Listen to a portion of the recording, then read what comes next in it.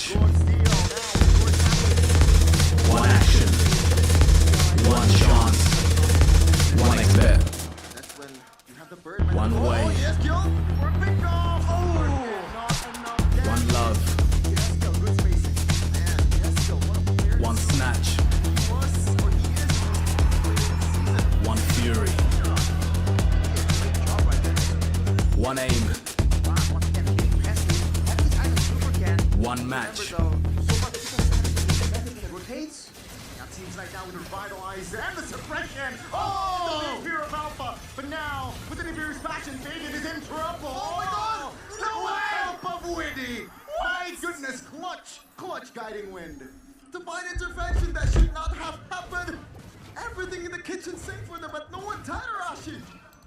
Oh man, what was that? Both teams played with razor-thin margins, but since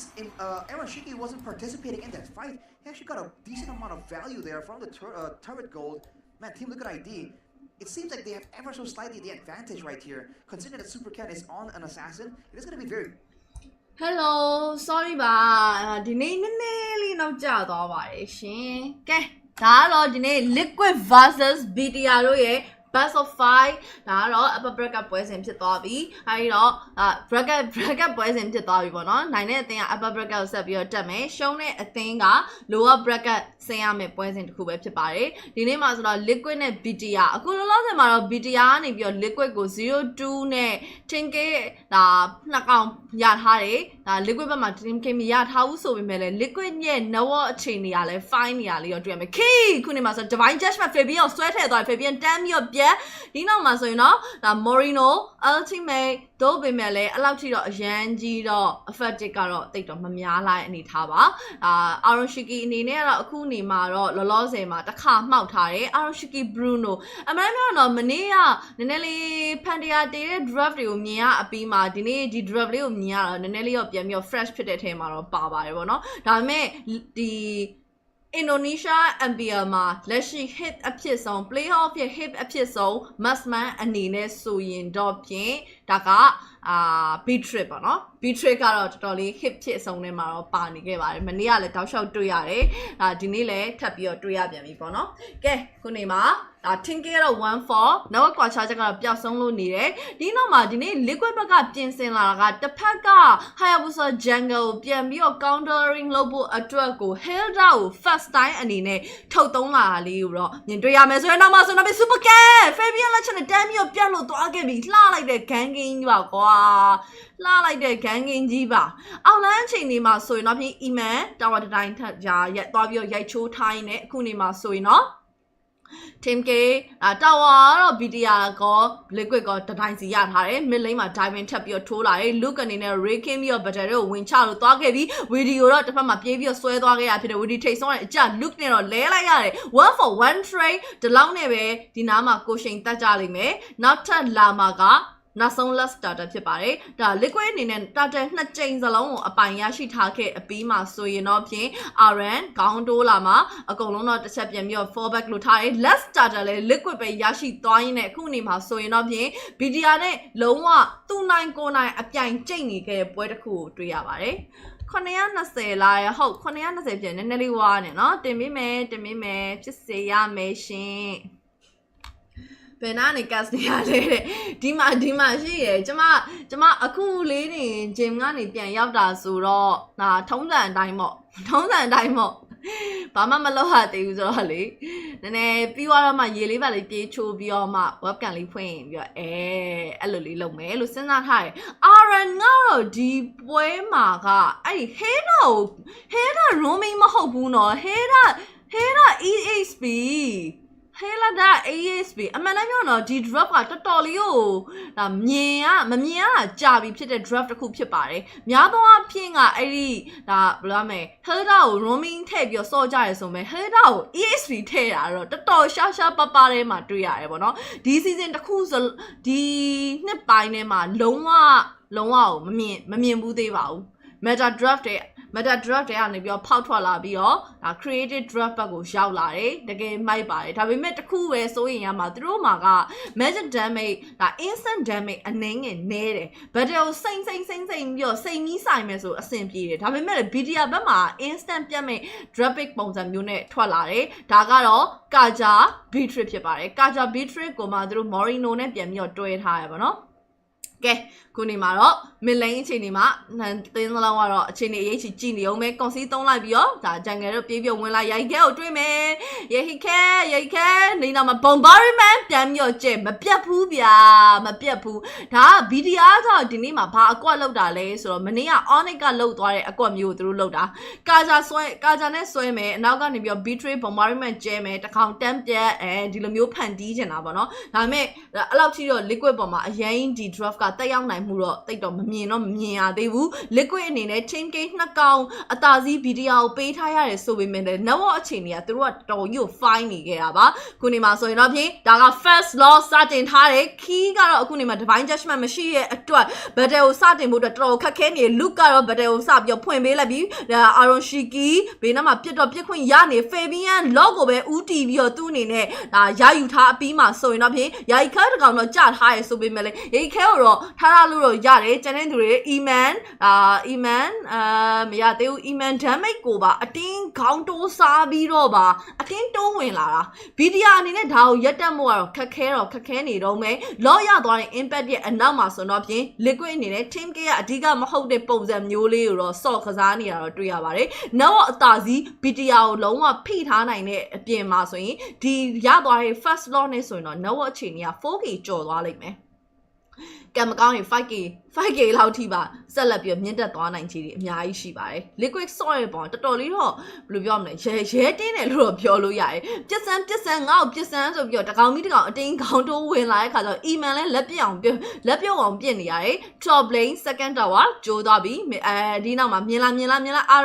Aran super can ကိုလိုက်နင်းနေတာ super can အနေနဲ့တော့ရှောင်းလို့ရှားရင်းနေပဲသူလဲပြန်ပြီးတော့ဒါသူ့တကောင်နဲ့တော့ countering ဆိုပေမဲ့လဲတော်တော့အာယုံနောက်စီရဲ့အထဲမှာတော့ပါတယ်ဆိုတော့ mid lane second tower look အနေနဲ့အခုနေမှာ raking ဖို့အတွက်ကလည်း ready ရှိနေရဲ့ဒါပေမဲ့လည်း battle တော့မဖွင့်ထားသေးဘူး minion ရှင်းတာကိုပဲဦးစားပေးလို့ထားပါတယ် network ကတော့အခုနေမှာ 3.2 လောက်ထိပဲအသာစီးရတော့မယ်ခုနကတော့2K ကနေပြီးတော့ 3.2 ဆိုတော့ BTR ထိန်းထားနိုင်မှုကလည်းတော်တော်လေးမိုက်နေတယ်ဗောနော်ဒါပေမဲ့လည်း bottom lane second tower ပါမယ်Aroshiki သွားပြီးတော့ချိုးအပြီးမှာဆိုရင်တော့ဖြင့် 3.6အများကြီးတော့ထပ်ပြီးတော့တက်တော့မတက်လာသေးဘူးဒါပေမဲ့ mid lane လောက်ထပ်လာမယ်တ wave တော့ကျန်နေတဲ့ concede နဲ့ key ပြေးပြီးတော့ဆွဲထည့်သွားတယ် Witty တမ်းပြီးတော့အပြက် Fabian အနေနဲ့တော့ survive တော်တော်လေးလုံနေရတယ် Winter Crown ခဲထားပြီးမှ Fabian မရတော့ဘူးဒါအပြင်မှာဆိုတော့ Super Can ရဲ့ပိုင်းချက်တွေဂျားထဲမှာဆိုလဲအကုန်လုံးအနောက်ကိုပြန်ပြီးတော့ fall back နေခဲ့ရပါတယ်ရိုက်ခါ Aaron ကိုပြန်ပြီးတော့ကယ်ပေးထားရင်းနဲ့အနောက်ကိုအသာလေးပဲ 2 man down 2 for 1 trade နဲ့ပဲပြန်လဲပြီးတော့ fall back လာခဲ့ပါတယ် BTR အနေနဲ့လည်းလောရသွားပြီးမင်းတို့လှုပ်ချင်တိုင်းလှုပ်တာတော့ငါတို့ကတော့ငိမ့်ခန့်နေကြပါဆောက်ကြောင်းမရှိဘူးဆိုတဲ့ပုံစံမျိုးလေးနဲ့ခက်ဆွာလေးပဲစော့ကစားနေတာတော့မြင်တွေ့ရမယ် mid lane second tower တော့သူတို့ကပြန်ပြီးတော့ချိန်ချောက်ချင်သေးတာဒါပေမဲ့လည်း Aroshiki ရဲ့အဲ့ဒီ wardies တွေကလည်းအတော်လေးကိုနာတာဆိုတော့လေသူတို့အရင်ကြီးတော့လုံးလို့တော့မရသေးဘူး Aroshiki ကိုတော့အခုနေမှာ purple buff တွေရော blue buff တွေရောအကုန် purple ရော blue ရောဆိုတော့နှစ်ခုလုံးအတူတူပဲ red buff ကော blue buff ကောအကုန်ကျွေးထားပါတယ်အကုန်ကျွေးပြီးတော့အကုန်စားမောင်လေးစားလောက်ထားရပေါ့နော် Eman ကအခုနေမှာ ended ပဲသို့ပေမဲ့လည်း level အဖြစ်မှာက Aroshiki တောင်ပို့ပြီးတော့ fine နေသေးတယ်ထပ်ပြီးတော့ team K ရသွားပြီ super look ကိုကောက်ထားရင်းနဲ့ခုနေမှာဆိုတော့နှစ်သိန်းပေါင်း team K က6 versus 8ဖြစ်ပါတယ်နောက်အချိန်တွေကတော့ BTR အနေနဲ့အကောင်းဆုံးထိမ့်သိမ်းထားနိုင်တယ်လို့တော့ပြောလို့ရတယ် liquid ဘက်ကိုtower 9တိုင်တောင်ပေးထားရတယ် objective အကုန်လုံးနဲ့ first law အကုန်လုံးပေးထားရတယ်ဆိုပေမဲ့လည်း network gap ကိုအနည်းဆုံးဖြစ်အောင်လို့ save ထားနိုင်တာလေးကတော်တော်လေးတော့မိုက်ပါတယ် Bruno ကြီးကနားတယ်ဟုတ်ပါနားတာညာကေးကအရန်ကောင်းလို့နေဒါပေါ့ကောင်းတာပေါ့ sorry ရလေ Onyx ကိုအဲ့လောက်ထိမမျှော်လင့်ထားတာဆိုတော့ဒါဘာပြောတကယ်မျှော်လင့်ထားတဲ့အတိုင်းကြီးလို့ကောင်းတဲ့ပွဲတစ်ပွဲကြီးခဲ့ရပါတယ်ကဲဒီနေ့ liquid နဲ့ BTR လဲဒါမျိုးလေးထပ်ပြီးတော့လုပ်ပြမယ်လို့တော့ယူဆတယ် liquid ရဲ့ soft ပေါက်ကြီးကနည်းနည်းကြောက်စရာကောင်းတယ်လို့ထင်မိရပါတော့သူတို့မှာဘယ်လိုပြောမလဲ newbie တွေကြီးပဲပါတဲ့အသင်းတစ်သင်းဆိုပေမဲ့လည်းဒီလိုမျိုး okay Fabian 2 man သူကတော့ပြေးပြီးတော့ခဲလာလိုက်တဲ့ Winter Crown ဒီနောက်မှာ Super Luke Ray Kim ပြီးတော့ Fabian တစ်ကောင်တော့ပါနိုင်နေဒါပေမဲ့ RM ပဲပါသွားတယ် Fabian လွတ်သွားပါတယ်တဲ့နော်လိုချင်ရဲ့ mid lane mega tower ကိုတော့တကောင်ပြစ်ရင်းလိုက်ပြီးတော့အတင်းဝင်လုံးသွားတယ်ဒါပေမဲ့ဒီရဲ့ impact ကဒီလောက်ထိပဲရောက်နိုင်မယ်လို့တော့ထင်တယ်သို့ပေမဲ့လည်းဒါနာမှာ Super Can ရဲ့ buff ကိုတော့သူတို့ထပ်ပြီးတော့ dive မထိုးတော့အဲ့နားမှာအချိန်ကုန်မခံတော့ဘူးဗတဲ့ဆက်ဆိုင်မှုအတွက်အဲ့နားမှာ buff ကိုသူတို့ထပ်ပြီးတော့စားဖို့ကြံစီမယ်ဆိုရင် butter set ပြီးတော့ဆိုင်ရလိမ့်မယ်အဲ့တော့ liquid ကတော့သူတို့ butter မဆိုင်တော့ဘူး one man down ဖြစ်တဲ့အတွက်အသာလေးပဲအနောက်ကိုဒါပြန်ပြီးတော့ short ပေးလိုက်တယ် iron ပြန်ထွက်လာတာကိုပြန်ပြီးတော့စောင့်အောင်မယ်ဒါပေမဲ့ iron ထွက်လာတဲ့အချိန်မှာဒီ lot နဲ့တက်ရမယ် high ground ကိုတော့မှီမှာတော့မဟုတ်တော့ဘူးပေါ့နော်ကဲတို့ပေမဲ့အပေါ်လန် log ကိုတော့ Eman အကောင်းဆုံးပဲရှင်းထုတ်ဖို့ရစူးစမ်းနေတယ်ဟုတ်ကဲ့ပါ log ကတော့ကုန်လို့သွားပါပြီ RL လည်းပြန်ထွက်လာပြီဆိုပေမဲ့လည်းဒီ attack နဲ့က BTR ကို ambo ကတော့မဖြစ်နိုင်သေးဘူး consing နဲ့ထပ်ပြီးတော့လာပြီး key ဆွဲထည့်တော့မယ် bombardment အများကြီးကျဲလိုက်တယ်ဆိုပေမဲ့လည်း damage ကအဲ့လောက်ထိထင်တလောက်ထိမထိသွားခဲ့ဘူး RN ကတော့ super can ကိုထပ်မှန်ပြီးအဆုံးသတ်ထားပြီးမှ key ပါထပ်ပြီးတော့ကြားတယ် top lane ဒီနောက်မှာဆိုရင်တော့ oh my god Aroshiki စားလိုက်တာ super look တယောက်ပဲကြံရှိနေတဲ့ game number 1ကတော့ Team Liquid Indonesia BTR ကိုအနိုင်ရရှိသွားခဲ့ပြီပဲဖြစ်ပါတယ်ဒါအဲ့တော့ 1-0 နဲ့စတင်ပြီးတော့ဦးဆောင်ထားပါတယ်ဟဲ့ဒါကြီးက first pick လားဆိုတော့ဒိုမသိဘူးအဲ့တော့ draft ကိုတစ်ချက်သွားပြန်ရှိုးရင်တော့ဖြစ်နိုင်တယ်ရှင့်draft pick အရာမှာကဘယ်ဟာတွေဝင်ခဲ့ Hilda ကို first pick မထုတ်တာတော့သိကြတယ်တို့တွေ experience အရာဆိုတော့ Hilda ကိုနောက်ဆုံးလောက်ကြမှာထုတ်တာဟုတ်တယ် Hilda ကိုနောက်ဆုံး last pick နှစ်ကောင်ကြမှာထုတ်သွားခဲ့တာပါတစ်ဖက်မှာ higher UI ပေးထုတ်လိုက်ပြီးတော့မှဒီဟာသွားပါတော့ draft ကတော့တော်တော်လေးရောစမ်းတယ်လို့ပြောလို့ရတယ်meta hero ရဲ့မှာမဟုတ် out of meta ရဲ့မှာ EXP ကိုထုတ်သုံးသွားခဲ့တဲ့ပုံစံဆိုတော့တကယ်ကောပါတယ် Hilda last bit yes ဘယ်တော့ရုပ်ပြကြရရေသွားချိုးမှပဲရမယ်ဒါပေမဲ့ရေချိုးဖို့အတွက်ကလည်းကျွန်မမီးလာတာပြန်ပြီးတော့စောင့်ရအောင်မယ်ရှင်မီးလာတာစောင့်အောင်မယ်ဒီနေ့ကအာကျူနဲ့မနေ့ကနိုင်သွားတဲ့ gift fan နဲ့ပါအာကျူနဲ့ gift fan နဲ့စောက်တာကိုကြည့်ရအောင်ဒါဒူပါ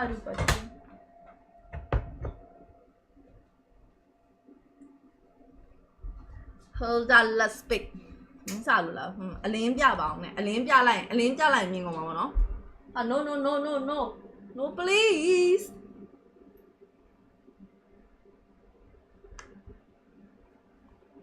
Hey man again and again, even against the best teams in the league, they're able to find a way to just completely overturn some of these 5v5 team fights in their favor. It wasn't even a small victory, it was an overwhelming overturn of a victory. No words, man, no words. What a performance for our opening game today. That was just the first game. Convincing win, TLID. This is the best of five. Indonesia. Can Megatron or can TLID maintain this type of performance? Goodness gracious. We're gonna take it to our panelists for a more in-depth dive on what happened at that match. Eterna, what happened? ပြမှာလားတကယ်ကြီးပြမှာလား Thank you, casters. That's actually Thank an you, excellent caster. question because I don't know what happened. I think we're gonna throw it over to our analyst here on the panel. Like, what happened? Because စင်ကပြန်လာလို့ဟုတ်တယ် holding so much control over the kills, the side lane pressure. They were just putting all their eggs in one basket in Iman and looked really great with those solo kills from Iman onto Aaron. But how did TLID at the end get that game? They know what is the strategy ကြည့်ကြလို့လား because with ကြည့်ကြလို့လားဘာမှပြင်စင်ထားရုပ်ကို and with the opponents using Valentina and Beatrix, it's a time bomb game. If they play after 14 minutes, it's gonna be hard for Hilda to dive into the backline. But they can end the game in 13 minutes 55. First time pick လာမေးတာအရင်ပွဲတွေဟုတ်တယ် first time pick ကိုတွေ့ရပါ Beatrix will be a menace and then they have so much Teammate ပွဲလည်းရှိရမသိဘူး potential as well from Beatrix on Alpha and team look at ID their base defense their high ground defense isn't the best ငါအဲ့လိုမျိုးရိုးစိုးပန်းပုံစိုးပန်းစိုးမြင်နေကြတာကျေးဇူးတင်ပါတယ်စိတ် they know they knew the strengths and the Bruno just snowballed out of nowhere and he can again he proved that he deserves to be the rookie of the season and the regular season MVP 7-9 ထုတ်တယ် did not မရတဲ့နေရာမှာထားတယ် Right, he secured perfect objective. ဟုတ်တယ်ရိုးစိုးလို့မပြတာ And even towards ရိုးစိုးလို့မပြတာပါရှင်ရိုးစိုးလို့မပြတာပါရှင် if I'm not mistaken, but let's take a look at that game once again. I gotta ask though. လာတော့မြစ်ပြလို့မ With ရဘူး Bigatron မန် utilizing ကျင်ငါပြန်လာရဲ့အဝတ်စားနဲ့ပဲရှိသေးတယ် why did suddenly Bruno get a snowball? because I think Bruno I don't know why. everywhere. Aaron Shiki always join in team fights and the damage from Aaron Shiki is very nasty. Yeah, it's very nasty and I'm also kind of surprised as to why they first picked the Valentina because it's not really the best thing you want to first pick, especially when Zeusin was wide open. ပိတ်လိုက်တော့မနော် But of course, the player of the game. It's ပြင်ပိတ်လိုက်တော့မနော် Right on cue. Well done, Realize. MVP ကယက်က Smartphone Samsung Galaxy S24 and ယဟိက honestly, looking at that, I felt like there would have been an argument made for a ညနေဖယိုဖယနဲ့အမောတကောပြန်လာအော်အမှန်ပဲအမှန်ပဲဂျင်ကနေဖယိုဖယနဲ့အမောတကောပြန်လာအဲ့ဒါတော့အမှန်ပဲတကယ်ကိုရေလည်းမချိုးရသေးဘူးမျက်နှာလည်းဘာမှမလိမ့်ရသေးဘူး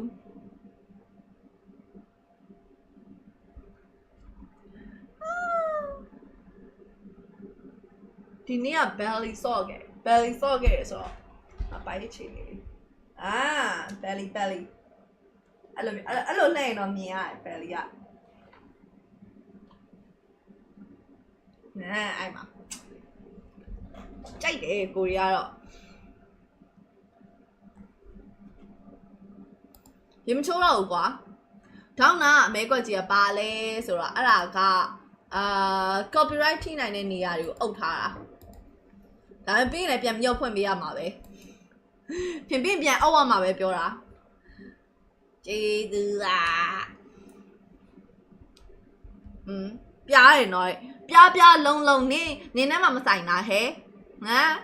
ပြလုံးနေနဲ့မှမဆိုင်တာဟဲ့one bet ကြီးနဲ့နင်းပါ one bet နင်းပါ one bet advance server လားဟင်ဘလို့ advance server ဒါ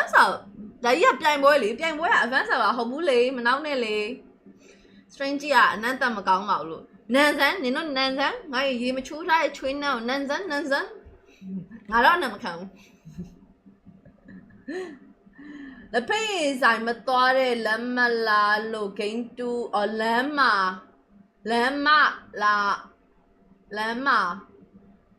မလို့ game 2အမိပြန်ခဲ့ပါဟုတ် YouTube မှာတေချာပြရဟုတ် YouTube မှာပြရလေ YouTube မှာပြရလေအော်ငါ့ကိုလာဗလိန်ကြပြန်ပြီတောက်ကျိုးနေအဲ့မှာကြည့်တွေ့လားအဲ့ဒါဘာဖြစ်လဲဟမ်ဘိုက်ကဘာဖြစ်လဲနေတော့သူများကြီးပြောသလိုမျိုးငါဘိုက်ဘူးခါတုတ်ဖြစ်နေရတော့မဟုတ်ဘူးဒါပေမဲ့မာဆယ်ကတော့လှလေးတော့ပုံမထွက်သေးဘူးဘာဖြစ်လို့လဲဆိုတော့ဘိုက်ကရှိရဲ့အစီတွေကိုရော့အောင်လုပ်တဲ့ရော့သွားတဲ့အခါအဲ့မှာအရင်ဆုံးအရေပြားအဲ့လိုမျိုးသိရမလားဆက်လူလိုက်လိုမျိုးတွဲပြီးတော့ကြာလာတယ်အဲ့ဒါကိုထပ်ပြီးတော့စောင်းရင်ဒီမှာတင်းသွားပြီးတော့အဲ့လိုမျိုးအဖုအထစ်တွေလှပလေးထွားပါ exit ရှိရလေ okay သူအမိပြန်ခဲ့မယ်ပုံရှာလက okay ဗလာတော့ရှိရလေအဲ့လိုအနောက် back တွေပါဆွဲတာတော့ဒီလိုမျိုးလှုပ်လိုက်တာတော့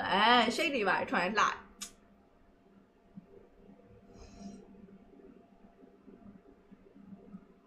ပင်မန်းနေနော်ကိုလိုချင်တဲ့အရာတွေကအမြဲပင်မန်းနေထဲမှာပါတယ်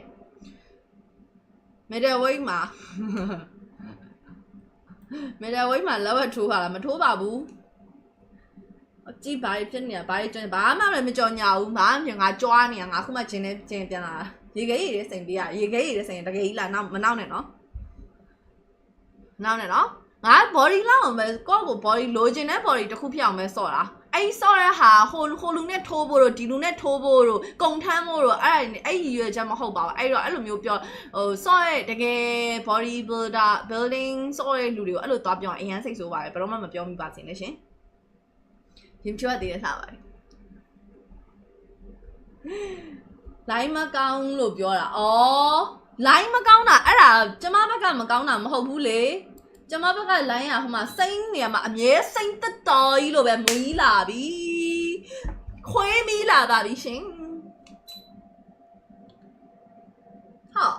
ဒီနေ့ကျတော့ဒီဘက် save ကငါစောင့်နေရမလို့တော့ပါလားအရင်ထူးစမ်းတာပဲဇာရောရှိလားဘာဖြစ်လို့ကိုယ့်ကို body ကိုလိုချင်တဲ့ပုံစံဖြစ်အောင်ဆော့တာဇာရှိဖို့လိုလားဇာတော့ရှိမရှိတော့မသိဘူးငါလက်ကငါဟိုအဲ့ဒါကြီးလှုပ်တဲ့ဇာတော့ရှိရဟာ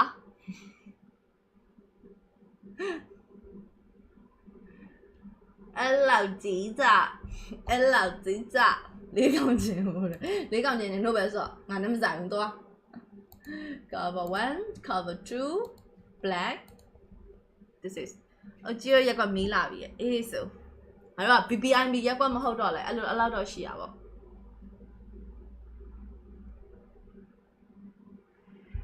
ဖနှက်ကြိုက်တယ်အ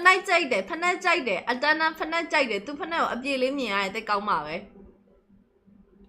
မိုက်ယူပြီးသွားကြိုမနှောင်းနဲ့လေရှူပြောရှလူပြန်နင်တို့အဲ့တန်ကြားခြင်းလို့လားမိုက်ယူပြီးရောရေချိုးအောင်ဟိုရနေလန်ကတ်စဟိုရနေကတ်စတာကိုလေအဲ့လိုမျိုးကြရင်ဘာလို့ဘာလို့လဲမသိဘူးသိလား live stream လွှင့်ပြီးဒီခုံပေါ်မှာထိုင်လိုက်ပြီဆိုတော့ငါဘိုက်က auto စားလာတယ်ထူးဆန်းတယ်အရင်ထူးဆန်းတယ်ဟမ်ရှင်တို့ရောတခုခုဥမာငငယ်တော့ဖြစ်ဖူးတယ်စာကြက်မယ်ဆိုပြီးတော့ခုံမှာထိုင်လိုက်ပြီဟေးဆိုရချင်းတိုင်းဟိုဟာလေးစားခြင်းလို့ဒီဟာလေးစားခြင်းလို့ဖုန်းလေးပုတ်ခြင်းလို့ဖုန်းကိုအဝေးမှာထားရတယ်အဲ့လိုမျိုးဖြစ်တာI'm on back, so yeah, they weren't really playing into their winning conditions. It was most of individual brilliance and individual step-ups. But what do you think about the Kaja and his targeting? Because there were What moments do you in the think game where it about- felt like he was targeting Aran. The thing is, it's so hard to do that because there's so much layers.ဒီလိုဆိုစင်ပြေသွားပြီ Denies that targeting. You want to target into the Bruno, you have to go with the Hilda, and then you have to spear up Alpha. And then Yaskiel with the Lantern Flare. Kaja cannot gap close like that because there's so much zoning potential from Team Liquid ID. So if you want to gap close, you have to take it. into the fight. Go But for ID it. get quick on the pounce. They reply very, very fast. So what is the solution then? ဟာ It's very debatable already if they got ငါစောင်းငါကြည့်ငါကြိုက်ငါကြွေ on the middle lane game if the teams ငါစောင်းငါကြည့်ငါကြိုက်ငါကြွေပဲဟာ Korean တောင်းလို့လောက်ပါဖြတ်မှတ်က97.5တဲ့အေးငါတွေ့တယ်ငါမနေ့ကတရားရောက်တင်ထားတာတွေ့လိုက်တယ် so I think there's so တွေ့လိုက်တယ်အဲ့တက်တီတုံးတယ် like for example using the AoE တက်ဘယ်လောက်လဲကျမမမှတ်မိဘူးရှင် or using Matilda castet ထဲပါတဲ့တယောက်လားထိုင်နေတဲ့တယောက်ကတဲ့သူတို့က panel လဲထိုင်နေ casting လဲလုပ်တယ်သူတို့ကအဲ့လိုမျိုးအလှည့်ကျပဲဝင်တာလေ Their pick for TLID. yeah so I think again Bigatron they gotta go back to the drawing board I don't change a few things maybe go back to the ကြားနေဟုတ်လေဘာပြောကွာငါလဲဆော့2နှစ်ကျော်သွားပြီလေ2နှစ်ကျော်သွားပြီ2နှစ်အတွင်းမှာနားတာဆိုလို့အလွန်ဆုံးနိုင်ရင်1လခွဲ2လလောက်ပဲနားခဲ့တာ2လအောင်နားရောနားရလားမမှတ်မိဘူး1လအဲ့မော့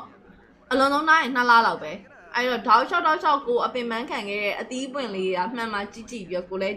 သိရမလားကြိတ်ကျင်နေတာပေါ့နော် But our headline is fighter jungle option for Super 10. ကိုလည်းမရှိရှိရကြွားရပါဟဲကြွားစရာဆိုလို့လည်းရှင်တို့ပဲရှိရဆိုတော့ရှင်တို့ပဲကျမတို့နည်းနည်းလေးတီးခံလိုက်ပေါ့နော်ဟေးပဲ Something a little bit more beefy. တစ်ချက်ထုံးရင်တိမ်မှာမဟုတ်ဘူးတစ်ချက်လောက်ကန်လိုက်ရင်တိမ်မှာ Exports ငါဘောက်စင်တော့ပြန်စောကျင်စိတ်တွေတဖွာဖွာပေါက်နေရနော်မမျက်လုံးအပူတွေအဲ့လောက်တော့များလား not sure because the one who left, if that menu is Suyo မျက်လုံးမိတ်ပြီးတော့မှန်တယ်ဆိုပြီးတော့အဲ့လိုမျိုးကြီးတော့လုပ်စရာမလိုပါဘူး Alex screen ရိုက်ထားတယ်ဗာလဲ screen ရိုက်ထားတယ် screenshot ရိုက်ထားတယ်ပြောပါ screenshot ရိုက်ထားတယ်ပြောပါ Maybe they pick Hayabusa. ကိုရီးယား moody ပေးချင်တာကိုရီလိုမျိုး weight ဟိုဘယ်လိုပြောမလဲ body နဲ့ပတ်သက်ပြီးတော့ sort Back to the fighter. စောချင်တဲ့စိတ်ရှိရလူဒါမှမဟုတ်ရင်အဲကိုခဏကိုကျမ်းမအောင်လို့ သွားကျင်တဲ့လူတွေအဲ main ကလေးတွေအထူးသဖြင့်တော့ main ကလေးပေါ့နော် mid age လောက်တွေကိုအရင် motivation ပေးကြတာ You gotta give him the benefit. ကိုရီးယားနောင်တွေကငါတို့ဝင်ပြေအောင်မအောင်တော့ဘူးအေးအဲ့ဒါအပြင်သတင်းစိုးတွေကလည်းတောက်လျှောက်ပဲတရက်လေးမနက်မိုးလင်းလာရင်ကိုရီးယားအကျင့်ကမျက်လုံးနဲ့ကျဲသွားအောင်လို့ဆိုပြီးတော့တည့်မလား Facebook လေးပုတ်တဲ့အကျင့်ရှိရယ်နိုးချင်းမှာဆိုရင်အဲ့မှာအဲ့ရသတင်းတွေကိုမြင်လိုက်ပြီဆိုရင်မနက်ခင်းကြီးကစက်တရည်တွေတောင်းသွားအောင်ဝမ်စားခင် webcam ကြီးထားလိုက်လေအမောက်ကြည့်မယ် webcam ကြီးထားရင်အဲ့ဒါကျမဒီနေ့ဘာမှမပြေမစင်ထားရဲ့အခွက်ကြီးပေါ်သွားရင်ရုပ်ဆိုးတာပေါ့လို့ I mean, okay, if we're reverting back to this fighter in the jungle, technically in the first phase, it was အဲ့လိုမျိုးလက်ကိုဒီလိုလှုပ်လိုက်တာနဲ့အဲ့မှာအဲ့လို shade line လေးပေါ်လာလဲကြိုက်တယ်ကိုရအဲ့လိုမျိုးဟိုမာဆယ်ရင်းနဲ့မမတွေဆိုစောင်းရမ်းကြွေတတ်တဲ့အကျင့်ကြောင့်လားမသိဘူး I think that's the point. လုံးစင်းရမလားအဲ့တော့ဦးစောစရာမလိုဟုတ်တယ်ကိုရီးယားအစီအပိုမရှိရငါသိတယ်ဟွန်းနေတော့စမောက်တန်ကြီးအကြောင်းငါသိတယ်ဘာဖြစ်လို့ခုခေတ်ယောက်ျားလေးတအားပိန်ကြရလဲအဲ့ဒါတော့တိတ်တော့နားမလဲအထဲမှာပါတယ်ကိုရီတော့ကျတော့အဖေဦးလေးဆိုရင်အရက်က6ပေနဲ့ body ကလုံးဝအကြီးတွေဆိုတော့ကွာပိန်နိုင်လည်းမရှိဘူးမဟုတ်ဘူးအမေဘက်ကဦးလေးတွေပါဆိုတော့ပိန်ရှည်တွေအဲ့လိုပိန်ပူတွေများတယ်အမေအခုခေတ်မှာကျတော့အများစုလို့ပဲပြောတာအနည်းစုကတက်အဆင်ပြေတာဒီ body ဟွာဖြစ်တာရှိရယ်အများစုကဘာလို့ပိန်သေးလေးဖြစ်လာကြတာမသိဘူးညာ record ပြပြီး share ရှုံးသွား record share ပြပြီးရှုံးသွားတဲ့အသင်းကဘယ်အသင်းလဲတဲ့ record king တို့အသင်းလေ sky king has fallen ini kali pertama atau udah pernah sebelumnya? ဒါပြလို့မရဘူးပြလို့မရတော့ဘူးကဲ live stream လေးကို sharing လေးနဲ့ကူညီပေးပါအောင်ရှင်ဒီနေ့ YouTube subscriber ဒီနေ့9000ပြည့်သွားလောက်တယ် War tiketnya tuh susah banget, apalagi playoff ya. 9000ပြည့်သွားလောက်တယ်ဆိုတော့ YouTube subscriber 9000ပြည့်သွားတဲ့အချိန်ကျရင်ကျွန်မ giveaway ဖောက်ပေးမယ်485နှစ်ဆိုတော့150ပဲလို့တော့တယ် Boleh nggak sih diceritain sedikit 150ပဲလူပါတော့တယ် perkembangan Paralimpik di Indonesia, khususnya buat game Mobile Legends itu sendiri? Baik, kalau dari sisi kami, dari NPC Indonesia ini adalah wadah dari စနိုက်ကြော်မှာကြောက်လို့တဲ့သူခဲတွေများလာလို့ယောက်ျားလေးကဖုန်းတအားကြီးကြလို့ပါဗျာတဲ့ဟုတ်လား dari sini ခေကိုကြည့်ကျင်လို့ main ကလေးပွဲခေကိုကြည့်ကျင်လို့ main ကလေးပွဲပြပါအောင် main ကလေးပွဲကဘာပွဲကြီးလဲငါမသိဘူးရလား yang satu rangkaian dekat Aha. olahraga nasional. share ထားတယ်ကျေးဇူးများကြီးတင်ပါတယ် Nasional kemarin kita adakan satu cabur yang baru dan pertama kali di Indonesia. money thank you Kalau kita kenal adanya badminton, ဟောပြီးတော့ပါအောင် ada para အုတ်ကြီးကိုဖောက်လိုက်ပါလားအုတ်ကြီးကိုဖောက်အောင်မနေ့ကတယောက်လိုဖြစ်သွားအောင်မယ်ငါရှိချင်တာ para itu artinya para ဟမ် teman-teman yang အော်နေရှုံးရင်လည်းဂိကနိုင်သွားရင်ငါစော်နှစ်ညပေးအိတ်မယ်တဲ့အဲ့ဘရိုပျောက်သွားရောကြောက်သွား difabel juga bisa mengikuti cabur နော်အဲ့ဘရိုတန်းပျောက်သွား bentuk dari paralel atau bentuk dari kesamaan inklusivitas yang kita beri. ဒီနေ့ရောအဲ့လိုမျိုးလေးလောင်းညင်သေးလားပြောဟမ် ဂိနိုင်ရင်စော်ပေါင်လောင်းမယ်ဆိုတဲ့လူတွေရှိသေးလားအဲ့လိုဇာမျိုးလေးလိုအပ်နေရနော် Pada akhirnya kami yang spesial ini punya wadah untuk bermain game juga. Kami juga ဂိမ်းညိုင်ပွဲလားတော်ကီဖုတ်တဲ့ပွဲလားဟဲတချို့တွေလောက်မစိုးသေးဘူးဆိုတော့လေရှင်တို့တီးခံလို့ရပါတယ်နော်တီးခံလို့ရပါတယ် MPL Indonesia. တချို့ပွဲလောက်မစိုးတာနောက်အချိန်ခုရရင်ဒီကနေ့ပုံလေးယူပဌာနလုပ်ဖို့အစီအစဉ်ရှိမရှိရယ်တိတ်တော့မရှိဘူး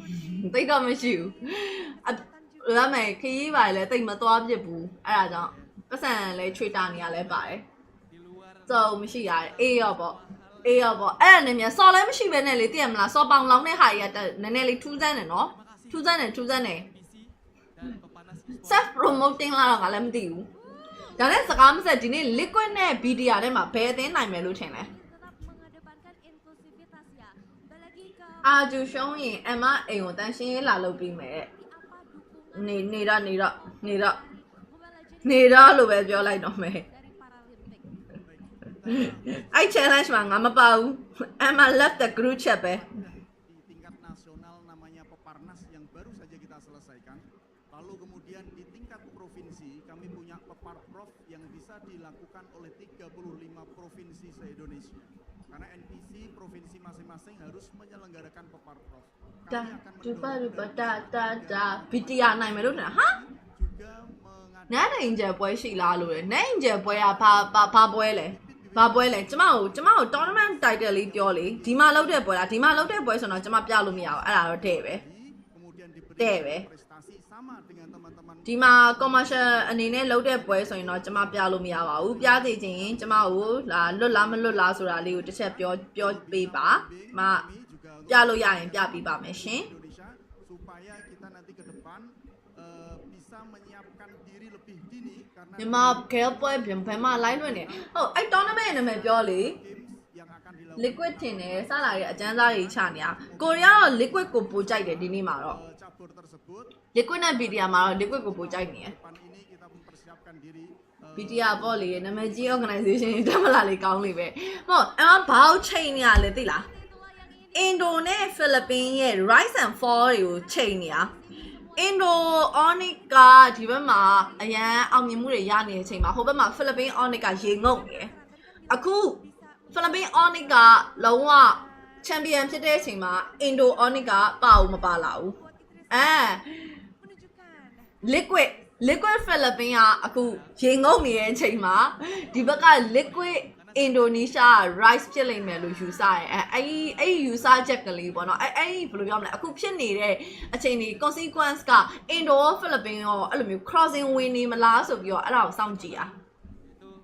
ခံမှန်းကြည့်မယ်မှန်ရင်အဘွားပေးမှလားတဲ့ဟုတ်ကျမတော့ပေးမှာမဟုတ်ကျမဘဲကိုလွတ်လိုက်မယ်ဒါမှမဟုတ်ရင်လည်းဒီထဲမှာ live ထဲမှာကြည့်နေတဲ့ volunteer တွေအဘွားအစားပေးခြင်းတဲ့လူတွေရှိရင်ကျမရှင်းစီလွတ်လိုက်မယ်ရှင့်လွတ်လိုက်ပါမယ်ရှင် notify တရားပဲတဲ့ဟိုကြီးနဲ့ဘက်ကန်တာလှုပ်လေဘက်ကန်တာလှုပ်ချလိုက်မှန်ကြောင်လေးတော့မဟုတ်ပါဘူးဒီနေ့ဘာမှမပြင်ဆင်ထားလို့ရေတောင်မချိုးရသေးဘူးမျက်နှာဘာမှလည်း trade to မလုပ်ရသေးဘူးအားကြောင့်ညမတက်တော့နည်းနည်းတော့မျက်လုံးတက်တာပေါ့ဟေးလို့ဘေးပရာဟဲ့ဘဲပြည့်ဆိုတဲ့စကားလုံးကြီးอ่ะရှင်တို့ကရိုင်းလိုက်တာဟဲ့ဘဲပြည့်ဆိုတဲ့ဟာကလေတရဟိုအချစ်မခံရပဲအပြစ်ခံရရဲဆိုတဲ့အဓိပ္ပာယ်ကြီးကျမအဲ့လိုမျိုးထဲမှာတော့မပါဘူးရှင်နော်ကျမကပလစ်တာအဲ့လိုပါပဲကိုရိုင်းကစော်ပြစ်ကောင်နေဖြစ်နေတဲ့အခါကျရင်သူများတွေကိုလည်းသိရမလားဟိုနည်းနည်းဘဝတူတွေမြန်ဖြစ်မလားဆိုပြီးတော့လိုက်နှိမ်တဲ့လူတွေလည်းရှိရပါလိမ့်နားလည်းပေးပါလေနော်တသိန်းကျိုးစော်ကြီးနော်တဲ့စော်ကြီးကဘယ်လိုပါလို့တသိန်းကျိုးနေရယောက်ျားချင်းဆိုအဖေနဲ့အောင်ဓာတ်ပုံတွဲမရဘူးဟာဘော sorry ကိုလည်းပေးတယ်ဘဲကိုလည်းပေးတယ်ကြောက်စရာကောင်းလိုက်တာ notify ရိုက်ထားမှာမဟုတ်ရင်ပွဲလာရင်ရှားတာအမောတဲ့အမဘဲကဘာလုပ်မလဲကျမချက်စားမယ်လေကင်စားမယ်လေ liquid ကစားလာခဲ့မာဖီးယားတွေလိုပဲတဲ့မိုက်တယ်အရှုပ်လို့တော့မရဘူးဒါပေမဲ့တခုတော့ရှိရယ်အင်ဒိုရဲ့လက်ရှိကျန်းလာပါကြီးရဲဆိုတဲ့ကောင်တွေကဖိလစ်ပင်းနဲ့တွေ့ရတဲ့အခါကျရင် okay ပါမလားဆိုတာတော့မသိကြဘူး သူတို့ soft ပေါက်တွေကောင်းတယ် aggressive ဆန်တယ်ဒါပေမဲ့အဲ့ဒီသူတို့ aggressive ဆန်တာကိုကြည့်ပြီးတော့ဘာလို့သွားသတိရလဲဆိုတော့မြန်မာအသင်းတွေကိုသွားသတိရတယ်မြန်မာအသင်းတွေလည်းအဲ့လိုမျိုးပဲ aggressive ဆန်တယ်ကွာဒါပေမဲ့အဲ့လို Philippines လိုမျိုး snowballing တွေထိုင်လို့ပြီးတော့စိတ်ဆင်းတဲ့မလား mind game တွေဆော့လာပြီးဖေးဆိုတဲ့အချိန်ကြရင်တိုင်ပတ်နိုင်မယ်လို့ယူဆလို့မနာလိုနေရအမလိုမဟုတ်ပါဘူးစောကအသေးချစ်တယ်အော်ဟာလားချိန်တန်ပြတ်မှာပဲဟုတ်ဟိုရဂျုံနဲ့လိုက်တာငါသားရတယ်သူ့ဖေကိုမန်းရှင်သူ့ဖေကိုမန်းရှင် liquid က Dota ရော CS ကိုလုံးဝစီးပွားရေးနဲ့ချဲ့ထားတာခုနှစ် Mobile Legends မှာချဲ့လာပြီတဲ့ဟုတ်တယ်ဟုတ်စတဲ့ဟုတ်စတဲ့ဟုတ်စတဲ့ awaiting fast pick selection I'm still like မလိုက်ပါဘူးရှင်မလိုက်ပါဘူးရှင်ကျမမှာပတ်စံအရန်ပေါ်နေတဲ့ချိန်ကြရင်တော့သွားကြည့်ရင်ကြည့်မှာပေါ့နော်အရန်ပေါ်နေရလို့တော့မဟုတ်ပါဘူးငွေပုံငွေရှန်လေးနဲ့အဆင်ပြေနေရလို့ထင်တဲ့ချိန်ကြရင်တော့သွားကြည့်ရင်ကြည့်မှာပေါ့နော်ဒါပေမဲ့အခုလက်ရှိအခြေအနေကတက်နိုင်သလောက်အကုန်လုံးပေါ့နော်ကျမတယောက်တည်းတော့မဟုတ်ဘူးအခုလက်ရှိအခြေအနေကသိရမလားတနည်းရွှေတနည်းငွေဖြစ်နေတဲ့ကာလကြီးတစ်ခုမှာပတ်စံကိုလိုတာထပ်ပို့ပြီးတော့သုံးတာမျိုးမလုပ်ပဲနဲ့တချို့တော့က sharing is caring တချို့တော့ကစူရတယ်တချို့တော့ကစားဖို့တောက်ဖို့နေဖို့ထိုင်ဖို့အဲ့ဒါတွေအတွက်သုံးရတယ်အဲ့ဒါတွေနဲ့နေကိုနန်းကြအမှပွဲသွားကြည့်ပြီးအားပေးဖို့လောက်ထိတော့ကျမမှာလောလောဆယ်အဆင်မပြေသေးပါဘူးစပွန်ဆာပေးရင်တော့တစ်မျိုးပေါ့နော်စပွန်ညင်လို့လားမလေးရှားရောက်နီယမာတို့စပွန်မလို့လားရှင်ကျစရာမရှိတာโอเคကြည့်ကြမယ်လေနိုင်နော်ဟိုအကန်ပြန်သေးရအောင်မယ်ဖြစ်နိုင်ကျမပုစီလေးပဲလုပ်ချင်တာကဲခုဆိုရင်တော့ BTR versus Team Liquid Indonesia တို့ရဲ့ TLID တို့ရဲ့ best of ဘယ်လောက် best of 5ရှုံးတော့မဟုတ်သေးပါဘူးရှင် best of 5 game 2 ပွဲစဉ် traffic လေးပြန်လာပါပြီ Left open. They're gonna contest this? Nah, they won't. Morning. Well, they still can pick Edith on the first pick. Yeah, that's how Prior Heroes do if they want to play with it. But high loss. That's the question, because we talked about how Edith and Gatot were very Prior in like week 7, 8, and 9 in regular season. But in the playoff, it feels like no one wants to pick Edith and Gatot Kacha. And even if it was picked up yesterday by Veldora, he got smacked by Fnatic Onyx. See, I don't know why they opted to go for Hylo's first pick. Indo ရဲ့ small ပေါက်ကကြတော့လေ Is it because Indo ရဲ့ small ပေါက်ကကြတော့မြန်မာနဲ့နည်းနည်းဆင်လာတယ်လို့ပဲသိလား strategy ဘိုင်းအဲ့လိုနည်းနည်း aggressive ဆန်တာတွေဝုန်းတိုင်းကျဲတာမျိုးတွေကလေမြန်မာနဲ့နည်းနည်းလေးဆင်တယ်အမေပြောလို့မရဘူးပေါ့လေအဲ့လိုမျိုး soft aggressive ဆန်တဲ့ပုံစံမျိုးနဲ့ SRG ကနေပြီးတော့ Miss MSC ရဲ့ champion တော့ရသွားသေးတာပဲဆိုတော့အာကျူကပြီးရင်လာမှာပါဒီပွဲပြီးတော့မှအာကျူပွဲပါခံမှန်းချေရညနေ9 နာရီခွဲလောက်ဖြစ်ဖို့များပါတယ်ရှင်ဒိုတာလဲဝိုင်းကျန်တူတူဆော့ဘူးတယ်ထင်တယ်တဲ့အရင်တော့ဒိုတာ1တော့ကျမဆော့ဘူးတယ်ဒိုတာ2ထွက်တဲ့အချိန်မှာကျမမဆော့တော့ပါဘူးဘာလို့ဆိုတော့final year တွေပါလေအဲ့ဒီချိန်မှာဖြစ်နေခဲ့ပြီးဒါကြောင်းတက်နေရတဲ့ကာလတစ်ခုဖြစ်တဲ့အတွက်အဲ့ဒီချိန်ကလေးကဂိမ်းဆိုင်တွေကိုဆွန့်လွတ်ခဲ့တဲ့အထဲမှာပါတယ်ဂိမ်းဆိုင်ခစ်ကလေးကနော်ဂိမ်းဆိုင်မှာကြီးလာတဲ့ဂိမ်းကုံမလေးဖောက်တော့မကြော်နိုင်ကြဖောက်တော့မကြော်နိုင်တာဆိုတော့ဟာအဲ့ဒါကြီးတော့တစ်ဖက်သက်ကြီးတော့မဟုတ်ဘူးပေါ့လေတစ်ဖက်သက်ကြီးတော့မဟုတ်ဘူးလုံးဝမကြော်နိုင်တာမျိုးဖြစ်လာမယ်လို့တော့အဲ့လိုမျိုးလဲပြောလို့တော့မရဘူးအစကြီးရသွားတာကိုပဲ show လိုက်မယ်ဆိုရင်ဒါကမဖြစ်နိုင်ဘူးဆိုတဲ့အရာတော့မရှိဘူးဒါပေမဲ့ဒီဖိလစ်ပိန်းတွေလည်းဒီတစ်ခါ mid season cup မှာနည်းနည်းလေးတော့အငိုင်းမိသွားတဲ့အခြေအနေတွေလည်းရှိတယ်လို့တော့မြင်တယ်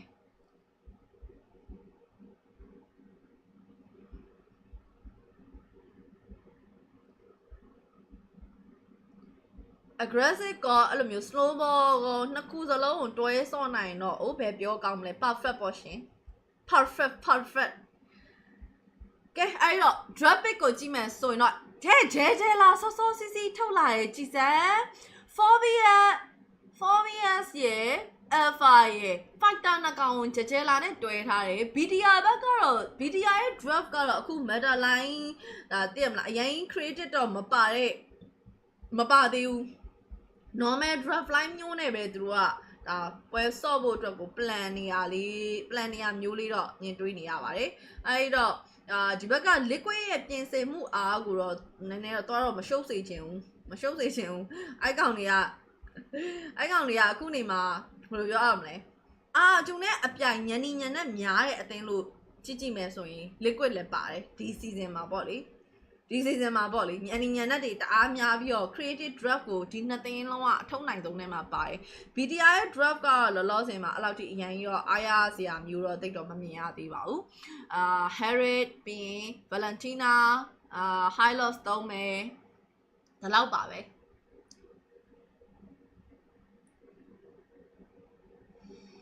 ကျမ်းမာပါစေဝါလာပါစေဝါလာပါစေတော့မလုပ်ပါနဲ့ကျမ်းမာပါစေဆိုလောက်ရင်ရပြီလေနောက်ကစုကြီးကစာလိုက်တာရှင်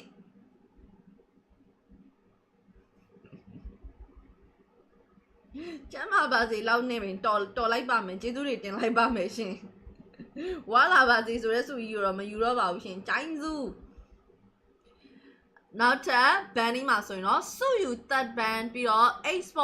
export BTR မနေ့တော့ကသိရမလား export jungle တွေပါနဲ့စော့သွားတာမျိုးကြီးလည်းရှိတယ်ဒါပေမဲ့နေရော export jungle ကဘယ်ဘက်ကထုတ်တာပါလဲဟိုကမဟုတ်ဘူးလားဟုတ်တယ် BTR ပဲထုတ်သွားတာနော် order ကိုနဲ့မှလားမသိဘူးတိတ်တော့မမေ့တော့ဘူး order ကိုရှုံးခဲ့တာ order ကိုရှုံးသွားခဲ့တယ်ဆိုရဲပွဲရမဟိုးအတိတ်ကလိုပဲအတိတ်ကကိစ္စလိုပဲAroshiki hero ရပူးတကယ် share ကြတာတဲ့အဲ့ဒီဘယ်လိုပြောမလဲ Yan Black လို့ခေါ်ရမလားဟာလား Yan Black တွေရဲ့အားတာချက်အားနေချက်ကလည်းအဲ့ဒါပဲသူတို့ကဘယ်လိုပြောမလဲအခုမှဝင်လာတယ်လုံးဝလက်ထဲမှာရှိသမျှအကုန်လုံးကတ်တွေအကုန်လုံးသူတို့ထုတ်ပြနိုင်တယ်ပြီးတော့သူတို့ရဲ့အားတာချက်ကပါလဲဆိုတော့ Yan Black ဖြစ်နေတဲ့အတွက်သူတို့ရဲ့အခြေအနေကဘယ်လိုမျိုးဆိုတာကိုတစ်ဖက်ပြိုင်ဘက်ကခံမှန်းရတာခက်တယ်အဲ့တော့အများကြီးသိရမလားပညာတွေပြလို့ရတယ် hidden cut တွေအများကြီးထုတ်သုံးပြလို့ရတယ်ဒါက young blood တွေရဲ့အားသာချက်အမြတ်စော်ပွဲတွေဘယ်တော့စမှာလဲမသိဘူးရဲ့2008-9-10ဘိုင်းလေ8-9-10ဆိုတာဒိုတာ2008-9-10ဖြစ်လောက်လားဆိုတော့ no 8-9-10တော့မဟုတ်ဘူး8-9-10ဟုတ်တယ်ရတနာပြောတာဟုတ်တယ်8-9-10ဟုတ်တယ်မှန်တယ်ကျမနဲ့သိရလားဂီကထုတ်တာမဟုတ်ဘူးလားမေတ္တာနဲ့တွဲထုတ်တာတဲ့အေးနော်ဂီကထုတ်တာ sorry my bad sorry ပါအဲ့လို Basel 5ကိုနှစ်ပွဲလောက်ကတ်ပြီးသွားရင်တချို့တလီလေးပဲမှတ်မိတော့တယ် fighter 3កောင်ထုတ်တာပေါ့ဂျဲလာနဲ့ fighter 3កောင်ထုတ်လို့ရတယ်နောက်ဆုံးမှာZushin လဲ ban ထားတာဖြစ်တဲ့အတွက်သူတို့အနေနဲ့ဒီ fighter 3កောင်နဲ့တွဲမဲ့ match ကအရန်ကိုအရေးကြီးပါတယ်ဘာလေးနဲ့လိုက်ရောညီထွေးဖြစ်အောင်ဘာနဲ့ပြန်တွဲထားလဲဟာဟုတ်ပြီ Angela mid lane magic damage ကိုနတန်ဂိုးလိန်ထုတ်ပြီးတော့ပြန်ပြီးဖြည့်ပေးလိုက်တယ်ဟုတ်ပြီအဲ့တော့Lastman damage magic damage ကို physical damage ကိုအကုန်လုံးလောင်းငှသွားရဲ့အနေအထားတစ်ခုပေါ့နော်လောင်ချင်းနဲ့ကျလာမင်းစောပြပြန်ပြီးရဲ့ run မှာဒီဟာတွေပဲလာအောင်မှာပဲတဲ့အဲ့လောက်တော့မဟုတ်ပါဘူးဒါလောက် run စော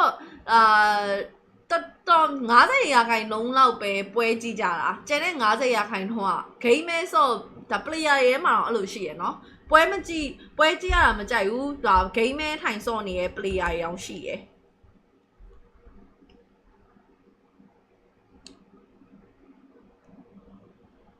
liquid က high ground လားမပြေဘူး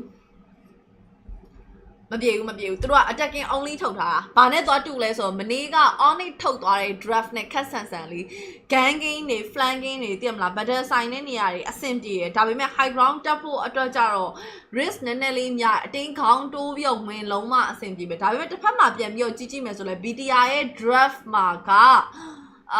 wait a minute BTR ရဲ့ draft မှာက high ground အတင်းတက်လာဖို့အဆင်ပြေရဲ့ကောင်တွေပါလာလို့စစ်ကြည့်အောင် BTR ရဲ့ draft မှာ high ground အတင်းလုံးကြီးတက်မယ်ဆိုရင်အပြေတယ် BTR high ground တက်လို့ကောင်းတယ်သူတို့ရဲ့ high ground defense ကလည်းအဆင်ပြေတယ်ဒါပေမဲ့ liquid ကကြတော့သူတို့ fighter 3 ကောင်နဲ့ဂျယ်ဂျယ်လာနဲ့တွဲထားတာဆိုတော့သူတို့ကဘယ်လိုမလဲ BTR လိုအပ်ထက်ပို့ပြီးတော့အချိန်ဆွဲချလိုက်မယ်ဟေးဆိုရင် liquid ကမနေ့က onic ဖြစ်သွားတဲ့အဖြစ်မျိုးကိုလည်းဖြစ်ကောင်းဖြစ်သွားနိုင်တယ်ဒါပေမဲ့ liquid ဖြစ်တဲ့အတွက်သူတို့ကတော့ပို့ပြီးတော့ပို့စွာတဲ့ထဲမှာတော့ပါတယ် K မလိမ့်မှာရိုက်ခဲကို fast blast စတင်ပြီးတော့ရယူလိုက်ပြီး super can ကလည်းအပေါ်မှာ witty နောက်ကိုလိုက်နေတယ်ဒါပေမဲ့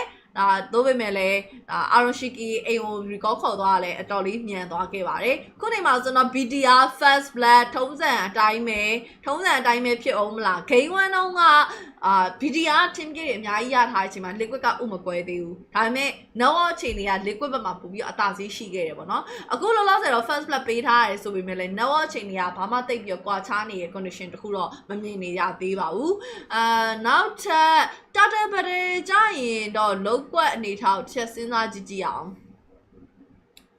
liquid ကသူတို့ယူထားတဲ့ချောင် witty ချောင်နဲ့ Fabian ရိုက်ခါဒီတွဲလုံး RN ဟာလားသူတို့ရဲ့ performance ပေါ်အသားပေးတဲ့ကိုယ့်ရဲ့ performance ပေါ်အသားပေးတဲ့ draft တစ်ခုဖြစ်နေတဲ့အတွက် Tata ကတော့ဘယ်သူရမလဲတော့မပြောတတ်သေးဘူး liquid ကတော့အသာကြီးရယူပြီးတော့သူ့အနေနဲ့ super can ကိုနှင်ထုတ်ထားတာဖြစ်တဲ့အတွက် super can Tata ကိုလုံးဝကတ်လို့မရလိုက်ပါဘူးသူ Tata ကိုကတ်လာမယ်ဆိုရင် witty ကလည်းကန်ထုတ်မယ်ဒါအပြင်မှာ RN ကလည်း light ထုမယ် Fabian ကလည်း Angela ပူးသွားရင်အဲ့ဒီဒဏ်ကို Nolan ကလည်းခံနိုင်မှာဒီဘက်က tank နေအောင်မှခံနိုင်အောင်မှာတော့မဟုတ်သေးဘူးဆိုတော့ liquid ဒီ draft အရာဆိုရင်တော့ဒီပုံစံတိုင်းပဲ second target ကိုလည်းစိုင်သွားမယ်ဟေးဆိုရင်ဘာဖြစ်သွားနိုင်လဲဆိုတော့ target 3ချိန်သလုံးကိုသူတို့ကြီးပဲရသွားတာမျိုးဖြစ်သွားနိုင်ပါတယ်ကဲကိုငြိမ်တက်ကလေးပဲနည်းနည်းလေးတော့ slow balling တော့ခက်ဆန်ဆန်လေးပဲဆက်ပြီးတော့သွားနေရယ်regular season လောက်ပဲကျန်တာ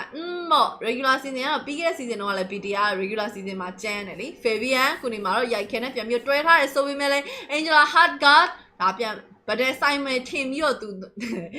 ပူးပေးလိုက်တာပဲဒါပေမဲ့မဆိုင်တော့ဘူးဆိုတော့လည်းမဆိုင်သလိုလေးပဲပြန်ပြီးတော့နေတယ် mid lane မှာ Morino Hardguard ကိုပြန်ပြီးတော့ copy ထားတယ်နောက်မှာ key တစ်ဖက်မှာဆွဲပြီးထည့်လာ Fabian နဲ့ Windy ဒီနောက်မှာဆိုရင်တော့ base spear alpha key နေနဲ့နောက်ကိုပြန်ပြီးတော့ fall back နေရပြီး flicker ကလည်း cool down လဲနေတော့ condition မှာသူရဲ့ ping gun နဲ့သို့ပေမဲ့ Morino Angela Hardguard ကိုမိတ်တူကူပြီးတော့ပြန် save ပေးထားတာဖြစ်တဲ့အတွက်အစင်တော့ပြင်နေအောင်ပါပဲ Luke ကတော့ဒီမှာ RN ရဲ့ spell knock up တွေမမိဘူးဆိုရင်တော့အဲ့ဒါသူကလည်းပြန်ပြီးတော့ပြေးဖို့အပေါက်ကတော့မစိုးပါဘူးနှစ်ဆိုင်ပန်းလာတယ်ဒါပေမဲ့လေမနေ့ကကျတော့ Onic ရဲ့အားနေချက်ကကျတော့သိရမလား team fight အပိုင်းမှာနည်းနည်းလေးလိုနေသေးတဲ့ ESP player နဲ့ connection တွေလိုနေသေးတဲ့ဟာမျိုးတွေအကြောင်းသူတို့ကလည်းရှုံးသွားတာ liquid ကကြတော့သူတို့တယောက်ချင်းစီအပိုင်းမှာအဲ့လောက်ထိ chain connection မှာလိုအပ်မှုအဲ့လောက်ထိမတွေ့ရဘူးမတွေ့ရတဲ့အတွက်ဒီလိုမျိုးသဘောတရားချင်းတူတဲ့ draft တစ်ခုကိုထုတ်လာရဲဆိုပေမဲ့လည်းစော့နိုင်လောက်မယ်လို့တော့ထင်တယ်MPL MYB Snapdragon ပွဲမှာအဲ့ဒီပွဲက MPL line အစားထိုးပါတဲ့သဘောပေါက်ပြီ Okay ကဲခုနေမှာတော့ second starter spawning ဖြစ်နေပါပြီဒီနောက်မှာဆိုရင်တော့ပြင် Angela Hardguard ရိုက်ခမ်းမှာကွက်တီပဲရှိတယ်ဘသူစီပူးပေးလိုက်ပြီလဲ Fabian စီပဲပူးပေးလိုက် Fabian second starter ရသွားပြီဒီနောက်မှာဆိုရင်တော့ပြင် Witty ကြလို့သွားခဲ့တယ်ဆိုပေမဲ့လည်း key တကောင်တော့ပြန်လဲရယူနိုင်ခဲ့တယ်ဒါပေမဲ့လည်း Fabian ကြသွားရင်တော့ရိုက်ခဲကော Aroshiki ရောပြန်ပြီးတော့ fall back ရပါပြီဖြစ်ပါတယ်အဲ့တော့အထိခိုက်အသေးပြောက်က liquid ဘက်ကများနေပါတယ်တတ်တဲ့နှစ်ချိန်စလုံးတော့ရခဲ့တယ်တတိယမြောက် starter လဲသူတို့ရနိုင်ခြေတွေအတော်လေးများတယ်ဆိုပေမဲ့လည်း defenses အပိုင်းမှာ fighter 3 ကောင်နဲ့တက်2ကောင်နဲ့ကတော့အမှန်တိုင်းပြောရရင်တော့ damage ကတော့အဲ့လောက်ရှိတော့မလောက်တာအမှန်ပဲ Aroshiki သေမှာအိုင်နာကိုဘာသွားလောက်တာလဲလို့အဲ့ဒါကတော့မှားတယ် My tema Padobi. Go come me like Konama to come and let me allow to show 2 ya. Now go take me my 4 back 9 ya. Mar of Mother, liquid in a Kunima, so you know. Now 5-1 it and a bidia usa now can I be a pima. No watching ya, 1 gate jojo, beta vare. Now some last started trouble to Luro Lude. DJ my jungle was a jungle to shed 9 Jimmys and Fabian level 9 super can level 9 to buy. Fabian cut down 9 so we melee level up him. Super can I think my key to Mamma. Kia so be like we need to go there, have we melee, the Gauyan Piamalas of your Janzi Giabe, have we melee, champion here to Matito. Top lane, backup goes in it, baby sit pain here. Iman Garo, the Nelly shade Toby or Aroshiki pair of Piage in here, so we may allow your Lolumia Devau. Iman level 7, Aroshiki level 8, half mount high, so Matuni level up here. Manay on Taintana idea, so within it from a key, oh, so I scan out like make him a Piatwabia woo, Mapiatwabia woo, Milamaro, Aran in the Nelly law. Nelly a Kakero 20 years so we may let our Amma safe wine out of your shouting game. Now, so let's start the trouble to say, get hit. I don't net a yoni. I don't a young to Apollo, I don't get a young. Now, so let's start the troubling my trauma. DJ Maro, more known a Yaka, Yaka, near Outland Saint Angela had got cozy booming. Liquid drop go through you be alone. Okay, we didn't get super can diva. Angela had gas super can now. Let's start on Miyamaka. You get it so be melee. Aroshiki Aroshiki double K. Booty let the Pama. 10K PM your Yayulo Tare. Fabian or super look or shut down K Pian Yayuta Bima Solabia Dina Betrama. I say Piaka. Papa Sam Yadwa gave you. Remember BTR Tong Yang Jadwari. Liquid at Nayam Jadwa Kevare. Dabi melee. A chainia. Simply me. Aroshiki Tabakaya Dore, Imangale, Tinker Gam Yadore, Aroshiki, Email Ninja, top lake, buy one it Hamanio, Tawa Kalumia, Natania, so like that. Get me being ale, the man for the go nabi, Kiga shoe, I net give your talare, with it your bucket jalabi, Masona, Alama, Fabian, our push and super can, Fabian fresher yide, allow the Tiamura machine, Yaika, Nina, not one of your Catole, Angela can say, time your pain, Aroshiki, Angela Pula, Bitamale, we are to go can I, even Tampia can spree by Aroshiki. Dari Macau, Naki, Nilepare, Nilemelotobau, Aroshiki Traba K. Sura Kunima 412 Arashuki ya so like that hey Iman on take me up in be ha so like that shin Milane Tama so enough here liquid got Drazagino top lane first hour bottom lane first hour be a mid lane first hour down shout Drazagio through can the them rotation in win ya so totally or so since I did what chaman quantamina locrea Natanya, but a live your team gay Yanni, so ya, PDR, Macaune, below your family. Macaune the made you sound variable. First lot for Botraka says second job, Lure, the Lonama, better sign a little sound away with your canine super game. I melee, we need a time and yet your dance show. Okay. The Changaro, a chimney be a now be a so nine tema body, 4 father fight in it, a liquid in a logo, Jaivo, Dragaro, the Nelly Ionia, a meme key, even Mula, Fabian, Lam your penny, Angel hack up your booby ara, the chapter 2 win yala day, don't in it, them la vengeance by point out, some be like more in one and nearly 12 years so like the Daro Fabian LG make you be to them your swaggy, Fabian, ever 2 men super get jaro, make and download here. Can download Miss made you good SPR FR allow my jammy SPR FR put Janice or Yadko my witty the Pama email lam your can email Nakalobia look up email taint in look up Pianjado and Tama so in a pie fast lock goes to 10 liquid into Chibare. This is my line at the net, nothing I take so much jam. Yes. Adult Piojana, adult highlight lochena. This is a 2 jar season to cook. I'm sick at the gale and 2 jar. A yario, penny, 2 jar condition penny season to cook. I realize all. Bear season, Mama. champion နေမပါလာဘူး champion နေတသိန်းမှမပါလာခဲ့ဘူးဆိုတဲ့အရာကတော်တော်လေးဖြစ်ခဲ့တဲ့အရာပေါ့နော်ဒါပေမဲ့ဟိုဘက်က Cloud9 တို့ BTK တို့ကတော့ထားတော့ဟုတ်တော့အရင်တော့ Cloud9 ပါလာအခုကတော့ BTK တစ်ဖြစ်လဲပေါ့ဒါပေမဲ့ mobile စိမ်းမုံဖတ်စိမ်းကတော့မုံဖတ်စိမ်းပါပဲဒီဘက်မှာတော့ SRG တို့တော့ပါတယ်ဒါပေမဲ့ထူးခြားတဲ့ဖြစ်စဉ်ဆိုတာ liquid နဲ့ sorry liquid တော့ဖြစ် Indo နဲ့ Philippines ဂျားတွေက trust လေးကိုပြောချင်တာပါဟုတ်တယ်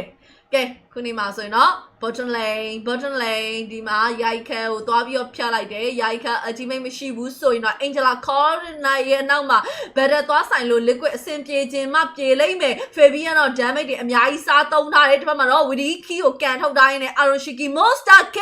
ဂျိုင်းမှာဝင်လာ super can မှာထပ်ပြီးတော့ဖြတ်လိုက်တယ် sorry တော့ no ဒီလိုမျိုး Nolan ဂျိုင်းဝင်လာလို့သေချင်တိုင်းသေရအောင်အဲ့ဒါ hate outer ego haste မဟုတ်ဘူး outer ego goal lane မဟုတ်ဘူး team liquid ရဲ့ goal lane မှာစားတယ်အဲ့ဒါဆိုတော့ခုနေမှာ total team game အရာမှာတော့ BTR တာနေတော့ဆိုမြဲ lane control တွေကိုသူတို့အကုန်လုံးလက်လွတ်ထားရတယ် tower 6တိုင်ပေးထားရပြီးတော့ tower တစ်တိုင်ပဲပြန်ယူထားရရုံမကဘူးခုနေမှာဆိုတော့ jungle resource တွေပါအကုန်လုံးဆုံးရှုံးနေကြတာဖြစ်ပါတယ် Aroshiki အခုနေမှာဆိုတော့ level 14 Eman level 12ပဲရှိပါသေးတယ်နတန်ကြီးကနာနေ7မိနစ်ကလေးကနာနေတာအခု7မိနစ်မှာတော့ပတ်ပတ်ဆက်တွေလိုက်လုံနေတာအရန်ဆိုးပဲဒါပေမဲ့ဒီရှေ့ကခြောင်ကိုလဲလုံးဝဝီဒီခြောင်ကိုလဲ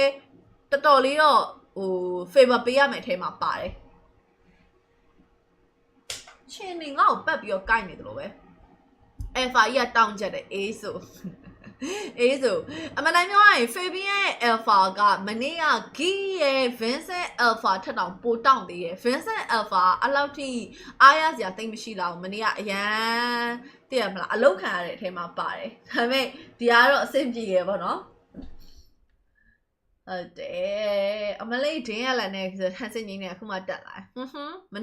မနိုင်ဘူးနော်ကြာပြီးကြာနေတာအီမန်နဲ့သွေးဖင်ကပြေးရပြီတာကြီးပြေးတာ Aroshiki ရဲ့တော့ကနေလိုက် super position ဒီမှာ Fabian ပြောင်း Alpha အီမန်တန်းကဲပြန်ပြီးတော့မစင်းစားနဲ့ပြန်ပြီးတော့နော် high ground ဒါတဖြည်းဖြည်းနဲ့ထပ်ပြီးတော့နှိမ့်နေအောင်ပါပဲဒီ drop က tin liquid ရဲ့အနေထားလုံးဝ timing ကိုအရန်သိလွန်အားကြီးရဲ့ Fabian ဂျားရဲဝင်ပြီးတော့win the crown ခဲအနောက်ကိုပြန်ပြီးတော့ဆုံးသွေးဖင်ကဒါပေမဲ့လေ super can ဝင်ဖြတ်တာတော့သူ့အနေနဲ့ hunter မလိုက်နိုင်ဘူးဆိုပေမဲ့ team wipe out RN ရဲ့ရှေ့မှာငါတောက်ကြီးရှိနေခဲ့တာအရေးကြီးရဲ့ hero နှစ်ကောင်ကြံနေတော့မယ်ဒီနောက်မှာဆိုတော့ high loss ray နဲ့ key super lu အတင်းခေါင်းဝင်တိုးလာပြီးတော့ Aroshiki စီပြေးပြီးတော့ကတ်တယ်ပေးပြီးတော့မအံ့သေးဘူးဒီအချိန်က liquid အနေနဲ့အံ့ချင်အံ့လို့ရတဲ့အနေထားပါ Aroshiki နည်းနည်းလေး around ပြန်ပြီးတော့ကူပေးဖို့ကတော့လိုအပ်နေရဲ့ဒါပေမဲ့လည်းအချိန်တိုင်းမျိုးစောင့်နေတော့မယ်ပြန်ထုပြီးဘေးနားမှာကလည်း Eman ဝင်ရောက်လာမှဆိုရင်တော့ဖြင့် around တကောင်ရခဲ့တယ်ဆိုမဲ့ key ပြန်ပြီးတော့အကြာ Eman မှာထပ်ထောင်းသွားတယ် Aroshiki double K hey ဆယ်ကောင်ရှိနေပြီ 10-1-4 10k wonder 4 assist Aroshiki တကယ်ကြီးပါစွာလုံးအားကြီးပါတယ်စွာလုံးအားကိုပတ်ဆက်ကြီးလုံးအားကြီးပါတယ်ဒါကလေ liquid ကဒါတော့မှမနေ့က Gi နဲ့ Onyx လိုမျိုးနောက်အရန်ပြတ်တာမျိုးမဟုတ်ဘူးတွေ့လား battery ကိုတောက်လျှောက်အေးစစ်လေးပဲတွေးအေးနဲ့နိုင်Aroshiki super can ဟဲ့တောင်တိုက်3ချက်ပဲပြတ်သွားတယ်စောက်ကျိုးနဲ့နော်3ချက်ပဲပြတ်သွားတာပါရှင်တာရုပါAroshiki ထောင်းရင်တော့ liquid ကကြလိမ့်မယ်ဒါပေမဲ့အဲ့ Aroshiki ကြီးကို line down ဖို့အတွက်ကလည်းဒီဘက်မှာမလုံလောက်နိုင်ဘူးဖြစ်နေရ high loss က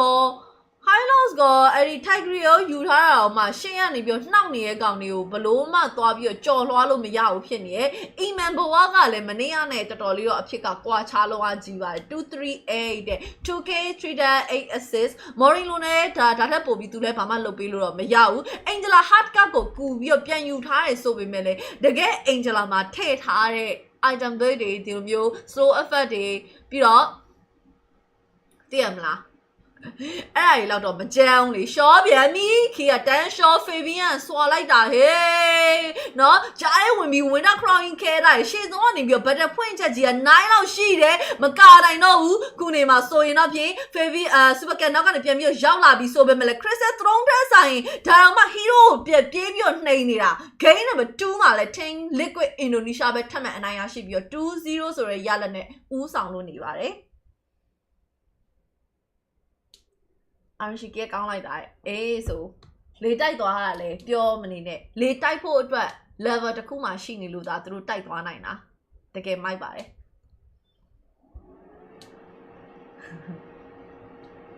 This guy right here, Aaron, he absolutely demolished Bigatron Alpha, turning into Bigatron Beta. Dude, the villain energy from Aaron Shiki is unreal. He blasted through the scene out of nowhere in a scene. တခုသတိထားမိလား လိတ်ဂိမ်းလုံးဝပေးမသွားအောင်နော်နော်အရင်မကွာတဲ့ဟာကိုတောက်လျှောက်အမှန်တမ်းပြောရင်အဲ့ဒါလေ BTR အတွက်အရင်အထိနာတဲ့ထဲမှာပါတယ် motivation တအား down စေတဲ့အရာဘလို့ down စေလဲဆိုတော့မတူဥပမာကိုယ့်အတင်းကနော်အပြက်ကြီးနဲ့ရှုံးသွားခဲ့တာဟိဆိုရင်နောက်တစ်ပွဲကိုဆက်စော့တဲ့အချိန်တိုင်းအဲ့လောက်ထိသိရမလားငါတို့ဒါကိုနည်းနည်းလေးမှားသွားခဲ့လို့ဒါလုံနိုင်တာဆိုတော့ motivation ရှိသေးတယ်ဒါပေမဲ့အခုဟာနော်မကွာဘဲနဲ့ဘက်ဆိုင်တိုင်းရှုံးဆိုတဲ့ကိစ္စကြီးကပို့ပြီးတော့ကြောက်စိတ်ဝင်စေတဲ့အထဲမှာပါပါတယ် BTR Game 3ကိုလည်းသူတို့အရန်အောင်သတိထားရတော့မယ်တကယ်တမ်းပြောရင်ဒီ draft ကခုနကပြောခဲ့သလိုမျိုးသိရမလားဘက်ဆိုင်လို့ကောင်းတယ်ဒီ fighter တွေနဲ့Onic ကိုပြန်တင်ပေးရမလို့ပဲเนาะဒီ hero နဲ့ဒီ drop ကိုယူထားရင်ဒီလိုစောရတယ်ကွာဆိုပြီးတော့ပြန်တင်ပေးရမယ်ပုံစံမျိုးအပေါက်ကြီးလောက်သွားတာပြီးတော့နောက်ထပ်16 minute ထိရောက်သွားရင်သူတို့ပြန်ပြီးတော့ရှုံးသွားနိုင်တယ်အထူးသဖြင့်အဲ့ဒီ Tigreal တို့ဘာလို့16 minute လောက်ကြာရင်သူတို့ကလည်းတော်တော်ကြီးကိုမာသွားပြီဟာလားတိုက်နေရဒါပေမဲ့လည်းအနောက်ကပြန်ပြီးဖြီထားနတန်ကြီးကအစောကြီးက live ခဲနေတဲ့ခါကျတော့ဘာမှလုပ်လို့မရဘူး email လဲရင်ငုံလိုက်ရတယ်မိုက်တယ် And the gusto to go for a wishing lantern. To hell with defensive item. To hell with the damage coming in from the other side. I have greedy for me. I have Yes skill. These are the guys that I trust. Tinaရှိခေါ်ရတိတူမလေးကဘာရော And I trust the panelists to bring အော် this down. တူမလေးတော့ Eterna, take it away.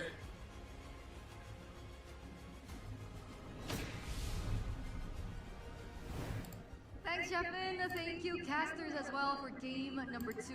It's now match point for the Cavalry. TLID 2-0 against 2-0 Alpha right now. There's a lot of things that we need to unpack for that particular game. Colius, I know we're excited, but like, you know, the mic, bro. Like, ခေကကြီးပြနေဗီဒီယိုတဲ့ like the mic's not helping him right now. ဒီတိုင်းစောသွားရဲစောပေါက်နေဆိုရင်ခုနကတော့တိုးဖို့ခတ်မယ်လို့ပြောခဲ့ရဆိုမဲ့သူတို့ကဘာနဲ့ဘာ strategy တကယ်ကောင်းသွားတယ်ဒါပေမဲ့လည်း Fabian Alpha ကိုပို့ပြီးတော့ respect ပေးရမယ်အပိုင်းလေးတော့မြင်မိတယ်ဘာလို့လဲဆိုတော့ခေါင်းတိုးဖို့တော့ကသိရမလားရိုမာချောင်ရဲ့ရိုမာကိုပဲထိုင်ဆောင်နေတာမျိုးမလုပ်ပဲနဲ့သူအရင်ဆုံးရှေ့ဆုံးကနေပြေးသွားတယ်ပြီးတော့ winner crowing ခဲထားလိုက်အော်အဲ့အကွက်ကတော်တော်လေးမိုက်တယ်လို့ပြောရမယ်ဟုတ်ပါညနေကျရင်ဂစ်ကိုအားပေးတော့တဲ့ဟမ် why ပြောလာပြီးသားဂစ်ကမနေ့က dropic ပုံစံမျိုးပဲဒီနေ့ထုတ်လာမယ်ဆိုဂစ်ရှုံးပါဂစ်ဘာလို့ဆိုအခုလောလောဆယ် creative graphic အပိုင်းမှာက liquid နဲ့ Indoma liquid နဲ့ Arju ကနေပြီး creative graphic အပိုင်းကိုဦးဆောင်နေရလို့ထင်တယ်အဲ့ဒီအတွက်ကိုသူတို့ရဲ့ creative draft တွေကဘယ်လောက်ထိဂေါ်လဲဆိုတဲ့ဟာမြင်ရတယ်ဒီမှာလဲ liquid ကလည်းတပွဲကိုတစ်မျိုးပြသွားတဲ့အထဲမှာပါတယ်ဟုတ်လား game 1ဆိုရင် Hater ESP နဲ့ပြီးတော့ game 2ဆိုရင် fighter 3ကောင် Angela နဲ့ဒါကတော့ fighter 3ကောင် Angela ဆိုတာတိတ်တော့ထူးဆန်းတဲ့အရာတော့မဟုတ်ပါဘူးဒါပေမဲ့သူတို့စော့သွားတဲ့ပုံစံမှာစနစ်အရင်အောင်စနစ်ကြတယ်သိလားဒီဘက်မှာ email ကို zaman 4ပေါ်မှာကျုံးလို့လိုက်တယ်ဆိုတဲ့အရာရဲ့ပြီးရင်နတ်တန်ဂိုးလိန်နာရဲ့ performance ကလည်းအရင်အောင်ခေါ်နေတာဒါတွေကလည်းမြင်တွေ့နေရတယ်ခိကိုအပေးမှာအချူနိုင်မှာမဆိုင်ပါဘူးနော်ကျ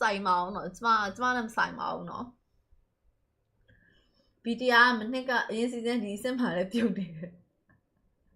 ရေသားချိုးလိုက်ပါလား break time အကြာကြီးတဲ့ break time I don't know Skylar အကွက်တက်တွေပြလိုက်မယ်ညှော်လင်းရတာပဲဒီချိန်ရေသွားချိုးရင်တော့မှီလောက်မလားမသိဘူးဂျိုးလည်းမသိဘူးမနေ့ကတော့ game 1 game 2အပြီးမှာ game 3လာဖို့တက်ကိုဝေ့ညာ share ဝေ့ plan နဲ့ဝေ့ညာ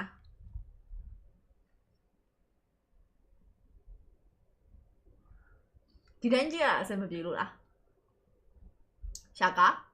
ဒီတိုင်းကြည့်ရတာကျမရေမချိုးထားတဲ့ပုံကကြည့်ရအဆင်မပြေလို့လားမပြေဘူးဆိုဟုတ်စဉ်းစားနေတာနောက်ဂိနဲ့ဟိုဟာနဲ့ပွဲကြမှာရေသွားချိုးမလားလို့မလုပ်တော့ဘူးလေပြောလို့မရဘူးဒါကြီးက 3C နဲ့ပြည့်ရင်လည်းပြတ်သွားလောက်တယ် face mask ကဘယ်လိုသုံးရလဲ face mask ဆိုဘယ်လိုမျိုးဟာကိုပြောရလဲအပြင်မှာသုံးတဲ့အလားပါအတွက်သုံးတဲ့ face mask ကိုပြောရလားဒါမှမဟုတ်ရင်ဒီဟာမှာ cover လုပ်တဲ့ဟာကိုပြောရလား application ကိုပြောရလား Franco Hook ဆွဲအောင်ပါတဲ့ Franco Hook မပြောတတ် Fabian ကောင်းလိုက်တာဟဲ့ share ကြီးပါAroshiki ကဒီပွဲမှာ MVP ရသွားတယ်ဒါလည်း KDA score အရာသူကရသွားတာသူ performance လည်းအကောင်းတယ်ဒါပေမဲ့အဲ့ဒါအတွက်ကိုဖန်တီးပေးတဲ့ဒါ Fabian တို့ပြီးတော့ Willy တို့ဒါပြင် Aran တို့ကိုလည်းမေ့ထားလို့တော့မရဘူးတသင်းလုံးမိုက်တယ်မြန်မာမင်္ဂလိပွဲ live မရှိဘူးလားတဲ့ဟဲ့အဲ့လိုတော့မဟုတ်ဘူး confirm မဖြစ်မှာဆိုလို့ဒီပုံစံကကိုခေါ်တာကို webcam ထဲမှာကြည့်တော့အော်ဒီလောက်ဆိုအဆင်ပြေပါလေဆိုပြီးတော့ညင်နေ comfort ကဖြစ်ပါတယ်မပြင်ရလေပို့ပြီးတော့ကျမကပို့ပြီး comfort ဖြစ်လေပါပဲပြင်ရတာတိတ်မကြိုက်တဲ့လူဆိုတော့လေခဏနေတိုင်းနီ live stream တက်တိုင်းမှာပြင်စင်ပြီးတော့မှတက်ရတဲ့ဟာကြီးအဲ့ဒါကြီးက make up တောင်မလိမ့်ချင်ဘူးမြန်မာမင်္ဂလိပွဲ live ကပြောကြည့်ကျမဘလို့ရှာရမလဲတိုက်တယ်ပြောကြည့်ပွဲတိုက်တယ်ကိုပြောကြည့်ပွဲတိုက်တယ်ပြောရင်အခုကျမ YouTube မှာချက်ရှာပေးမယ်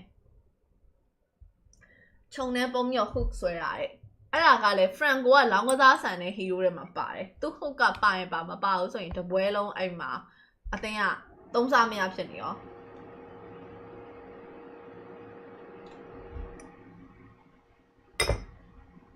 ရှယ်ပါပဲအလားပါသုံး face mask ကိုမေးရရှင်နဲ့ face mask ကဘယ်လိုသုံးရလဲဆိုရင်တချို့တွေကတော့ regularly သုံးကျင်တဲ့လူတွေဆိုတရက်ချားလောက်သုံးကြတယ်တရက်ချားလောက်သုံးကြတယ်များသောအားဖြင့်ညဘက်အိတ်ခန့်နီးပဲဖြစ်ဖြစ်skin care လုပ်တဲ့အချိန်ပေါ့နော်ရေမိုးချိုးပြီးတော့ skin care လုပ်တဲ့အချိန်မှာ skin care ဘာမှမလုပ်သေးခင်မှာမျက်နှာလေးကိုတစ်တိုနာတွေပါသုံးလိုက်လဲရတယ်မသုံးလဲရတယ် face mask လေးကတ်15မိနစ်20လောက်ကတ်သူ့ရဲ့ instruction မှာပါတယ်တခုတော့ရှိရဲငါတို့ဆိုဘယ်လိုလုပ်လဲဆိုတော့တချို့ face mask တွေကိုနှစ်ခါပြန်သုံးတယ်ကွာအဲ့ထဲမှာပါတဲ့အရည်လေးကများတာ哦များတော့တစ်ခါသုံးပြီးွားရင်ရေခဲတက်တာရင်မှာဒီအထုပ်ကလေးကိုပြန်ထည့်ရေခဲတက်တာရင်မှာပြန်ထားရလိုက်တယ်ပြီးရင်နောက်တစ်ခေါက်ထပ်သုံးတယ်ဘောကသမားကြီးဆိုတော့နှစ်ခါသုံးတယ်ရှင်အတန်လေးကသွားမိုက်နေအောင်ညာဒီမနေတိုက်တယ် I love you မနှောင်းနဲ့မြန်မာမင်္ဂလိပွဲဟာပွဲကောင်းစဉ်လေးကိုပြောကြည့်မလိမ့်လဲဒီတိုင်းပဲကျေးဇူးအများကြီးတင်ပါတယ်ဟန်စင်ငယ်ရယ်နော်နေကလေဘယ်လိုပြောရမလဲငါ့ကိုနှိမ်ဖို့အတွက်မွေးဖွားလာတယ်အိုကြီးအန်ဂျလာလောက်တော့ကောင်းနေရောငါနီနီလောက်ရှိရယ်မြန်မာမင်္ဂလိကပြန်ပွဲတော့မလာသေးဘူးထင်တယ်အတင်းတော့၄သင်းပါတယ်ဟာလားအဲ့ခဏနီးလောက်ရတယ်ဟုတ်တယ်အဲ့လိုမျိုးလောက်လိုက်ရင်သူကဘယ်လိုမျိုးဖြစ်လဲဆိုတော့ face mask ကိုသုံးရင်တခုတော့ရှိရယ်ကို skin type နဲ့ပေါ်မူတည်ရယ်တချို့တွေကကြတော့တချို့တွေရဲ့skin type ကကြတော့အဲ့လိုအစီပြန်တာတို့ဘာတို့သိရမလားအသားခြောက်တာတို့အဲ့ဒါပေါ်မူတည်ပြီးတော့နည်းနည်းလေးတေချာတော့ရွေးတဲ့ထဲမှာပါတယ်ပြီးရင်ဝက်ချန်ထွက်တာတို့တချို့ face mask တွေကကိုယ်နဲ့မတည့်တဲ့ခါကျရင်သုံးလိုက်ပြီးတော့မှဝက်ချန်တွေဘလပြင်းနေအော်တခုမေ့သွားလို့ instruction ထဲမှာခုနမိနစ်20လောက်လုပ်တယ်လို့ပြောရနော်မိနစ်20လောက်လုပ်ပြီးသွားရင်အဲ့ဒါကိုရေပြန်မစိမ့်လဲရတယ်အဲ့တိုင်းလေးပဲသူ့မှာပါတဲ့အဲ့လို့ပြောရမလဲ moisture လေးနဲ့ပဲဆက်ပြီးတော့နေလဲရတယ်face mask သုံးတဲ့ရက်တွေဆိုတော့တတ် skin care ထပ်မလုပ်တော့ဘူး face mask ကိုနှစ်ခါသုံးတဲ့ဖွဲ့ရပါတယ်ရှိတ်လိုက်ပါကောင်မလေးကလက်ဆောင်ပေးလို့ Teamwork ID they have never been to ပြောကြည့်လိုက် 3C ဖြစ်သွားနိုင်လားပြောကြည့်ကြည့် now the MPL men And here's the thing, right? Because if we're talking about M6, let's go all the way to M6. Let's say TLID make it to the grand finals. A lot of people are saying, you know, TLID, I don't think they're gonna make it. They don't have the experience. They're a team full of rookies and so on and so forth. Iran has never been on an international stage. He's the veteran of the team. Never been to an international stage, but the mentality that they've been portraying from the regular season against like just star-crossed players all around into the playoffs now. I don't know. I have high hopes for this team if they do make it to the grand finals and if they do represent Indonesia for Emerson. But it's a fact that a lot of people doubting them. Of course. About the mentality. Line A lot of rookies, it's their first time to play Line on the with Java. playoffs, especially on the big stage like MPL ID. But Colius, my Lay. 1, 2, 3, 5, 4. Asian Esport.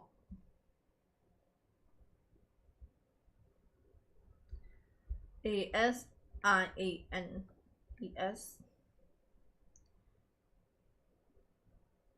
Esport Asian Esport လို့ရိုက်ကြည့်တာ ISF International Championship Chengdu China 6 months ago မတွေ့ဘူး Asian Esport လို့ရှာတာမတွေ့ပါဘူးမြန်မာပွဲမိန်းကလေးပွဲမလုံးလောက်သေးဘူး live ကတော့မတွေ့ဘူးလေ 9 inch versus Falcon Daisy လို့တော့ပြောရဲ okay net ANGEL versus CON DAS Daisies 4 months ago 1 year ago playlist 4 months ago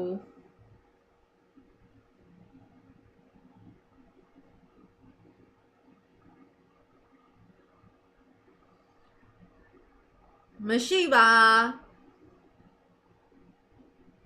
လောလောဆယ်မှာမတွေ့ပါ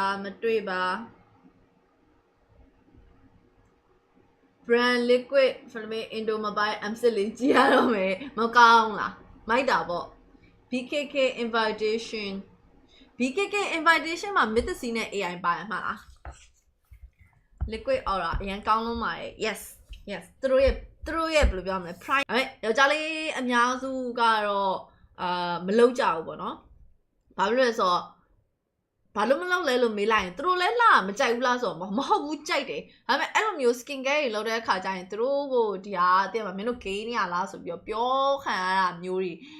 မကြိုက်တဲ့အတွက်အဲ့ဒါကိုမလုပ်ကြတဲ့လူ percent တစ်ခုကလည်းရှိတယ်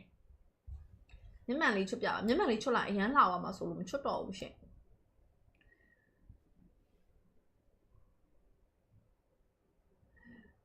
ကျွန်တော်ချောလာအရန်မမြင်ရလေပိုချောလေပဲကျွန်တော်ချောလာဆိုရင်တော့အရန်ပေါ့ရှင်ရှုံးထွက်ပွဲပဲလားတဲ့မဟုတ်ဒီဟာရှုံးထွက်ပွဲမဟုတ်ဘူးနိုင်တဲ့အသင်းက upper bracket ကိုဆက်ပြီးတော့တက်မယ်ရှုံးတဲ့အသင်းက lower bracket ဆင်းပါပါ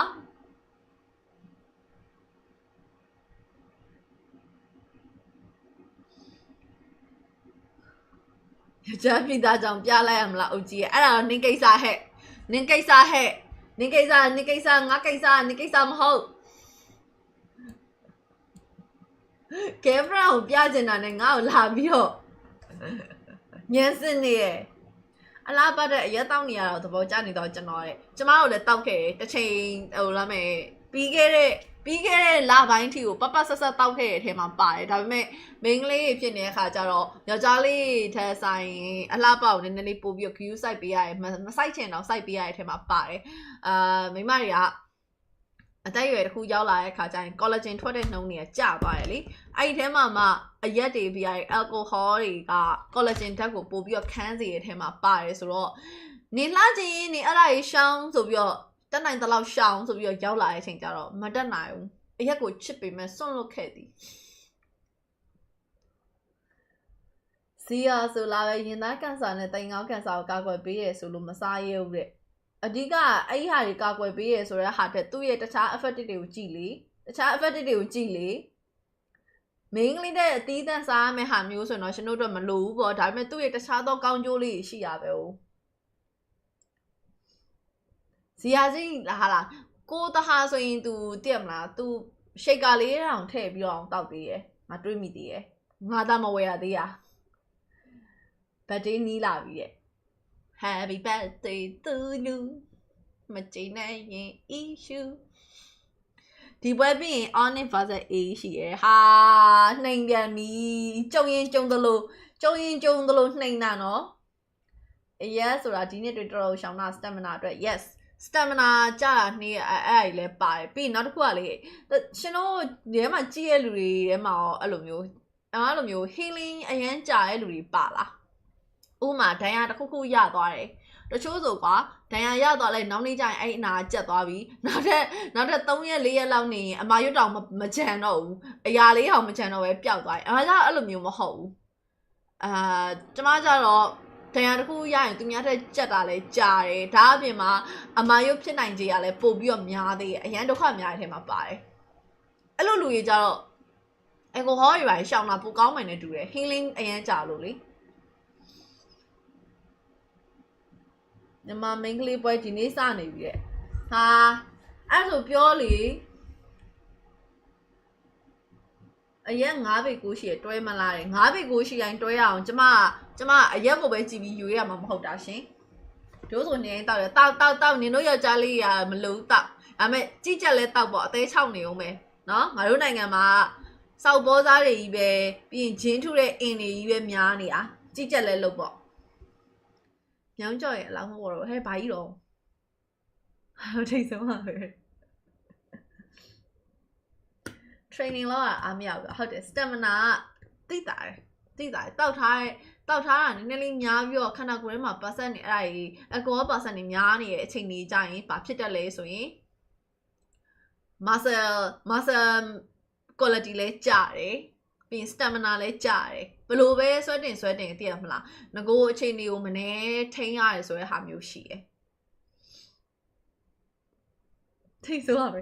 အဲ့ healing ကြာရည်ကလည်းစိုးတယ်နော် healing ကြာရုံမကောက်ဘူး skin မှမကောင်းတာ skin ဘလို့မကောင်းလဲဆိုသူများရင်ကျင်တော့နုဖက်နေရတော့ဘယ်ဟုတ်မလဲဟိုစာရွက်ကလေးလှန်လို့စာရွက်လေးရှသွားရဆိုတော့မှအဲ့မှာ head ကွယ်ကြီးသွေးရငါတောက်ထွက်လာအဲ့လိုမျိုး skin ကအဲ့လိုမျိုးပါမကောင်းတာနည်းနည်းပါးနေဦးရဲထွက်လိုက်တယ်သူများဆိုအေးစိပဲကိုရီးယားတော့မှာမျက်နှာမှာအမဲဆက်တွေဘလပွားတွေပြန်လာတယ် healing ကမြန်တယ်ဟိုတယောက်လောက်ကအင်ကအထီးနှစ်ကောင်ကြိုက်တာဝင်စောတဲ့ကိုအကြိုက်ခံတယ်အခုနာကျသွား healing မြန်တဲ့လူတွေအားကြပါတယ်အဲ့ healing မြန်တဲ့လူတွေကနည်းနည်းလေးဘယ်လိုပြောမလဲ skin တွေပါ oily type တွေများကြတယ်လို့ပဲသိလား skin ဟိုအစီပြန်တာများတဲ့လူတွေနဲ့တူတယ်သူတို့ဆိုရင်ဝက်ချန်ထွက်လာတယ်ထွက်ပြီးသွားရင်ခဏနေညှိချလိုက်တယ်ပြီးရင်သူပျောက်သွားအမာရွတ်တွေပါလေအဲ့လောက်ထိမကြံအောင် skin oily type တွေကအကိုရီမြတ်မရဘူးဟေးဝက်ချန်တစ်လုံးထွက်အဲ့ဒါ4လပဲအကြဒါပေမဲ့အရင်အကြလားဆိုလဲ oily skin ဖြစ်တဲ့ဟာကိုမကြိုက်တဲ့လူဆိုတော့လေကြတော့မကြတော့ပေါ့ဟဲ့တောက်ထားတဲ့အချိန်ဆိုရင် stamina ပိုကောင်းနေတယ်လို့ပဲထင်လို့ပေါ်ကြောင်လာတော့မသိတော့ဘူးတိတ်လည်းမတောက်ပဲ stamina ကျရင်27မဖြစ်မဟုတ်ဘူးနင်းဘာမှတောက်လည်းမတောက်ပဲ stamina ကျရဆိုအဲ့ဒါအေးပြက်လို့အစားမမှန်လို့အဲ့ရဲ့အစားရည်ကလည်း stamina ပေါ်ဓာတ်ရိုက်အချိုးကျတယ်alcohol ထထောင်ပို့ပြီးတော့ဓာတ်ရိုက်အချိုးကျသေးတယ်ညနာအစီပြန်တဲ့စီပြန်တဲ့လူတွေကအဲ့လိုမျိုးကောင်းတယ်လက်ကောက်ဝတ်ပိုတောင်ဘာလို့ရမလဲတဲ့လက်ကောက်ဝတ်ပိုတောင်ကသူဒီဟွာတွေမရှိဘူးလား workout တွေရှိရမဟုတ်လားလက်ကောက်ဝတ်နဲ့ပတ်သက်တဲ့ workout တွေလေအရင်မူးနေတဲ့ပုံမြင်ကျင်လိုက်တာဟဲတဲ့အရင်မူးနေတဲ့ပုံငါ live ကိုလေပုံမှန်ဟိုးရင်ကလေးကတောက်လျှောက်ကြည့်ရလူတွေဆိုသိတယ်ငါမူးပြီးတော့ cast နေတဲ့နေ့တွေရှိခဲ့ဘူးတဲ့ငါမူးနေပြီဟေးဆိုရင်မူက2မျိုးပဲစောင်းရင်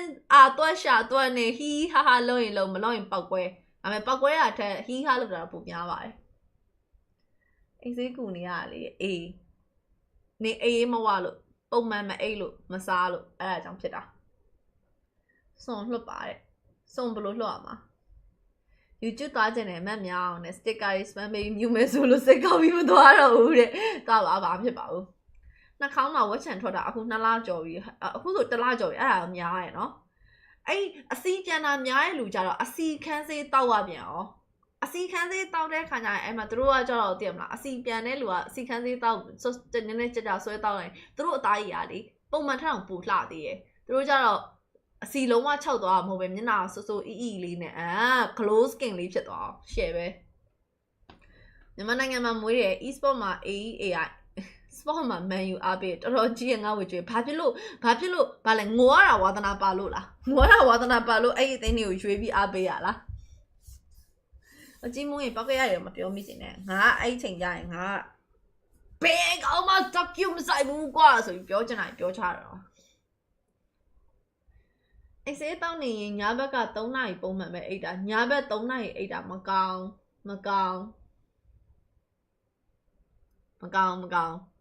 ဘာဖြစ်လို့ဆိုခန္ဓာကိုယ်ရဲ့ metabolism မှာဘယ်အချိန်မှာအနားယူတာက best တင်မလားငါတို့ဆယ်ရန်တော့စာသင်မှုပါတယ်ဟုတ်တော့REM stage တို့ NIEM stage တို့အဲ့ stage တို့ကမတူကိုအိတ်ချိန်ကဥမာ8နာရီပြည့်အောင်အိတ်တယ်ည10နာရီအိတ်ရဝင်တာနဲ့မနက်3နာရီအိတ်ရဝင်တာနဲ့အတူတူပဲလို့ထင်တာမဟုတ်ဘူးနော်မတူမျက်မှန်နေပါလားတဲ့ဘာမှမပြင်ရသေးလို့ရေမချိုးရသေးလို့မျက်မှန်တက်ထားတာစုံလွှင့်ရင်လက်ကောက်ဝတ်အပိုးရှိလာတယ်အော်မ YouTube ကပြောနေပြီဒီဘက်ကဓာတ် site ကိုပြောနေပြီအသေးကွဲဓာတ်ခံရှိရဲ့လူထင်တယ်တဲ့ AI menu fan ဆိုတော့တဲ့အဲ့ဒါ liquid အပေးတာခုနှစ်မှပဲပြောရတယ်ရှာလကောနောက်နေ့မှလေအမနည်းနည်းတခြားဒီလိုမျိုးတဲ့မလားအိတ်တာနဲ့ပတ်သက်ပြီးတော့နည်းနည်းအဆင်ပြေအောင်လို့ကူညီပေးလို့ရတဲ့ဟာလေးတစ်ချက်ပြောကြည့်ပေးမယ်ချက်ပေါက်ကနေပြီးတော့တချို့ဆိုရင်အိတ်ဆေးကတော့ရေရှည်ဆွဲတောက်တာကောင်းတယ်လို့ပြောတဲ့အထဲမှာတယောက်မှတော့မမြင်ဘူးဟိုကောင်ဘသူနဲ့ကစ်ဆောက်လာလည်းမသိဘူးကြည်အောင်နှခမ်းကြီးကအဆက်တွေစားလာလားကမန်းကရနဲ့အဆက်တွေစားလာလားဒါမှမဟုတ်ရင်တယောက်ကအဘွားပေးလိုက်တာလားဒါမှမဟုတ်ရင်အထိုးခံလာရလားတခုခုပဲ AI Arsenal ပါတယ်အဲ့မှာအဲ့လည်းမထူးဘူးမလား casting မလားကျမကြီးအကြောင်းနေပြောနေမလားပွဲမလာသေးတာရှင်ပွဲမလာသေးတာလို့ဘာဖြစ်လို့လဲစင်မပြေဘူးလားကျမကြီးအကြောင်းပြောတာမကောင်းလားပြောပောက်ကရရပြောအရင်မရအဖက်မရရပြောနေရမှာမဟုတ်တာမှားနေရရှိရင်ပြင်ပေးလေအိတ်ချိန်မမှန်ရင်ရောတဲ့9နာရီအိတ်2နာရီထားပိုးတော်ဆိုးသေးရဲ့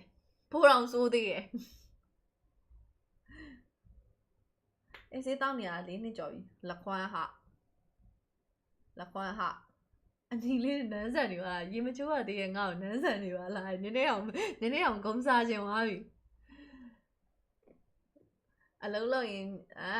င်ခိုးကြည့်နေရတယ် fighting ကဲဒါကတော့ game 3ပါ BTR အတွက် one last chance ဆိုပေမဲ့လည်းရှုံးရင်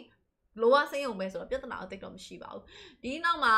ဒါ banning face ကိုကြည့်လိုက် liquid ဘက်က Angela ban နဲ့သူတို့အကွက်တိုင်းသူတို့ပြန်ပေးမလို့ဘူးသိရမလား Angela ban နဲ့ Phobia Medera first way ယူသွားတာစုယူတော့ဟိုဘက်မှာ ban ထားတာဖြစ်တဲ့အတွက်ဒီပွဲမှာတော့ထွက်လာခြင်းတော့မရှိသေးဘူးဒီနောက်မှာ Alpha versus Nolan ချက်ချင်းပြန်ပြီးတော့ကောက်ထားတယ် goal line ကိုလည်းစောစောစီးပဲယူထားတယ် Harry ဖြစ်ပါတယ် Aroshiki Harry အဲ့ဒီတော့ဒါပေမဲ့ BTR အနေနဲ့လုံးချင်တယ်ဆိုရင်ခုနကလိုမျိုး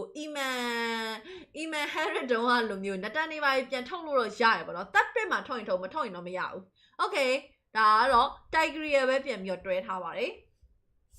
Tigreal ပဲတွဲထားပါတယ်ငါကနေဆိုတာအလုပ်ထဲမှာမီးပြေးလောက်ကမှာဆိုလို့ရသွားလောက်လိုက်အောင် Okay ပါထိုင်းစာပါဆိုရင်ဂိမ်းမှာဖြတ်ချင်ပါမယ်တဲ့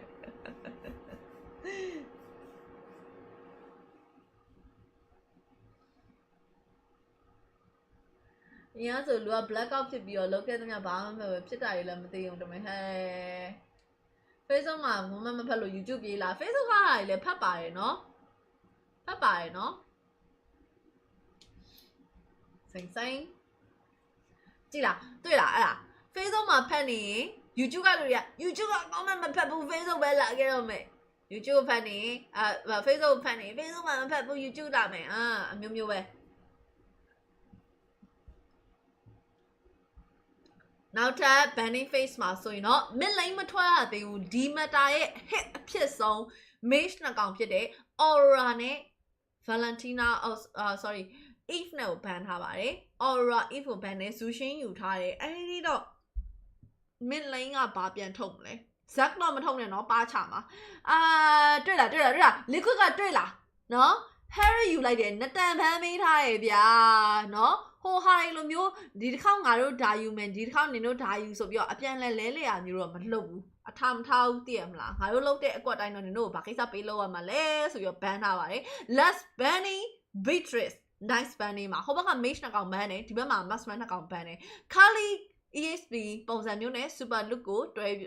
စပြီးတော့ထုတ်လာပြီအဲဒီတော့ liquid ကနောက်ဆုံး last page နှစ်ကောင်ထုတ်ပေးရပါတော့မယ်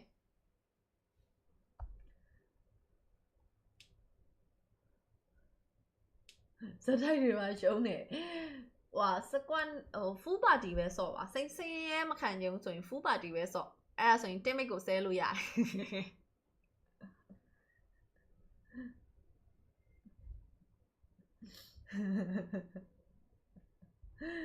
လုံးနဲ့6လလောက်ခဲ့ Facebook ဘက်မရောက်တော့ဘူးတဲ့ကောင်းပါတယ် Facebook မသုံးတာလေ social media away from social media ဆိုတော့ကျမ်းမာရေးတဲ့အရန်ကောင်းတယ်စိတ်ကျမ်းမာရေးအတွက်အရန်ကောင်းတဲ့ထဲမှာပါတယ် stay away from social media ငါထင်တယ် Fasana ပဲကြံတော့တယ်လို့ငါထင်တယ် Fasana ပါပဲဆိုတော့ကဲအခုနေမှာဆိုတော့ Gadot Kacha Fasana တစ်ဖက်မှာ Cloud လေမတွေ့ရနည်းနည်းလေးတော့ကြာတယ်ဆိုပေမဲ့လည်းဘယ်လိုလဲအရင်ကြီးတော့မတွေ့ရတဲ့ထဲမှာတော့မပါပါဘူးစိုးပါဘူး traffic ကတော့မစိုးပါဘူးဟုတ်တော့လည်းဟုတ်တာပဲစင်ပြတယ်လို့ဖတ်ရမှာလားဝန်ကတော့ share ပန်းတာလေ liquid ကဘယ်တဲ့နာမည်ပြောင်းထားတာလဲဆိုတော့ aura fire အရင် aura fire ကနေပြီးတော့ chain liquid aura ဖြစ်သွားတာပါကဲဆိုတော့ဒီ game number 3မှာ BTR ပြန်နိုင်မလားလေးတစ်ချက်တော့ကြည့်ရပါတော့ဟိုမှာ super can တို့ကတော့ပြုံးစီလုံနေပြီ2-1ပြီရဲ့ hope so we hope so okay ကဲအဲ့တော့ပွဲလေးဖွင့်လိုက်ပါပြီရှင်ဘယ်ကိုသွားမလဲဘာလုပ်မလဲ Fabian ခုနေမှာတော့သူ fresher အရင်ဆုံးချထားပြီးတော့ပဲသူရဲ့ purple buff ကိုအရင်ဆုံးစားမယ်ဒါပေမဲ့တော့ Aroshiki နဲ့ Eman နဲ့မှာ Aroshiki ခေါင်းလေးတိုးလာတယ် Eman ပြန်လဲပြီးတော့ထိမ့်သိမ်းထားတယ်ဒီတော့မှဆိုတော့ Malaysia ဘာကြီးလဲအဲ့ emote ကဘာကြီးလဲ Malaysia emote လားရိုက်ခါခုနေမှာဆိုရင်တော့ဖြင့်ဝီဒီနဲ့တွဲထားရဆိုမြဲ Morino ကထိုင်ပြီးတော့ London Flag နဲ့ပုတ်တာယူပဆက်ခံနေရတယ်မပျော်တော့ပါဘူးနော်သူမပျော်တော့ပါဘူးဘာသာနိုင်နဲ့အဲ့လိုမျိုးခဏတိုင်ကင်ပေါက်ခံနေရတယ်သူလည်းပျော်မှာတော့မဟုတ်ဘူး flicker တွေပေးရမယ် purify တွေပေးရမယ် purify လေ3ကောင်ပါတဲ့ Aroshiki ရိုက်ခါYahike ရဲ့ Widi ရဲ့3ယောက်သား purify နေနေကြီးပါပဲအဲ့တော့ဒါတစ်ဖက်မှာတကယ် main stand ပါတယ် Tiger ရဲ့ဆိုမဲ့အဲ့ကောင်ကစပြီးတော့တိုင်ပတ်တော့မယ်main stand tiger ရဒါပေမဲ့ purify 3ကောင်ဆိုတော့လေသူလည်းအရန်ပျော်သွားမဲ့ပုံစံပါပဲ Eman ကတော့အခုနေမှာ Aroshiki လိုက်ဖြဲတာကိုခံရရ super can online ကိုရောက်လာပြီ speed ကတော့ alpha အနောက်ကို Aroshiki ပြန်ပြီး forward တယ်ဆိုမှလည်းမမိတော့ဘူးဒါကတော့သူနေအဲ့လိုပဲအဲ့ဘဲကအားလီဆိုနည်းနည်းဖောက်တတ်တဲ့ထဲမှာပါတယ် Fabian Eman ကောင်တော့ပြန်ကောက်လို့ရတဲ့လောက်လေးတော့စူးစမ်းခဲ့ဆိုပေမဲ့လည်း Eman မထောင်းသွားခဲ့ပါဘူးတစ်ဖက်မှာဆိုရင် super can Fabian craft စားတာလေးကိုပါပြန်ပြီးတော့နှောက်ချင်သေးရဲ့ဆိုပေမဲ့မရလိုက်ဘူးအဲ့ဒီအတွက်ကို BTR တော့ first blood အမြဲတမ်းထုံးစံတိုင်းသူတို့ပဲစရတာနော်သူတို့ပဲ first blood အမြဲတမ်းအရင်စပြီးတော့ရတယ်အားလီမှာတော့သိရမလားငှက်ကြီးတောင်ကြီးဆွပြီးတော့ထွက်လာပဲမစ်ဂိမ်းလောက်ကျမှခွေးဖြစ်သွားတော့မတက်နိုင်ဘူးပေါ့နော်ခုလောလောဆယ်super look ရှေ့ကိုနည်းနည်းလေးခေါင်းတိုးလာခြင်းနဲ့ဒါပေမဲ့လည်းအပေါ်လန်းနားမှာအပေါ်ဘက်မြောင်းနားမှာဒူအင်အားရနည်းနည်းလေးတော့များနေပါတယ်ခုနေမှာဆိုတော့ Aran ကို Morino စိတ်ကြိုက်ကန်ပေါက်ပလန်နဲ့ကန်ပေါက်နေတယ်စိတ်ကြိုက် share ဆိုမဟုတ်စိတ်ကြိုက်ကန်ပေါက်ပလန်ဒါဆူရှင်းယူထားရင်လုတ်ကိုလုတ်တဲ့ထဲမှာပါတယ် fast starter BTR ပဲရသွားဖို့များပါတယ်တစ်ဖက်မှာ Fabian သူဂျန်ကတိုးနေတော့ Alpha နဲ့ဟိုနဲ့မှာ hey ဝင်သွားတယ် guiding wing ကြီးနဲ့ဝင်သွားတယ် Fabian ပြန်မထွက်လာတော့ဘူး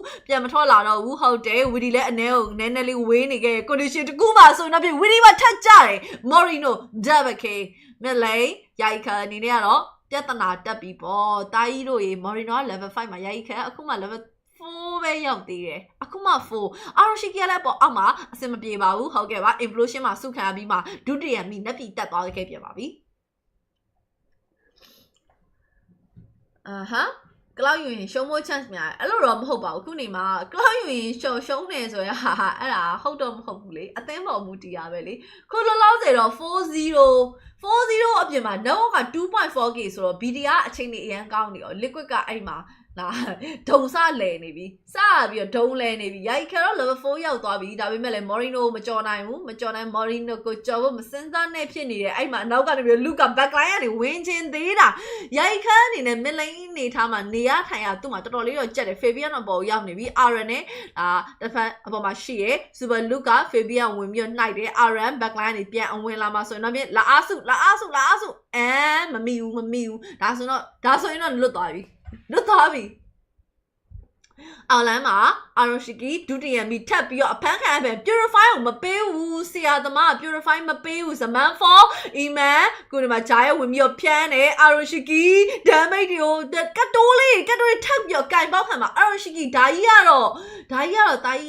calling a Tomanema, Tonga, Mouty, so Araka, blew you up. Below your yam, lay low. BTR in it, living in a 4K. A thousand, Sadim, your Usam Tavare, gain 3 euro through the chance go a council can let your kind hollow weapon, Moolite hats of June. So she and Danny the cancer, a mammy. No, me no dog I not the kind yet or I do she young led by Gamma, kind Bokan here, pay on Jay. Me no ika okay, super can RNC give you a win or RN tap your piata be 07 ma liquid car a yes up your new happy no D drop Gia through to a long pile Kelly the lata Mamma Hoyin through ye put and share gabe Manina Vela no lane years so maro minu balo mala going ale papa sassan nane level 8 and level 6 and milling aladu way jungle I'm a jungle below town okay. Pandimu about of your low diet with his super loop, gave you when I milling first tower of Hamani, my milling first tower, Bado, Tower, not time Bado, no, a siske to Nintendo Mawe. The cinema so no Fabian, Buff Gova, tap your lacho, relay, John relay up your look or Lamjo, de Kumapora, sorry, car, Fabian Chavi. Morino, Mega K. You know, you tired. First bit, Medaraya, allow Lomala he. First bit, Medaraya, allow Lomala shame, no? The game alone now. Did I start one me so ye, Chinia, Gambamela? The Pama like Lagatam and Tola, Chinima, Kuti liquid gather, July, draft go, poising harmony, chamane tigo, Pompon and some machine, PDR and Nelly the tainting at him a by. Bale, do the halas of your name, the train and teen at him a by. Gain 3 or 3 years long, I wrap your kind and bounds of your retail shop and your pig, your song, I know, Palosia Shile, Fabian, Lane, Swish your aluminium, daily thought of your tame, General Leo got a toy like Navy, 4-1 splitting bones and unit through your taint saw my yarome. The road taint saw boat drug, now 10 nappings are charming allowed to tap your taint saw alma. Manuel. Look at you, my load of weight.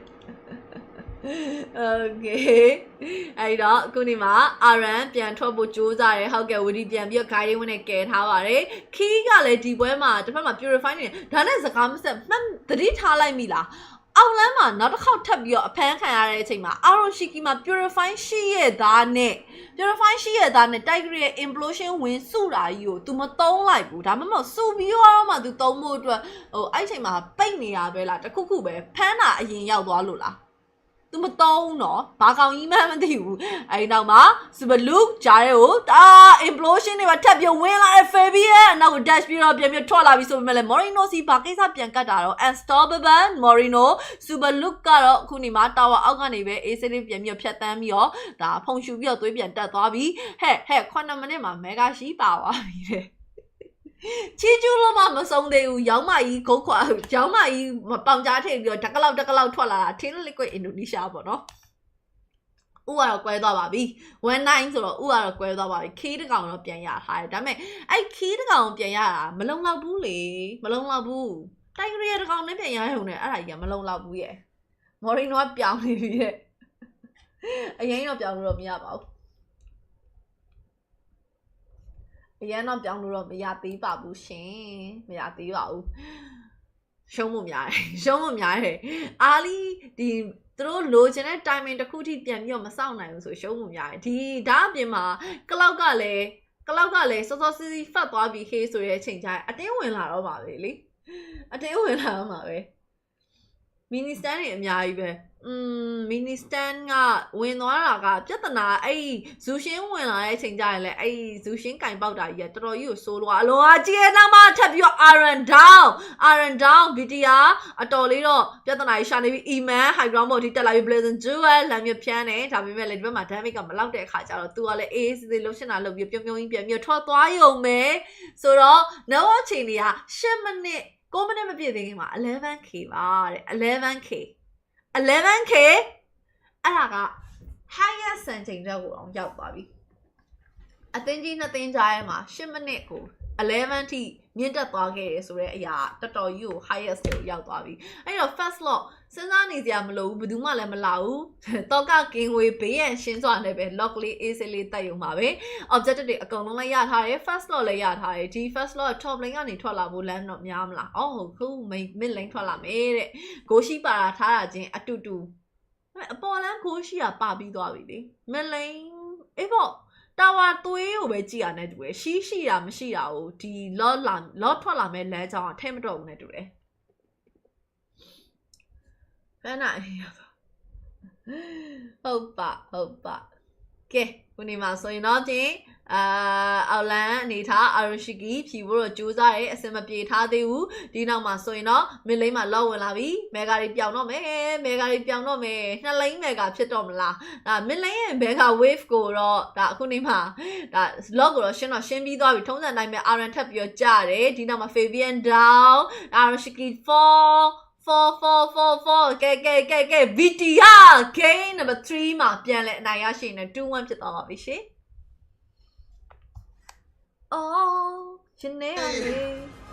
And right now, finally, after 2 games, the retaliation that we expected to see from Pikachu Alpha, there's a reason that they are in this stage right now, the top 4 of MPL Indonesia. They are not done just yet. They're here to stay competitive. There's no way they're gonna let it end on a 3-0 note, man. You gotta make it competitive. And with that performance, it seems like they've cracked the code. They've found a winning solution here, a winning formula on how to take down Team Liquid. Whether that's the lane pressure, whether that's the rotations onto the right members, the timing, the Morino MVP. They have found Morino something. MVP. The robots are looking alive. Man, oh man, the panelists, even us, expected this to go 3-0 for TLID. But they say no. We are here to fight, man. We are here for the M6 slot in Malaysia. All right, man. We were talking about someone sobbing in the audience earlier, Shevin, but maybe with the signs of life, we can maybe see him jump up and down here in the audience. Shout out to Mirko. ရေတော့ချိုးလိုက်ရမလားရေတော့ချိုးရင်ကောင်းမလားပွဲတိုင်းဘာလို့လက်ရိုက်ကြရလဲတဲ့ဩ good game well play ပေါ့အောင်ပွဲခံတာလေအချိန်မှတင်မလား well play bro ငါတို့စမှာတော့ချက်နေပါသေးရှင်ဖိလစ်ပင်းပွဲရွေးကြည့်ကောင်းတယ်ကောင်းပါလေအင်ဒိုပွဲလည်းမနေရဆိုရင်ကြည့်ကောင်းပါတယ်အားလီဖြတ်လိုက်မှာလားအားလီပြန်ဖြတ်တာအေးပေါ့အားလီမဖြစ်ရင်ပြဿနာတက်သွားမှာပေါ့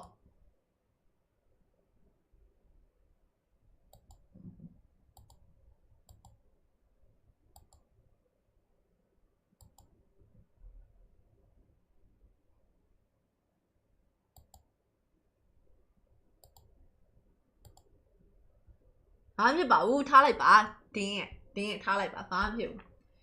ချိုးလောက်ပဲရေတော့ချိုးလိုက်ရင်ကောင်းမှာနော် EPC တော့မီးပြန့်တိုင်းပတ်နေမယ်အေးအာကျူပွဲလိုက်ရင်ချိုးရမှာမဟုတ်ဂျိုင်းမှာ interval time ရှိရလေ interval time ကြရင်တော့ကျမရေချိုးဖို့အတွက်အချိန်ကအေးဆေးလောက်တယ်လေ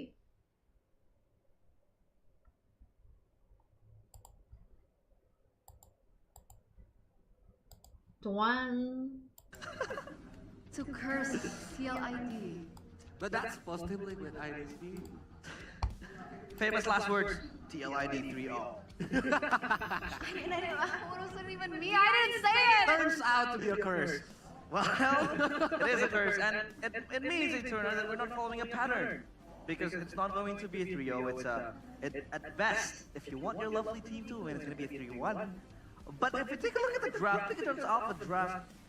isn't that bad. It's actually very good. Because, that's what I mean when, like, fighting fire with fire. Yeah. They fight for the early game, and especially that the robots still have the gas in their tank. They still have it, and it proves to you that you can't always write them off because enough setup now. See, and then Key can again be the second line to continue doing the moments, to continue doing the initiation, and that is just full stack. And the team with ID, they couldn't do anything. That was like a 10-minute game. Yeah, it was. But granted, the audience was kind of correct, right? From giving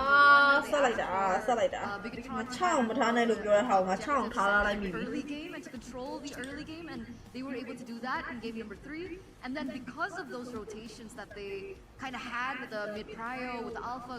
happening as well, they were also able to punish Aaron Shiki in his gold lane too. So they checked all the boxes. You mentioned the fighter forced on Super Ken, and because they were able to get red side, they were able to achieve that. So now Bigatron Alpha have the blueprint as to how they're able to take it back from TLID. Now they have the momentum. So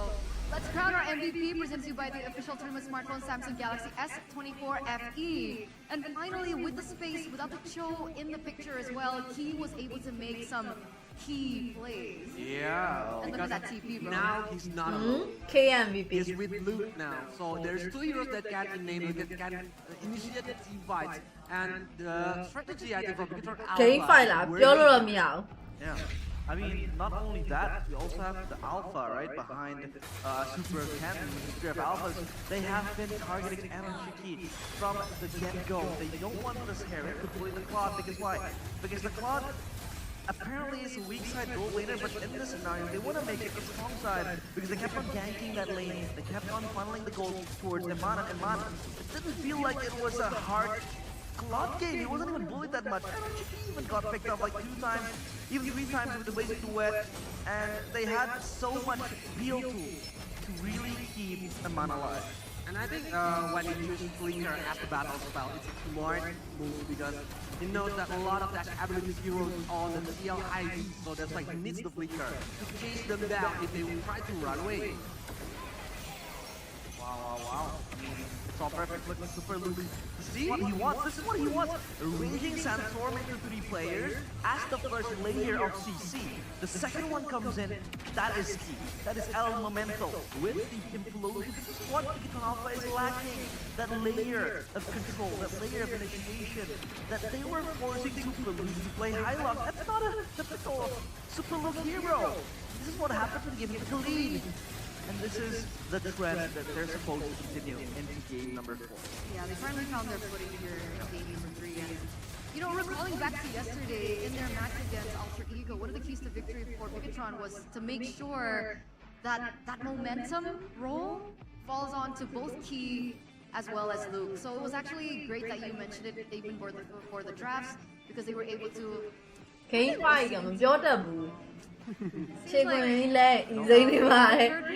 အဲ့ရရတယ်စီးလို့ရပါတယ်စီးလို့ရပါတယ် miss တွေစီးရဲ့ဖက်နဲ့ရလို့မပြုတ်အဲ့လိုမျိုးတော့မဆိုလို့ပါဘူး Give him hope. Just give him a little bit smile. Give him a hope. A tiny bit of hope. Tiny bit of hope, that's fine. I'll work with that. But 10 minutes. 10 minutes and 6 seconds. destruction. It was a snowball from Bigatron Alpha. Total annihilation. I think. So we gotta talk about this again, right? Team Liquid, most of their success has been on the foot of them being able to make that snowball happen. But on the back foot,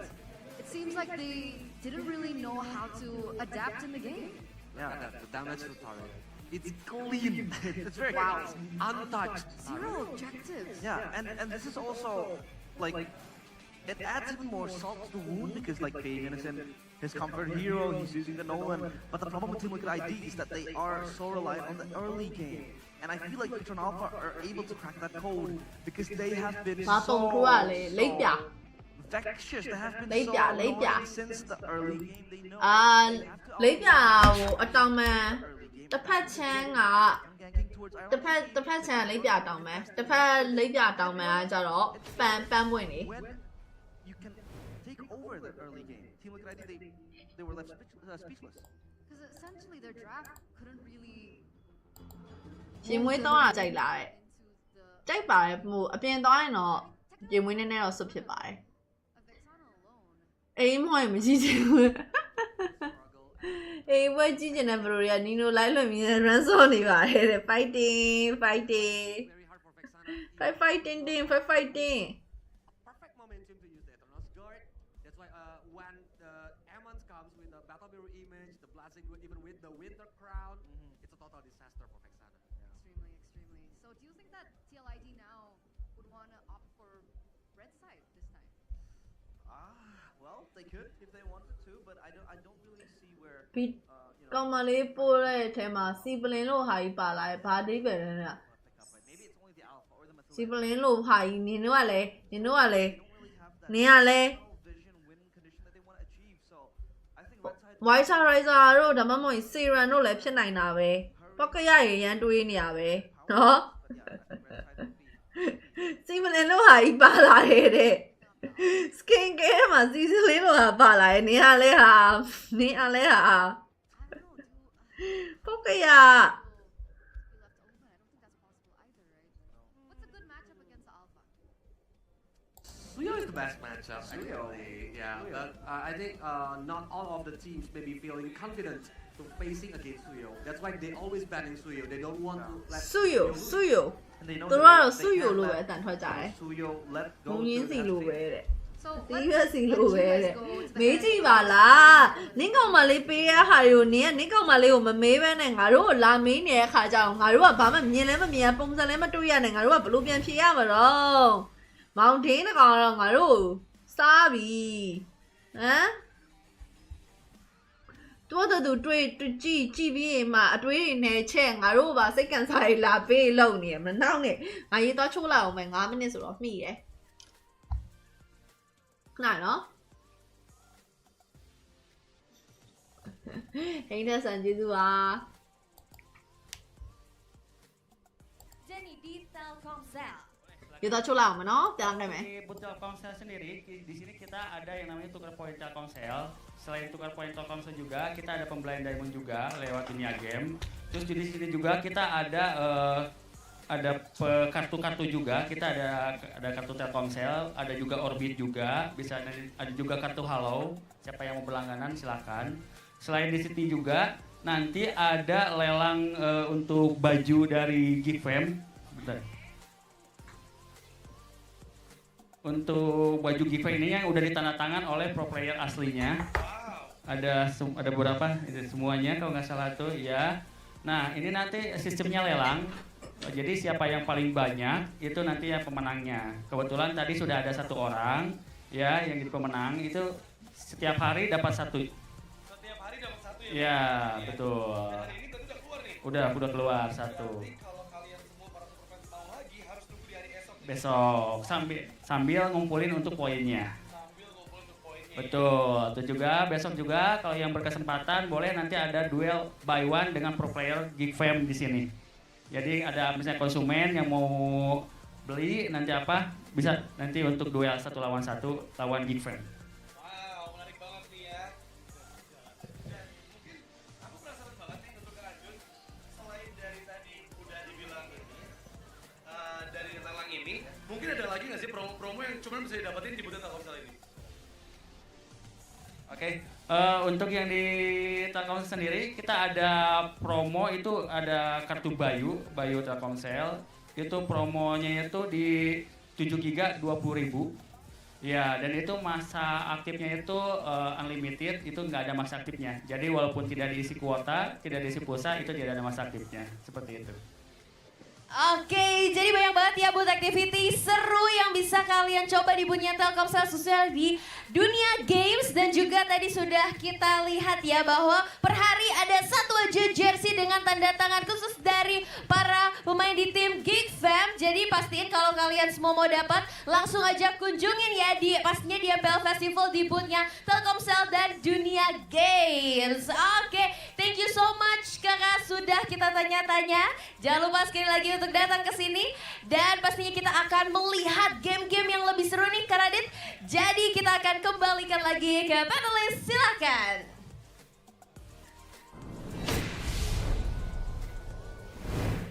Thank you, Alyssa. Thank you, Radit Overkill as well for, giving us a little bit of a feel as to what's been going on at the venue. So for those of you who haven't made it to El Dorado Bandung, please do secure your tickets and come over. And if you guys don't have the ability to pick up the tickets, maybe it's sold out, you can actually join in various activities outside at the venue. And there's even a free watch party that's available that you guys can participate in as well. It was stacked. There's a big screen out there. Yep. There's a lot of booths, even the food stall, free, and everything. I think There's Kila we have food, everything in here. Oh, so good. It was very sad, to be honest. Huh? It was a sorrowful experience for me. Oh, what happened? Going to the Fnatic Onyx booth because I went there, right? I bought a jersey right before the Geek Fnatic Onyx game. So I bought the jersey. When I bought it, I used it. When I used it, Fnatic Onyx went home. So You are the curse? I don't know, man. Goni also bought it and Fnatic Onyx went home. So Oh yeah, yesterday Gunny is using Fnatic on the jersey. yeah. Yeah, because he told me he left his other jersey in Jakarta. So he wanted to wear a jersey to watch, and then he bought a jersey, and then... So Sonic, what do Hey, you want to do? I mean, it means that you guys are showing full support. You're not karbitan. What's karbitan in English? Like a plastic fan. A plastic fan. You're not a plastic fan. I am That's a good. plastic fan. But I'm a fan of good games in MPL ID though, so it's still good. And we're getting it here. Still at match point, ladies and gentlemen, TLID. Still at 2 games, but Bigatron did come back with that final game. Maybe even pushing it to their own match point. We might see a game number 5. Yeah. And Fine. with the game number 4, we see that all of the Assassins player are losing the game. Or is it the end of the Assassin's meta? Ooh. That could be. Could be the case, but not really the end, but Assassin would probably be like second Only Fanny? priority. Like, yeah, maybe only Fanny. Fanny is like The most priority one. the highest prio because there's like no natural counter to a Fanny. Maybe a Kaja, a Franco, but again, it's just so hard. We don't really want to talk about Fanny because I don't think it'll even show up in MPL ID playoffs. And even if it does, it will just wreck around the enemy. So, yeah. Open it up. Open the fanny up. Please do. Give it to Flavor Fave. Flavor Fave. We want to Not see very it. risky. But let's ask the audience now what they think. How can TLID close the match in game number 4 to win this and continue on to the upper bracket finals? The answer is 47%. Don't be out aggressive? Wait, what does that mean? Out aggressive. Out aggressive. Over aggressive? Is that? Out and aggressive? Yeah, I think it's supposed to be over aggressive, isn't it? Or is the acronym like is like massive game? In aggressive, out aggressive. Because I think it's hard for Team Liquid ID to play a very aggressive game on the hard games. Yeah. Because there's a lot of CC that can fight them back if they want to initiate. Yeah, they have to. I mean, they weren't really aggressive per se. Do they mean don't be out aggressed? Out aggressive? Like Bigatron were able, they were able to play more aggressive. That's true. That might be the case as well. But maybe. But if we take a look at what happened in game number 3, I do think that makes sense because Bigatron Alpha, they were very aggressive.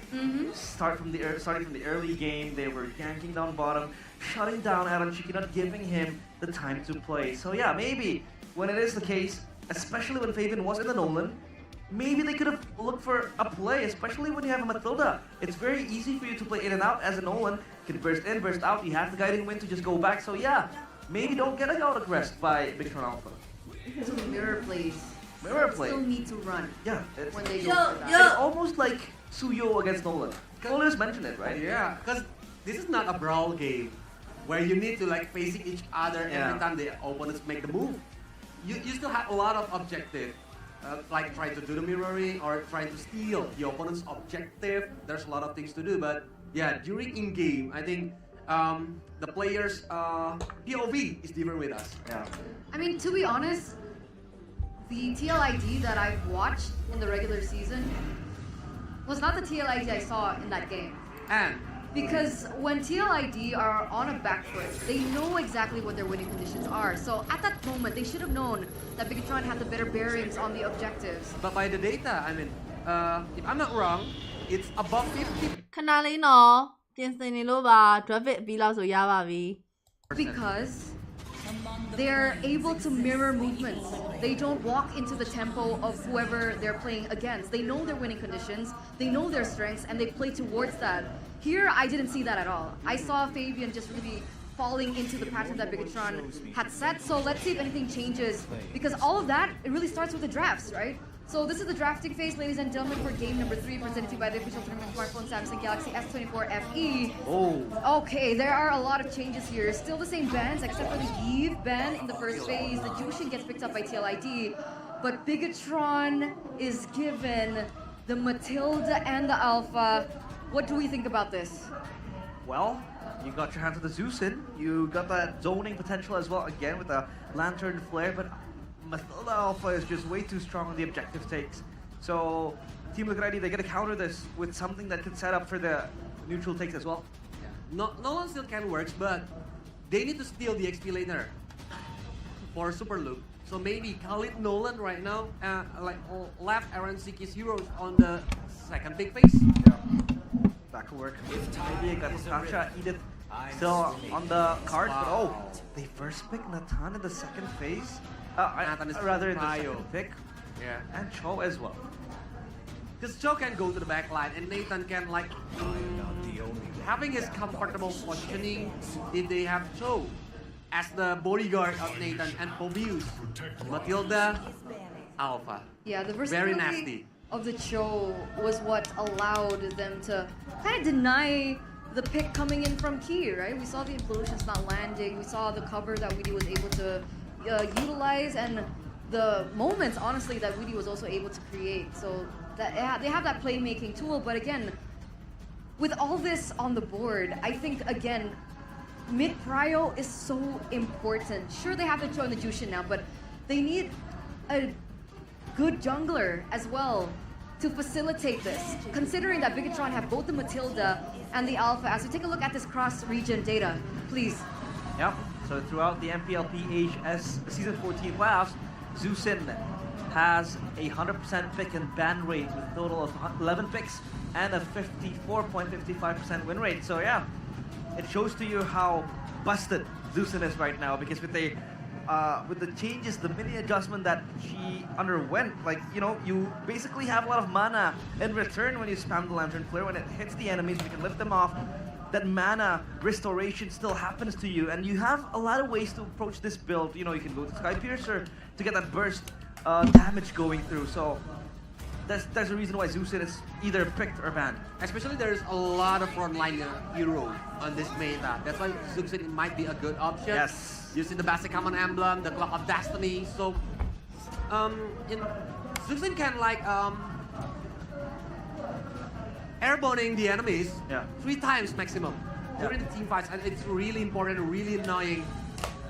But now no X-board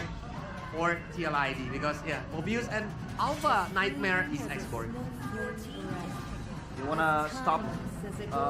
TLID to get their hands on the X-Borg, because X-Borg does very well against HP-based heroes, and Alpha Phobius are among them, so they ban out the X-Borg, and now Bigatron Alpha, they are looking for a mid laner, and their gold lane no longer prefers picking the Valentina like they did, Colius. and I think that opens up new horizons for them. What's left for the mid lane? Luo Yi is available, and it's gonna be very good, but they go for the Lunox. It's Lunox for Amon. It's still supposed to be, it's still able to be flexed. It could be Moreno too, honestly. It could be Moreno, yeah, because It depends on the last two heroes, but I prefer to use it on Amon's side because against Nathan it can have on-par match up on the gold lane. And if he's using on the mid lane, I think it's lack of the mobility, but they have Matilda that can help Lunox to do the rotation. yeah. You know, with the Aurora ban, is this setting up for either an assassin or something like Bane maybe for Fabian? That could be the case because now you don't really have cancellations all around the Land of Dawn when the Aurora is banned out. So maybe the Bane could come out here, and they will go for the Akai and the Bane. There you go. You called it. You called it, Eterna. They go for the Bane for the chess. Bane. And Khalid, oh, there you go. That's a Lunox in the mid lane from Moreno. Okay. Eterna is the apprentice of Saint Lucas. It's my team, man. I love you, St. Lucas. I love you, TLID. We go down together. Good pick up for the Clint. It's going to really batter through the front line of Team Liquid ID and Bigatron Alpha. They. Hello. ကဲပြန်လာပါပြီရှင်ပြန်လာပါပြီရှင်ဘာတွေပြောနေကြတာတော့ဟာဂိမ်းနဲ့အာဂျူပွဲကြည့်နေပြီတဲ့ဂိမ်းမို့လည်းပြတ်တယ်အေးပြန်လာပါပြီရှင်ကဲခုဆိုရင်တော့ဒါကတော့ game number 4ဖြစ်ပါတယ်ဒါကတော့ BTR versus Team Liquid Indonesia TLID TLID တို့ရဲ့ best of 5 game number 4 liquid ဘက်ကတော့အခုနေမှာဒါဥဆောင်နေသေးပဲပေါ့နော်ဒါသူတို့ဒါ team နှစ်ပွဲနိုင်2-1အနေထားနဲ့ဥဆောင်နေပါတယ် BTR အတွက်ကတော့နည်းနည်းလေးတော့ခက်ခဲမယ်ပေါ့နော်ဒါပေမဲ့လည်း draft pick အရာမှာတော့ဒီတစ်ခါ liquid ဘက်ကနေပြီးတော့သုံးလာတာက Bane တို့ဘာလို့ပြန်ပြီးတော့ထုတ်လာတယ် Bane ကိုခုတလောနည်းနည်းလေးတော့မမြင်ရနည်းနည်းလေးတော့ကြာပြီဒါပေမဲ့လည်းဒါသူတို့သွားချင်တာကရှေ့ပိုင်းမှာအနိုင်ရခဲ့တဲ့ draft ပုံစံမျိုးလေးပြန်ပြီးတော့ grand ချင်နေတာအရန်တော့တိတာတယ်တိတာရဲ့ထဲမှာတော့ပါပါတယ် so အဲ့တော့ဘာလို့ထပ်ပြီးတော့ဖြစ်အောင်ပါလဲ RN နဲ့ Super Look အောင်လမ်းမှာဆိုရင်တော့အကိုင်း EXP တဲ့ liquid ကတော့ငါတို့နောက်ထပ်တစ်ကွက်ထပ်ပြပြန်ပြီတာကြီးအကိုင်းလဲထုတ်လို့ရတယ်တက်လားတဲ့ hater လဲထုတ်လို့ရတယ်တက်လားတဲ့ okayဆိုတော့ Aroshiki ရဲ့ lane ကိုတော့ BTR နည်းနည်းလေး concentrate လုပ်နေရတော့အတိတာတယ်ဒါပေမဲ့လည်း liquid ဘက်ကလည်းအပေါ်လမ်းမှာတစ်ချက်ပြန်ပြီးတော့ဒါ backup လေးကိုစီရှိရဖြစ်တဲ့တိတ်တော့ဘာမှမထူးကြသေး Yaika Morino တစ်ချက်ကင်ပေါက်တယ် Woody ပြန်ပြီးတော့နှောက်ထားတယ်နောက် guiding wing နဲ့အနောက်ကိုပြန်အစုံ Lunos mid lane မှာလည်း BTR လည်းတစ်ခွက်ပြန်ပြတယ် Lunos mid lane မှာနေကင်ပေါက်ရှင်တိုင်းကင်ပေါက်ရအောင်ငါမှ live found နေပါရှိရပေါ့နော်အဲ့လိုမျိုးလေးပြန်သွားထားပါတယ် flicker တွေကိုစီနဲ့ပဲဒီပွဲတော့ purify တယောက်မှမပါပါဘူး user လည်း user ကဒါ video ချောင်ရှိရဆိုပေမဲ့လည်း flicker တွေနဲ့ပြီးတော့တယောက်မှမပါတာမဟုတ် key က purify နဲ့ okay I got it key တကောင်ပဲ purify နဲ့အဲ့တော့ तू မမိရင် तू purify ဒါသူ့ကိုကန်မယ်ဆိုရင် target aiming ကလည်းလာနိုင်တာဆိုတော့ damage စားသုံးမှုအပိုင်းကိုပြန်ပြီးတော့စစ်ကြည့်အောင် video ဘက်မှာ damage စားသုံးဖို့အတွက်က EXP ပဲဒါဟိုရှိမယ်ပေါ့နော် phobia ရှိမယ်ဒီ liquid ဘက်မှာကတော့ RN ရဲ့အကိုင်းဓာတ်မိစားပေးလို့ရတယ်ဝီဒီကတော့ तू ကတော့အနောက်ပုံစံမျိုးပဲသွားမှာပဲအောက်လမ်းမှာဆိုတော့ Morino နဲ့ RN နဲ့အတွင်းမှာ Morino level 4မရသေးဘူး RN level 4တော့ရနေပြီဒါပေမဲ့ तू မှာ heavy spin ခုနေမှာရှိတော့မသေးကြသေးဘူး starter fast starter Fabian မှာပဲတဲ့ကြီးပါရိုက်ခါအနေနဲ့ကတော့ကင်ပေါက်ရင်းနဲ့ super can ခုနေမှာဆိုတော့ fast blood ပေးလိုက်ရပြီဒါပဲလားဒါ key ကိုယ်တိုင်လဲဒါ purify သုံးပြီးတော့ပြန်ထွက်သွားလခဲ့လို့တာတက်တာရသွားခဲ့တိုးပေမဲ့ chain k 1 for 1 trade liquid ကတော့အခုနေမှာဆိုရင်တော့ပြန်ပြီးတော့ဒါသူတို့ရဲ့ strong ဖြစ်တဲ့ condition တခုတော့ပြန်လဲရယူထားတာတော့တွေ့ရမယ် super look ရိုက်ခါကိုတော့ like 2နေပါတယ် hey သေတတ်တယ်နော်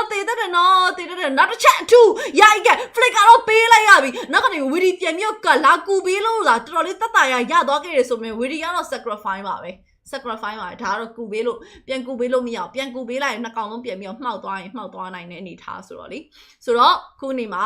network အခြေအနေကတော့နှစ်သင်းစလုံးတိတ်ပြီးတော့ကွာခြားချက်မရှိပါဘူးtop lane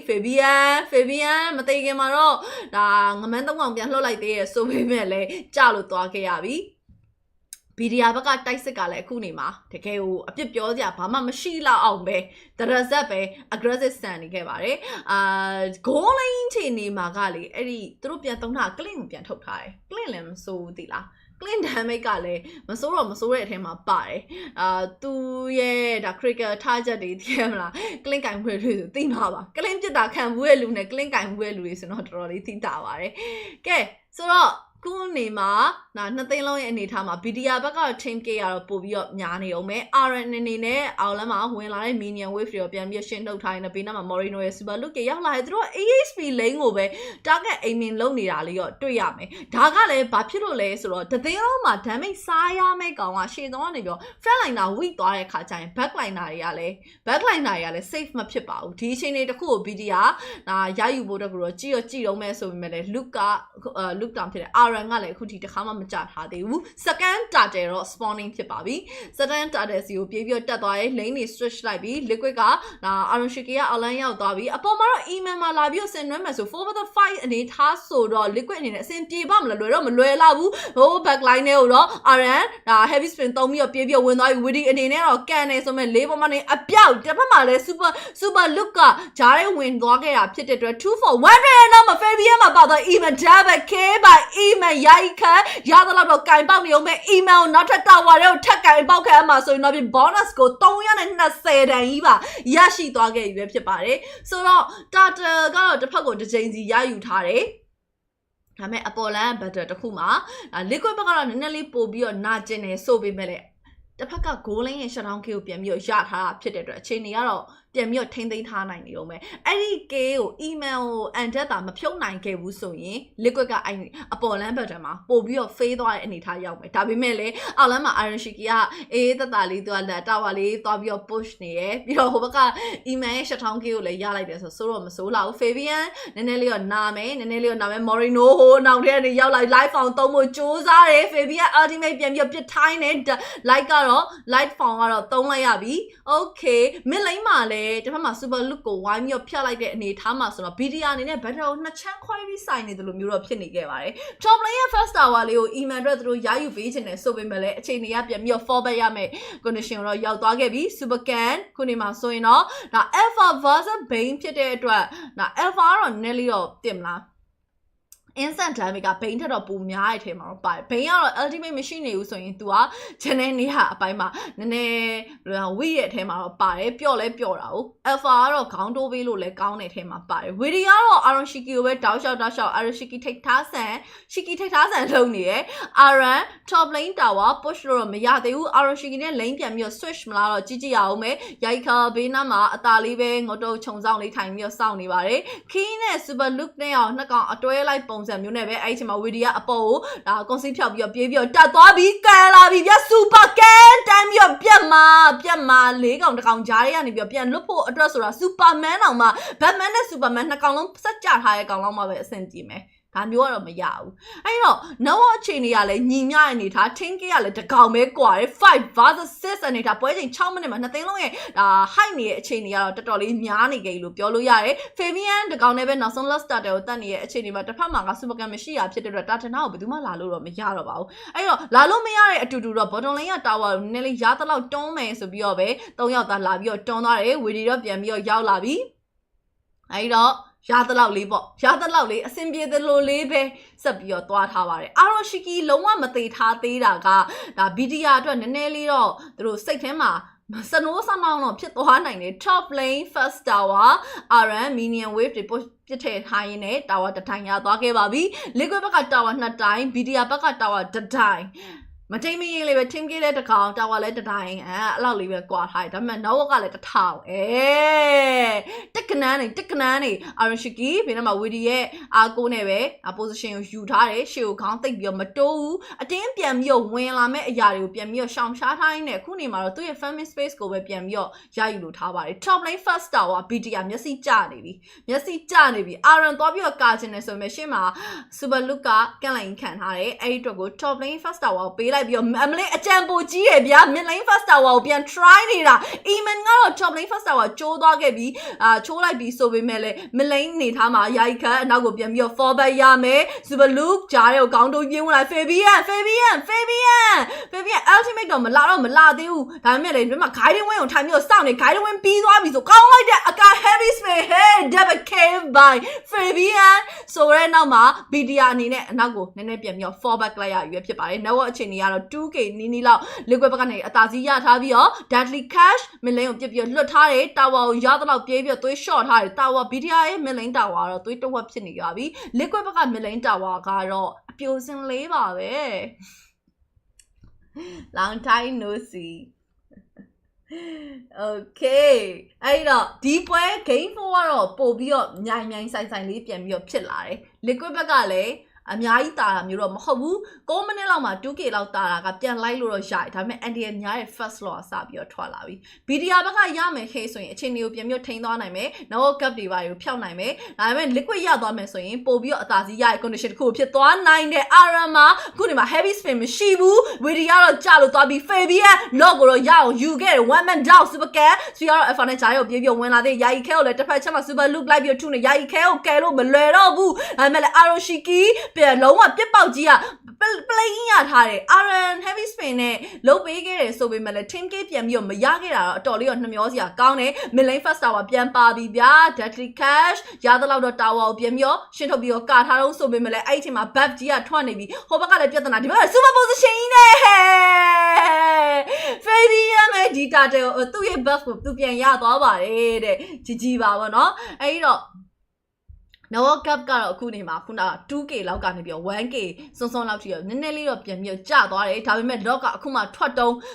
လက်တုံးအောက်မှာလမ်းတော့ဝက်ပဲရှိနေသေးတယ်9ယောက်ကလည်းအပြည့်အစုံပြန်ပြီးတော့ဖြစ်နေပြီဖြစ်တဲ့အတွက်အခုနေမှာဘာတွေဆက်ဖြစ်အောင်ပါလဲ mid lane first tower တော့ပြန်ပြီးတော့ကျိုးသွားပြီ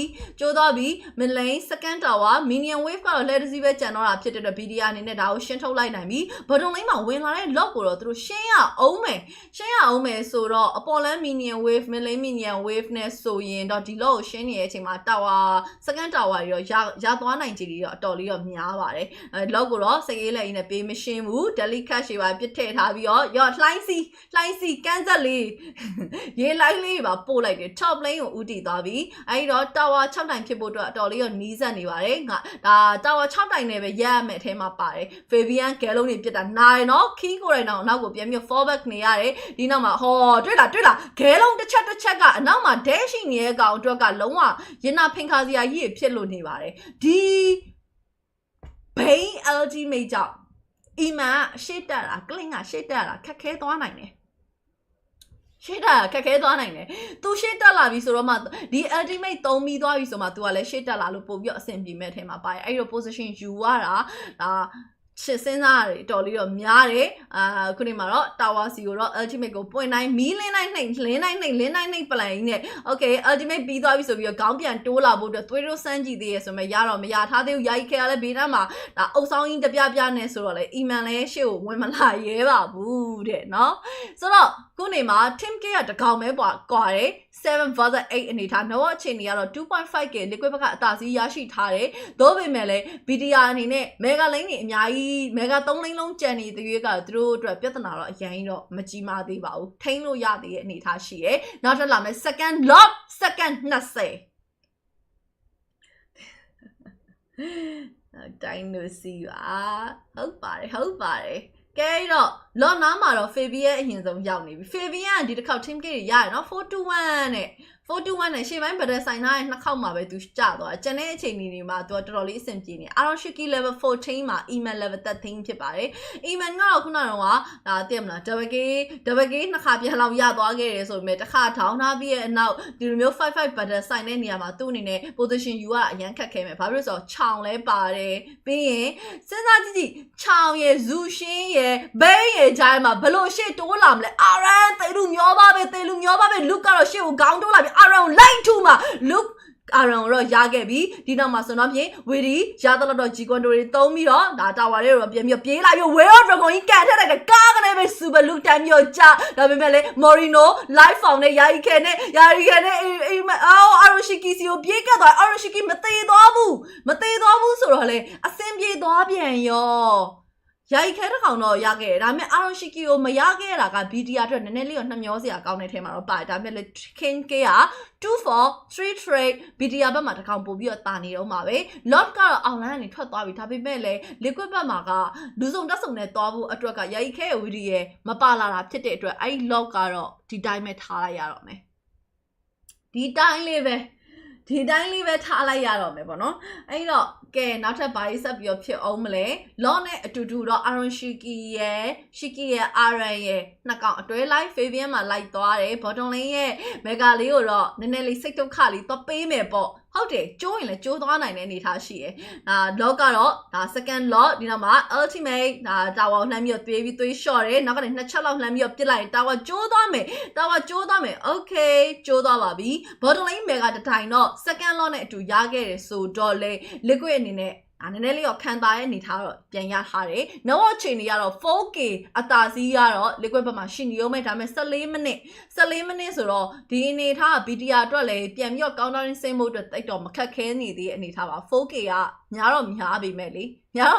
ganking နဲ့တကောင်လောက်ပြန်ယူပြီးတော့အထိခိုက်မရှိအောင်ထိန်းနိုင်မယ်ဆိုရင်ဒါတဖြည်းဖြည်းနဲ့ပြန်ပြီးတော့နှိမ့်လာမယ့်အထဲမှာတော့ပါပါတယ်။နောက်ကတော့ 4K အောက်တော့အလစ်တက်လေးတော့ဆင်းလာပြီနောက်ထပ်လာမယ့်3ချိန်မြောက် lock ကတော့တော်တော်လေးတော့လိုပါသေးရဲ့ Fabian ရိုက်ခါနှကောင်သားပြန်ပြီးတော့တွဲထားတဲ့ Aaron Shiki ရောပဲ Aaron Shiki ရှိရဲ့နေရာတွေတော်တော်များများကဝီဒီကဘေးနားနေ backup တွေအကုန်ပေးတာနော်အဲ့လေတခုတော့မိုက်တယ်ကဲခုဆိုရင်ဒါဂျန်ဂလာ2ယောက်ကြားမှာပဲ no difference ကများနေခဲ့တာပါကျန်တဲ့သူတွေအကုန်လုံးမှာဒါမလင်း900နဲ့6လင်း600လောက်ပဲကွာတယ်ဘိန်းရ3300တဲ့3300ပိုတာနေတာပါတယ်ဘိန်း item တွေကတော့ 1x တို့ပါပြီးတော့ hybrid ပုံစံမျိုးလေးနည်းနည်းသွားထားရပါတော့ damage လည်းထွက်ရမယ်နည်းနည်းလေးခံနိုင်ရမယ်ဘိန်းတွေလည်းငကိုတွေဟိုပျော့တဲ့ hero တစ်ကောင်ဆိုတော့သူကလည်းတန်းပြတ်သွားနိုင်ခြေကြီးအတော်လေးများတယ် look ကခေါင်းတိုးလာမယ်ပြီးရင်guiding ဝင်နဲ့လာမယ့် damage တွေဘာတွေဒါတွေကလည်းရှိနေသေးတယ်ကဲခုဆိုရင်တော့တတိယမြောက် lot ထွက်ဖို့အတွက် second အနည်းငယ်ပဲလိုတော့တယ် BTR အနေနဲ့ဘိန်းရဲ့ ultimate ဂျိုင်းမှာရေလှိုင်းစီးရတာလဲတော်တော်လေးတော့ပင်ပန်းနေမှဖုံပဲဒါပေမဲ့လေဒီအချိန်မှာ super can ရဲ့ buff ကိုတော့ဘယ်သူမှလာပြီးတော့တိုက်ချင်းတော့မရှိဘူးဒါပေမဲ့ကြည့်နေရယ် trace line နေရယ်ခြေရာတွေကို footprint တွေကို trace line နေပါတယ် Aran ရဲ့ထောက်ကတ်ချက်ကလည်းခေါ်တယ်နော်ထောက်ကတ်ချက်ကလည်းခေါ်တယ် super look ရှေ့ဆုံးကနေပြတက်လာရဲ့ Aran ultimate နဲ့ပြန်ပြီးတွန်းထုတ်မှာဆိုရင်တော့ကဲတွန်းပြီးဝိုင်းပြေးပြီးတော့ super look အတင်းခေါင်းတိုးပြီးတော့ Fabian စီကိုလိုက်ပြီးတော့ထုနေခဲ့တယ် Fabian ဒီတစ်ခါတော့ကြောက်မလားwinner crown နဲ့ပြန်ခဲ Morino ပါပြေးလာတယ် immortal ပါထပ်ပြီးတော့ထဲတယ် immortal ကျသွားပြီး look ရဲ့နောက်တစ်ချက်မိရင်တော့ Fabian ကျတော့မယ်ဆိုပေးမဲ့လည်းမဖေဝါပြန်ဘူးအဲ့ကောင်မဖေတာတပတ်ချမ်းမှာတော့ super can အတင်းခေါင်းတိုးပြီးတော့ပြန်ပြီးဝင်လာ Aaron Shiki immortal ချက်ချင်းပြန်ပြီးတော့ထည့်ခဲ့တယ်ဆိုမှ shut down ပြန်ပြီးတော့ပေးလိုက်ရပြီ liquid အနေနဲ့လော့ရသွားခဲ့တယ်ဆိုမှအိမ်ကိုပေးမပြန်ဘူးဟိုမှာပြဿနာကောင်တွေကသရုံးသွားရိုက်နေတာအိမ်ကိုပေးမပြန်ဘူးပြဿနာကောင်တွေကိုပြန်ပြီးရှင်းအောင်မတိုက်တော့ငါတို့အိမ်ပေးပြန်ပါကွာတဲ့ Okay Chris ရဲ့သရုံးကတော်တော်လေးပြုံးနေခဲ့ပါတယ်Aaron Shiki တာမကြသွားခဲ့ဘူးဆိုရင်ဒီပွဲက BTR ရဲ့အဆုံးသက်ဖြစ်သွားဖို့အတွက်တော်တော်လေးလက်မှတ်တင်လေးပဲလိုသွားခဲ့တဲ့အနေထားပါ Fabian ရဲ့ performance ကိုလည်းတော်တော်မိုက်တယ်လို့တော့မြင်မိရတဲ့မှာပါတယ်သရုံးကြီးကကြည့်ပါအောင်ခုနအိမ်ပေးမပြန်တာအတင်းကိုလေမပြန်အောင်နဲ့ကိုကြီးကမပြန်လာနဲ့ဦးဆိုပြီးပစိုးစားပြေးဆွဲထားတာနောက်ထဲမှာသရုံးကတော်တော်နာနေပြီ Okay အဲ့တော့အခုနောက်ထပ်အချိန်နေထားကတော့ liquid ဘက်ကနေပြီးတော့ဦးဆောင်နေစေပဲဆိုပေမဲ့လေ battery တောက်လျှောက်ဆိုင်သွားတာကြည့်မယ်ဆိုရင် 10k တိုတယ်ကတော့ BTR ပုံများနေအောင်ပဲဒါပေမဲ့ objective ကိုတော့ BTR လုံးဝ lot 3ချိန်စလုံးလူနိုင်ခြင်းမရှိထားခဲ့ဘူးအထူးသဖြင့်ကတော့ဒီဘက်က strategy ကသိရမလားအနာကတ်လာပြီးခေးဆိုရင်အကန် heavy swing နဲ့တွားဟာ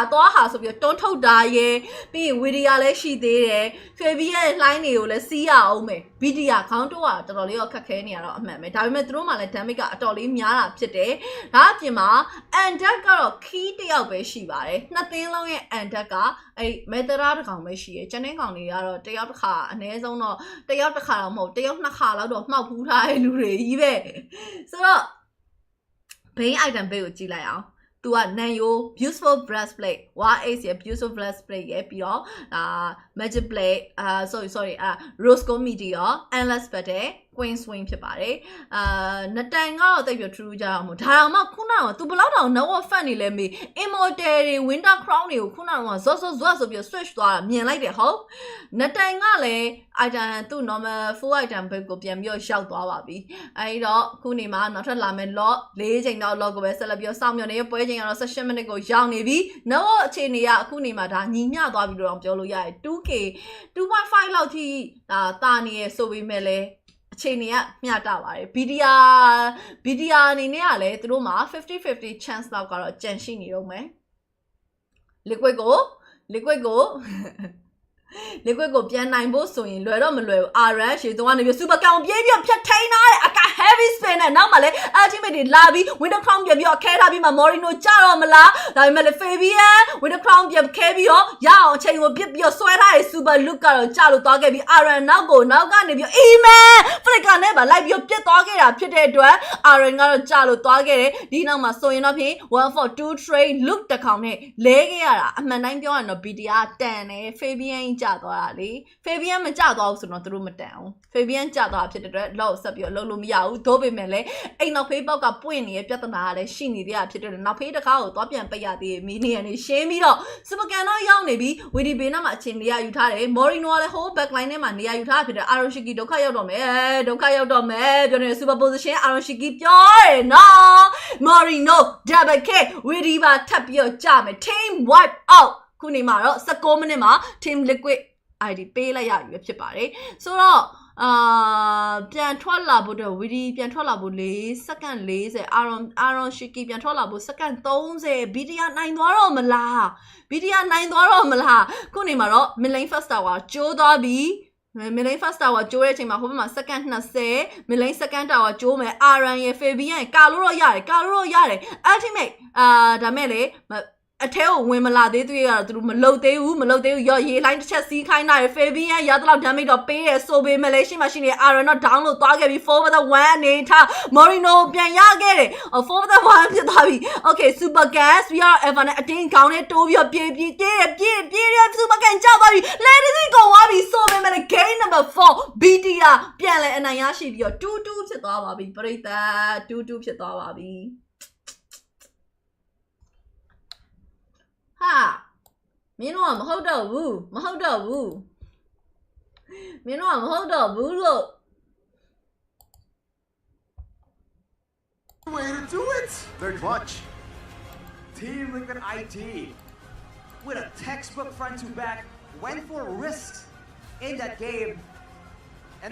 it's a high risk, high reward play. If it worked out, that would have been the end for Bigatron Alpha. But with the experience that they have, with the composure. Are we seeing here the difference in experience between Bigatron and Team Liquid ID? With that comeback, man.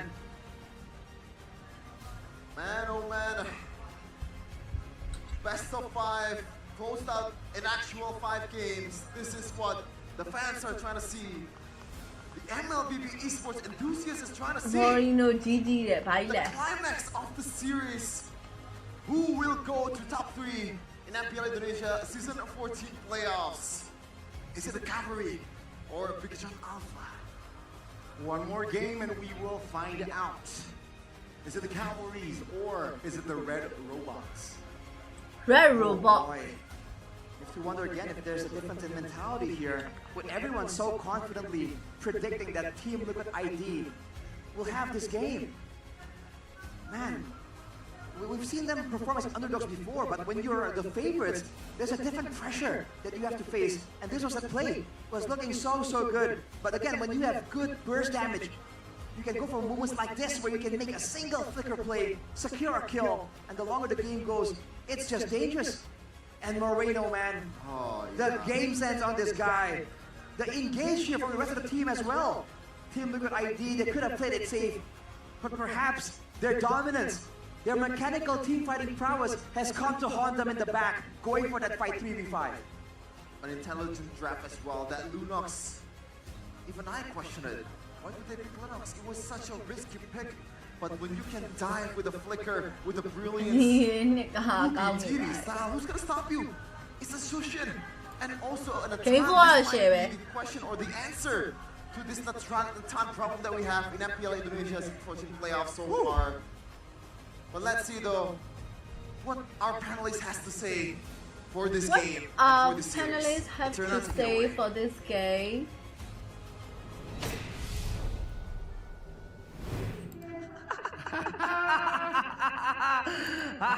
Welcome to playoff, Eterna. Welcome to playoff. It's not a curse. My team has lower brackets. That's true. My bad. So you're guessing that my team is gonna lose on the game number 5? My team has 4 MPLs. And yet you still couldn't make it to top 4. My team went to M5. And yet you still couldn't make it to top 4. That's true. I raised my case. Moreno Didi lo Alright, here we go, ladies and gentlemen. Both teams are now at match point. Bigatron Alpha, impeccable gameplay in game number 4 to force a full best of 5 series. You know what? It's okay. I like this. It's competitive. This is what we wanted from last season. And we're seeing that both of these teams can actually go head to head and they're on par. They are on par. I mean, from the look at the draft, actually, Bigatron Alpha's draft looked very solid because they had setters to really just fight through the objectives. They had good initiation, good lockdown as well. စဉ်းစားကြည့်နော် Game 5 မှာသာရှုံးသွားရင်လေနှစ်ပွဲနိုင်ပြီးတော့သုံးပွဲပြန်ပေးလိုက်ရရင်ခံမှုကြီးဖြစ်သွားမှာနော် Solid heavy spins, and then you had that late game potential in the hands of the Bane and the Natan, but it just did not work out. Why? Because Bigatron had Amma. Clint is a front line killer. And don't forget the X factor that Aidorna mentioned before we go to the panelist section. It's their first time to play on BO5. Yes. Right? So the pressure is on. If they play on the BO3, they already won. 2-0 already. Let's crown our MVP, ladies and gentlemen. Presented to you by our official tournament smartphone Samsung Galaxy S24 FE, and it is Moreno. Now, in the drafting phase, when we saw the Lunox being picked up, even you mentioned that, you know, Lunox in the mid lane, it's so risky. It doesn't work out well. We heard Sheffin mention it as well, but he made it work. Let's talk about how and why. I think how Moreno's play with Lunox, using the flicker, using the brilliance of order and the chaos. It really brings the chaos to TLIG. Because he always aim for Eman. Yeah, I mean, the way he plays it is that his targeting is so good. The only reason why this Lunox is picked in the very first place is to become the sole diver towards the Natan, towards RNG. RNG did not have a very good time. He can dive with the Chaos Order, with the Burst Order, he can go out as well. And plus, there will be Key who will fetch him with the Guiding Wind. We talked about this, we argued a little bit with Corleos, is the fact that yes, they had Matilda, but the Matilda is also required by other heroes that also needs the Guiding Wind. But the problem with the case for Moreno is that he has that time where he can burst down Natan, or he can burst down the RNG, and then he comes out with the Guiding Wind. Mini tournament လုပ်ဖြစ်မှာလုပ်ဖြစ်မှာ Bigatron Alpha, they can burst down the Mini tournament လုပ်ဖြစ်မှာဒါပေမဲ့တော့လည်းမတိုင်မင်ရသေးဘူးခဏလေး There is Lunox in the hands of Moreno, and then Clint will be the main leading player to play that front-to-back competition because Clint isn't DPS per se, he's much more of a burst marksman, but he bursts down the tanks of Team Liquid ID. Look at that damage. What in the world? And essentially, every time they went into these team fights, nobody was able to actually catch Iman in the back line, but it's curious, right? Because technically TLID had Iran on the Akai, and they also had Weedy on the Joe. But when a guy using the heavy spin, I think Winter Crown always save the day, especially for Super Can. Yeah. That's why it's gonna be hard if they pin the Super Can down and like if they try to aim for the Super Can is using the Winter Crown. We talked about this actually. The later the game goes, the more hard it is for you to land the heavy spin. It's almost like the same case of 1-1 with the crossbow of 10. When it's popped, you have that time frame where you can pop back your Winter Crown, which makes you invulnerable against that heavy spin, which means that you have that time frame for you to dodge the CC. So then Big Tron Alpha, they can pounce back after the heavy spin because there isn't really an AoE heavy tool you can utilize at the hands of Team Liquid ID aside from the heavy spin. Maybe yes, you know, really can pop the Jin Kundo and then the dragon, the way of the dragon, but it isn't as heavy locking as the heavy spin. Yeah, with Winter Crown also. With the nuts, right? So King it's gonna be on hard the to aim journey. for him, especially if he wants to dive in using the Balance of Order, using the Chaos, and if like the others try to aim for Lunox, he can just do the Winter Crown. Yeah, and Lunox also has that innate survivability with the Brilliance of Order. Immune. Yeah, and immune to anything, to damage, to CC. He is basically, or rather she is basically just able to dodge away from all the atrocities that Big Tron Alpha wants to bring. What a game. Yeah, I think What it's a game. game. So it's really interesting to see what kind of gameplay that they gotta play on the last game. It gets more interesting because this is where Team Liquid ID will be battle tested. This is not a scenario where they used to. Sure, they are used to be 0-3s, they are used to winning 2-0, 2-1, or losing 0-2 and 1-2. But when it comes to the best of 5, especially when you are the one leading the game, with the 2-0 lead, and then it becomes a 2-2, we go back to square one. Ooh. And this will be a very, very expensive experience for them if they do advance to M6, because these are young bloods who don't really have the chance to play in these types of anime ကြီးอ่ะကြိုက်တယ်ဆိုရင်ဘာကို recommend လုပ်လဲဆိုတော့အခု Blue Eye Samurai ကိုကြည့်ကြည့်ဖို့တော့ကို recommend လုပ်ပါတယ် Blue Eye Samurai ကိုကြည့်တဲ့အခါကျရင်အတန်ကိုအနောက်ခံစကားပြောကို English language နဲ့ပဲကြည့်ပါအရန်မိုက်ပါတယ် They're gonna have to come back from 2 losses in a row. And we saw the look on Wee's face, and then you could hear him say, Aman, like, it's all good, it's all good. But yeah, it boils down to that. Who's going to be able to pick up the morale is going to be very important too. And this is also proving grounds for Big Tron Alpha. They are known as the team who chokes in the playoffs. But now they are the ones on the verge of pulling a reverse sweep, our first ever in MPL ID Season 14 Playoffs. So that kind of adds the momentum into their favor as well, because now they know they can prove everyone wrong. They're not choking anymore. They have the capabilities to pull that reverse sweep. Yeah, that's why I think TLID needs to bring back their DNA. It's like, don't let the opponents get the map control on the early game. That's really important because Vavian gameplay using Bane, actually it's not Vavian because Bane on the early game is not that strong. Yeah. It's not that high mobility to like do the rotation or do some pick up to the side lane. Yeah, that's exactly why they picked up the Natan, because I think their aim here was also to play towards the late game. Bane is disgustingly good as well in the late game. The damage, the crits is just immense, and the Natan just doing light work, like how LMG played in game number 2. But Big Tron Alpha, they knew that they also had the winning condition in the late game because they had the Clint up and running, and one was free hitting the backline so swimmingly. So essentially, despite the statistics that we saw from Jushin being 100% win, pick and ban rate, the win rate of the Jushin has fallen now. Yeah. But what hasn't is the alpha in this series. Do you think that is one of the key factors for both of these teams to be able to secure that early game that we keep underlining as extremely important to that snowball? And the team who have the second pick is always got the alpha, right? It depends though, because essentially, if TLID were the losers, right? So they can choose to still stay on first pick, but maybe not the Jushin first pick. Okay, because on the game number 4, I think they prioritize Matilda against Alpha. Yes. Their first pick is Matilda. In game 4. That was game 3. Game 3, I mean. Game 3, yeah. they went Matilda. That's why maybe they need to think like, are they gonna pick Alpha as the priority? Exactly. Yeah, think now Alpha's value is just way too strong. Like one of the most viable fighter heroes in the jungle in this current patch, and the fact that it has a lot of setup, a lot of lockdown, and it's just so good. Level 3, level 4. This is where the power spike happens, and this is what is more crucial towards Team Liquid ID. They play for the early game, which Alpha really accommodates. You know, you have that early game strength, and Alpha, Team Liquid ID might need that. How about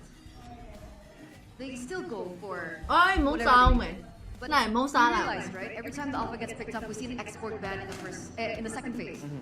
What happens if they prioritize the export maybe in the first phase? Do you think the export stands a chance against the alpha? I think the export is much more conditional. I don't think it's a good answer directly to the alpha. It'll first pick it in the first phase. But for the others? Yeah, but there's still other choices that you can go. But again, the export is conditional when you are up against HP percentage heroes, like the Hylos, like the Phobias. That's why Bigatron Alpha batted in the second phase, because they knew that the export could have posed a huge threat. So I don't think it's a grab and go pick. You know, you get a conditional with it. Okay. So Bigatron's solid execution with Matilda on a key. That's one of his signature heroes. Forces TL ID to game number 5. So if we were to talk about how TL ID would improve, what are the factors here? Well, not being run down and YouTube community ကဘယ်လိုလုပ်ရလဲ။အဲ့ဒါမသိလို့ YouTube community ကဘယ်လိုလုပ်ရလဲ။တကယ်အခုမှ YouTube မှာနှွှင်းတဲ့ဟာရောအဲ့လို newbie ဖြစ်နေအောင်မလို့ပါ။ဝေးသဘောကျလိုက်တာစားညံစရာလေး။အာလူကတ်တလိတ်စားပါအောင်ရှင်။我也觉得，来下视频要杀！啊啥人嘞？冇人追吧？都係追人咩幾手？哦，都係報標過去睇，冇講你幾手要。冇人不路會追人嚟標？邊咧對乜出票？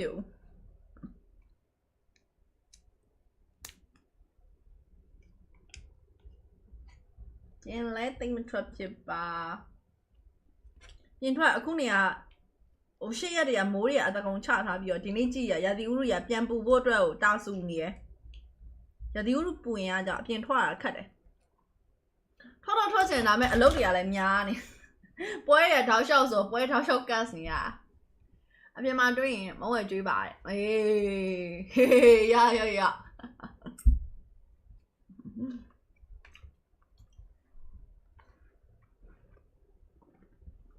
အဲ့မှာတင်မရလေရဲ့မဟုတ် community ကဘယ်လိုမျိုးအလုပ်လုပ်တာလဲဆိုတာမသိလို့ YouTube community ဆိုရဲအဲ့ function ကဘယ်လိုအလုပ်လုပ်တာလို့ရမယ်သူရဲ့ကောင်းကျိုးတွေကဘယ်လိုမျိုးရှိလဲအဲ့ဒါကိုမသိอ่ะ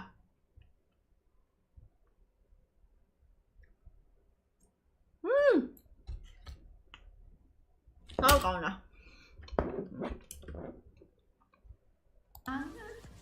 Tapi biasanya ke Jakarta ya Om, Tante yang pergi.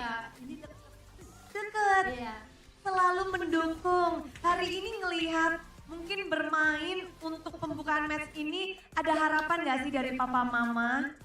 Ya, puji Tuhan, mudah-mudahan dikasih sukses, Lukas. Tetap berdoa, mudah-mudahan Tuhan menolong. 1 game lagi, tapi deg-degan. Bener, dan semuanya sih deg-degan. Ini kalau Papa terakhir Saint Lukas pulang Bandung kapan nih? Selalu Om Tante ya yang pergi ya? Ya, kami yang pergi ke Jakarta. Nggak pernah, akhirnya pulang nih ya? Akhirnya pulang. Terima kasih MPL. Tapi di sini juga namanya siapa nih buah hatinya? Lukas. Sesuai nama ya? Papahnya yang kasih nama. Boleh nggak sih mungkin dari istri tercinta bisa memberitahu, kita tuh penasaran banget bagaimana sih kerja keras, dedikasi dari Saint Lukas untuk timnya bahkan bisa masuk sampai playoff di upper bracket ini. Ya dia sangat profesional. Saya pun sebagai istri istri memaklumi kesibukannya, pulang seminggu sekali. Jadi ketemu anak juga seminggu sekali, tapi sekalinya di rumah dia benar-benar ngasih waktunya buat keluarga, kerja 100% untuk Aduh kata like Seminggu sekali saja. Terus Dedek Lukas umur berapa? 5 bulan? 5. Nanti mau jadi coach juga, udah pakai headset nih kayaknya.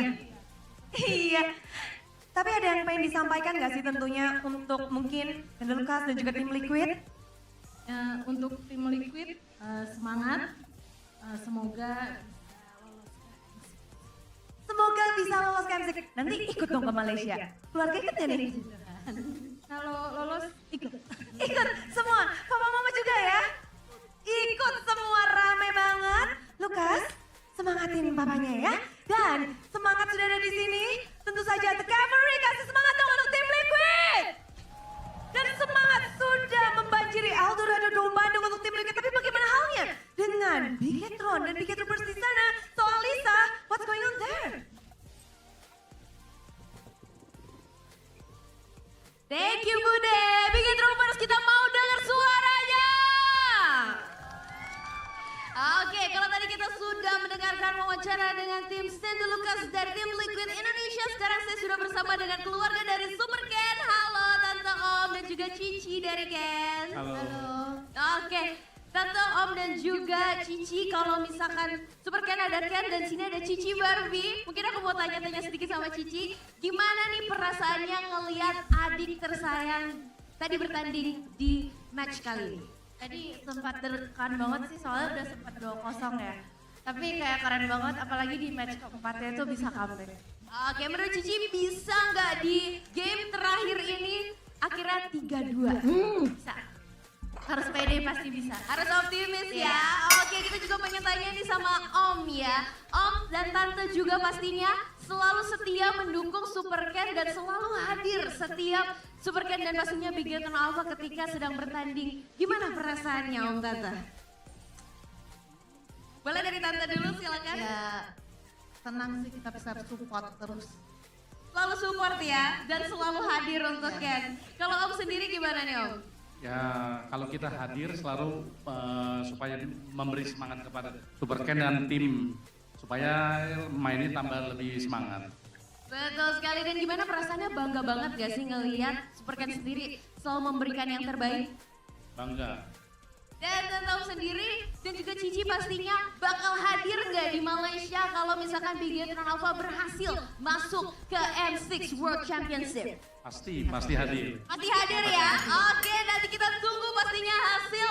dari match kita kali ini dan kita berharap yang terbaik pastinya untuk Bigetron Alpha dan juga pastinya untuk Bigetroopers yang sedang menonton. Dan tanpa berlama-lama lagi, langsung aja kita lempar kembali ke panelis dan caster, silakan. Analyst. Oh, nggak dibakar cover ini tau siap. It's so great to see that even the players, the coaches, they have their support system in the building as we're here. ကျူပွဲက9နာရီခွဲလောက်ဖြစ်ဖို့များပါတယ်ရှင် We saw Saint Lucas's family, his kid, 5 months, with his wife as well, and I hear his parents as well. Yeah, his parents. And we also saw Super Ken's family in the building, showing their support. Full best of 5 they need it right now. Back to a best of 1 for both of these teams. Wow.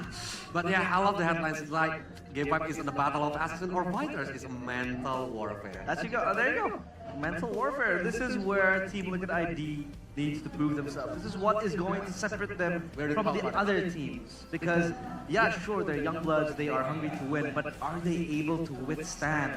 5 grueling games? The first 2 games were a walk in the park. It was more of a field trip towards Bigetron Alpha's draft. But now, the last They're walking on the games, lava. Yeah, now they're walking on the lava, so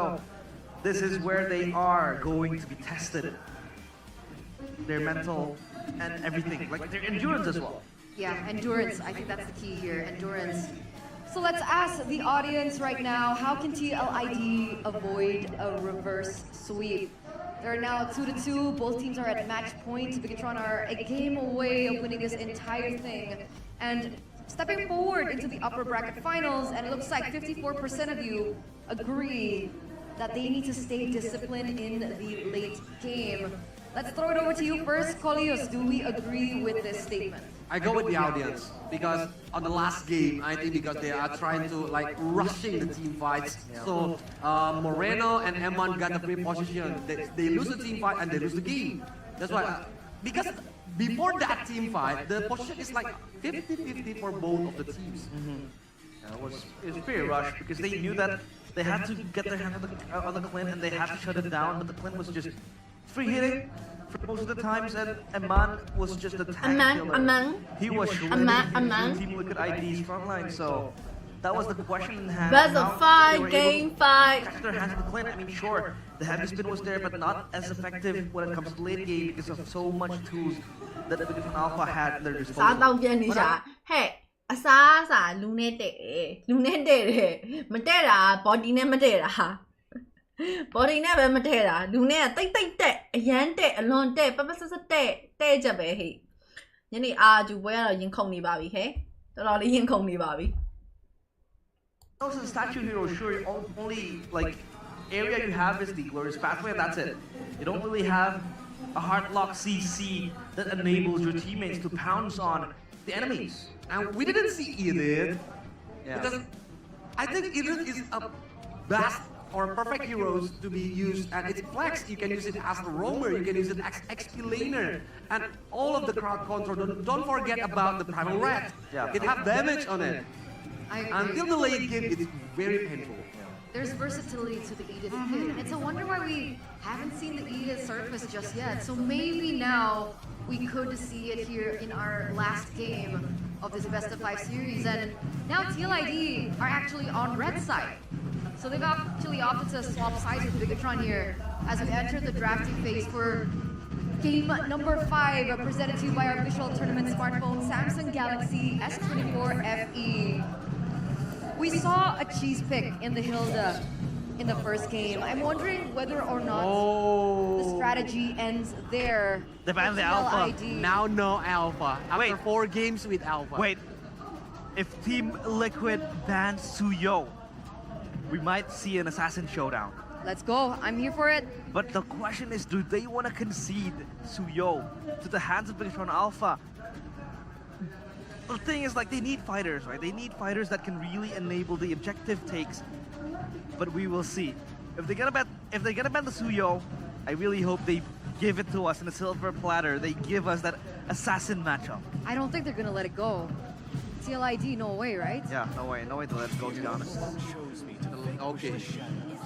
So, they answer my thought on the game number 5, the Battle of Assassin. Suyo ban. It's gonna be Hayabusa versus Nolan, Hayabusa versus Ling. But Bigatron pick up the Matilda or first. Julian? That's the problem. Julian, yeah, I forgot about this pick.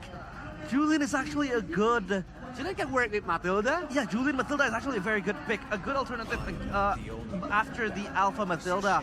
Because it also has that dive, it has that poke. The way you play it is much more of a DPS type of way. With the sword that can really poke away the enemies. You can go in and go out. But they pick up...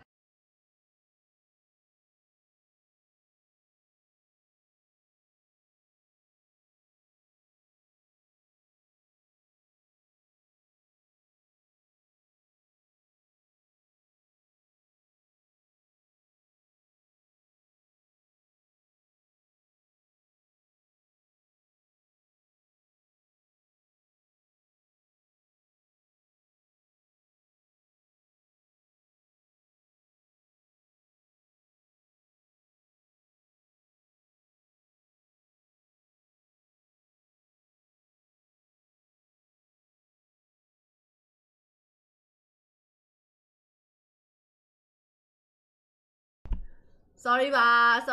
ကျွန်မပပဆက်ဆက်တွေပြောနေပြီးမိုက်ကြီးပိတ်ပြီးပပဆက်ပြောနေတာဂုတ်တယ်ဟေ့ sorry ပါအစားလေးပြန်ပြောမယ်အရင်ဆုံးရွေးထားတာက Angela 4BS ဒါရှေ့ပိုင်းမှာသူတို့နိုင်ခဲ့တဲ့ draft one of the draft တွေကတခု Angela Link ပြန်ပြီးတော့တွဲမယ် Fabian Link ဖြစ်ပါတယ်တစ်ဖက်မှာတော့ Export Jungle ကြီးထွက်ပြီးတော့မှ Angela Link ဆိုတဲ့အရာကြီးကိုပြလိုက်တာက BTR ဘလို့မြင်တယ်လို့ထင်လဲဒီဟိုက A-Sport နဲ့ Link နဲ့ဆိုရင် A-Sport Link ကပိုတာတယ်လို့မထင်ဘူးလားA-Sport နဲ့ Link ဆိုရင်လေဂျားထဲမှာနားမှာလားဆိုတော့ဂျားထဲမှာနားတာပေါ့တပွဲနဲ့တပွဲဂျားထဲမှာသူတို့နိုင်ဝက်လောက်တော့သူတို့နားပါတယ်နိုင်ဝက်လောက်နားပြီးသွားမှနောက်တပွဲကိုပြန်ပြီးတော့စတာလीနော်အေးပွဲမဟုတ်လို့လားမသိဘူးတဲ့ပွဲအမြိုင်နေရောတဲ့စိတ်မကောင်းပါဘူးစိတ်မကောင်းပါဘူးဟိုမှာအတန်နေတဲ့ wine all ကိုကြပြီနောက်ထပ် Kali ban ထားတယ် Harry ban ထားပါတယ် Harry ban ကကြတော့သူတို့သိရမလား Lane Roll နဲ့တက်ကိုခံနိုင်အောင်လို့ဆိုတာ Harry ကကောင်းဒါပေမဲ့ Moscow တော့လွတ်နေအောင်ပဲ BTR Moscow ယူသွားနိုင်ခြေလေးလည်းရှိကောင်းရှိနိုင်တယ်ပေါ့နော်ဒါပေမဲ့ပြောလို့တော့မရသေးဘူးအချိန်လေးစောင့်ကြည့်အောင်ပဲဒီပွဲကတော့ Beatrice တော့မထွက်တော့ဘူးထင်တာပဲ Beatrice ဆိုရင်အဆင်ပြေပါမလား Moscow နဲ့ Beatrice ဒီနှစ်ခုတွေကတော့ရွေးသွားမယ်လို့တော့ထင်တယ်နောက်ထပ်လာ Fighter ပဲ Mid Lane ကို Angela သွားခိုင်းပြီးတော့ Ruby Roaming နဲ့သွားမယ်Ruby Roman နဲ့သွားမယ် Fighter နည်းနည်းလေးကြိုက်တဲ့ Fighter လောက်ရတာကြိုက်တဲ့ liquid ပေါ့နော် A-Sport ESP လည်းဖြစ်နိုင်တယ်ဖြစ်ကောင်းဖြစ်နိုင်ပါတယ်တကယ်တမ်းကတော့ A-Sport ကိုအရင်ဥအောင်ထုတ်ထားလိုက်တဲ့သဘောမျိုးလေးမြန်သွားသလားလို့ပေါ့လေတွေးကြည့်ရပဲဒါဆိုတော့အချိန်ကြီးမကောင်းတော့ link နဲ့ရှင်ပြီးတော့ထိမ့်ဖို့အဆင်မပြေလောက်ဘူးဟေးဆိုရင်တော့ A-Sport ကို ESP လွှတ်လိုက်ပြီးတော့တဲ့မလား ESP လွှတ်လိုက်ပြီးဂျန်ကဲတော့နောက်တစ်ခေါက်ရွေးသွားတာလည်းဖြစ်နိုင်တယ်အကိုင်းနဲ့ okay lane time place ကြလာတဲ့အခါကျရင် defend ဖို့အတွက်ကိုအကိုင်းကိုပြန်ပြီးတော့ရွေးချယ်ထားတယ်ဒါကတော့အကိုင်း ESP ဖြစ်ဖို့အတွက်တော်တော်လေးများပါတယ် Brody ပါနောက်ထပ်တစ်ခေါက်ကတော့Brody ပယော်တီပြီးရဲ့နောက်မှာ liquid နောက်ဆုံး last pick ပြတာမယ်အချိန်ကိုတော့ရောက်လာပြီ last pick သူတို့ goal lane ကိုဘာရွေးသွားမလဲ last pick goal lane last pick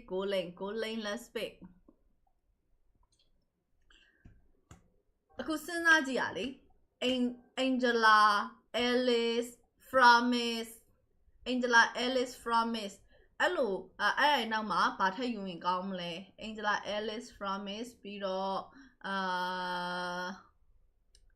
Tigeria Aurora တဲ့ဟဲ Ruby Goal Lane okay I got it Ruby Goal Lane Brody နဲ့ရှင်ထိန်ဖို့အတွက်ကို Ruby Goal Lane ကိုရွေးချယ်လို့လာပါတယ်တန်ကဲခုဆိုရင်တော့ဒါကတော့ဒီနှစ်သိန်းရဲ့ upper bracket တက်ရောက်မှုကိုရှင်ပြိုင်မှုဖြစ်တဲ့ best of 5 game number 5ဖြစ်ပါတယ် number 5အဲ့တော့ဒီပွဲမှာဘယ်အသင်းကအပိုင်သိမ်းသွားနိုင်မလဲဆိုတာလေးကိုဆက်လက်ပြီးတော့ကြည့်လိုက်အောင်เนาะ skin လုံးဝမသုံးတာเนาะတဲ့ skin မသုံးလဲသူ့ရဲ့ attribute plus 8 effect ကရပြီးသားပဲ။ tournament မှုဆိုတော့လေ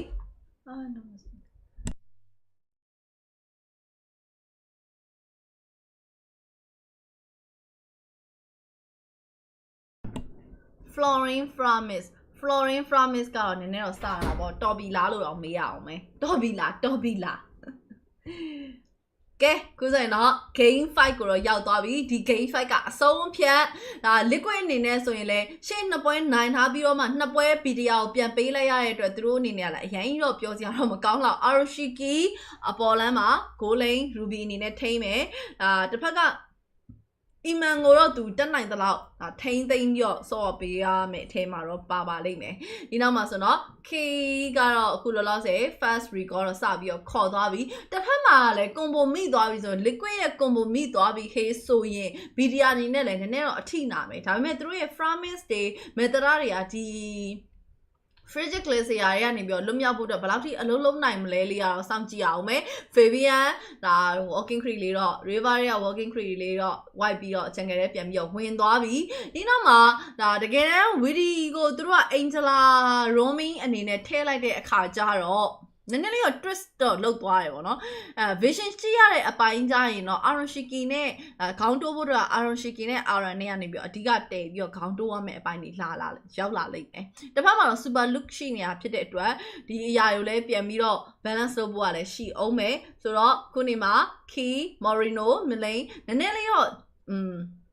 Christian နဲ့အပိုင်းကတော့ liquid ဘက်က mid lane ကတော့ပုံမြန်မယ်လို့တော့ယူဆတယ်။အောက်လမ်းကတော့ Fabian ရောက်နေပြီ။ Fabian ဒီပွဲမှာဘယ်လောက်ထိအလုံးလုံးနိုင်မလဲ။ Super Can ခုနေမှာဆိုရင်တော့ ESP Crab ကိုတော့Fabian လက်ထဲကိုပဲပေးထည့်ပေးလိုက်ရတယ်။ကျန်တဲ့အပိုင်းကတော့ trade ထူးတော့မရှိသေးဘူးငြိမ်သက်နေအောင်ဆိုပေမဲ့လည်းလှလှရှာဖြစ်စင်မဲ့ fast starter ကတော့ spawning ဖြစ်သွားတော့မယ်။ second နည်းနည်းလေးပဲလိုတော့တယ်။ Yaika mid lane မှာ level 3ပဲရှိသေးတယ်။ Moreno နဲ့အလားတူပဲ Key နဲ့ Moreno လည်း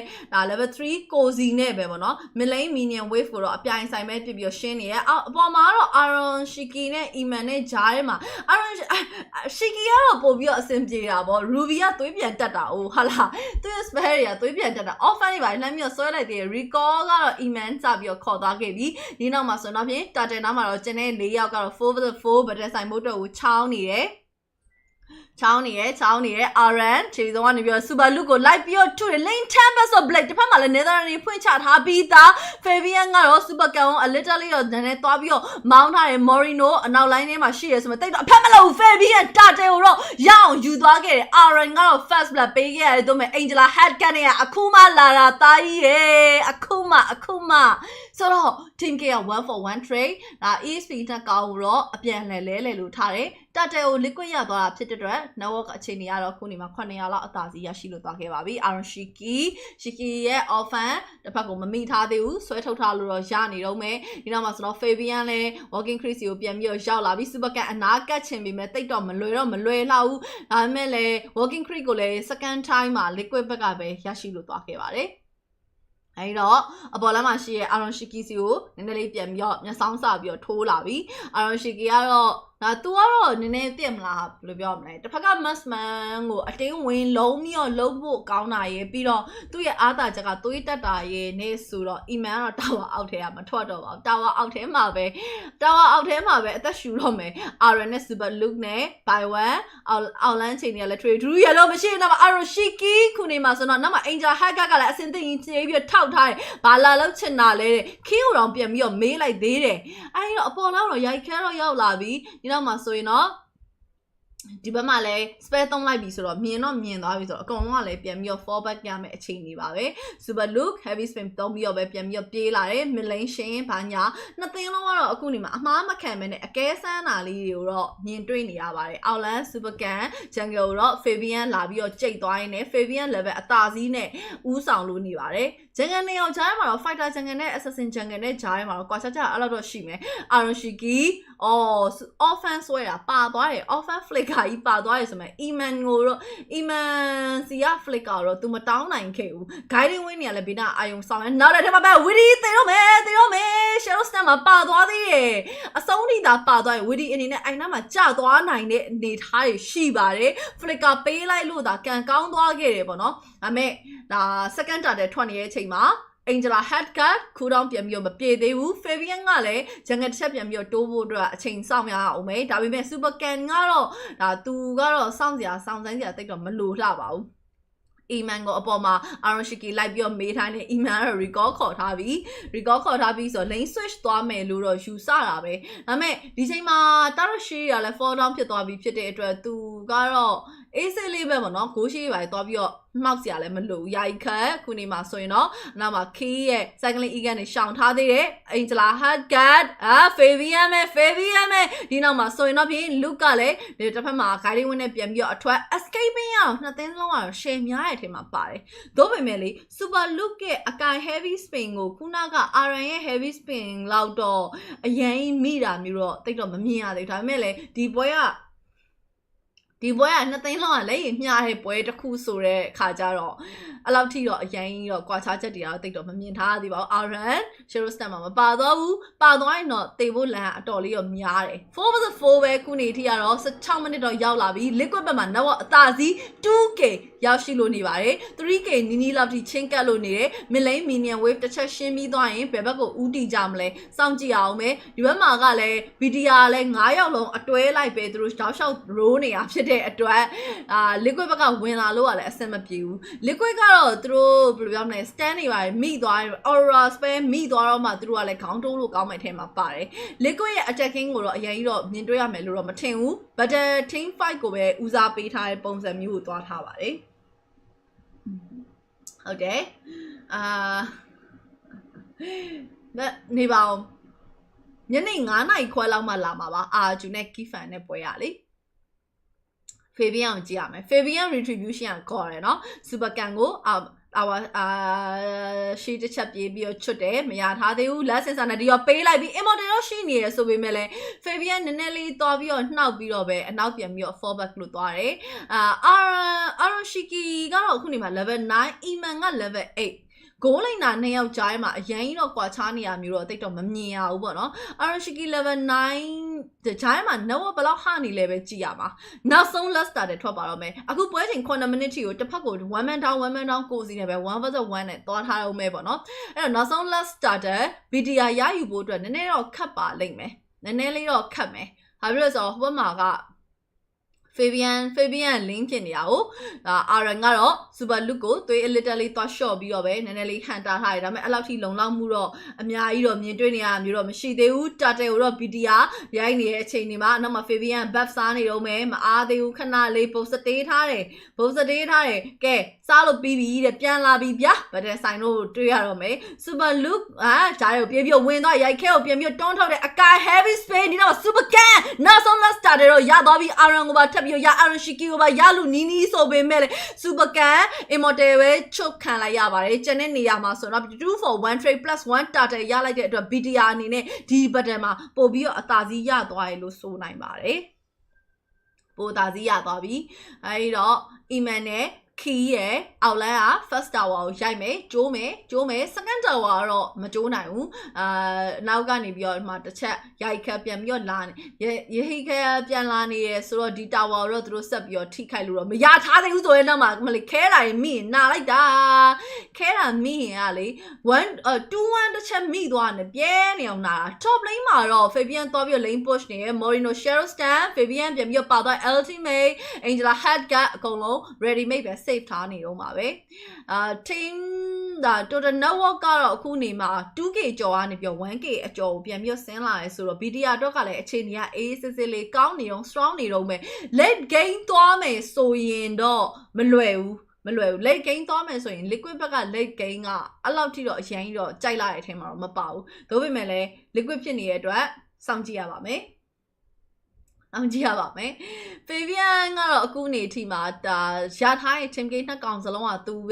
ပဲရထားတာဖြစ်ပါတယ် 2cc နဲ့ရှိနေတယ် Super Can ကတော့003ဒါကတော့ export jungling ဖြစ်တဲ့အတွက်အဲ့လောက်တော့ရှိမယ်ဒါပေမဲ့ link လာပြီးတော့ဖြတ်တဲ့ခါမျိုးကြလဲ export ကဖြတ်ခတ်တဲ့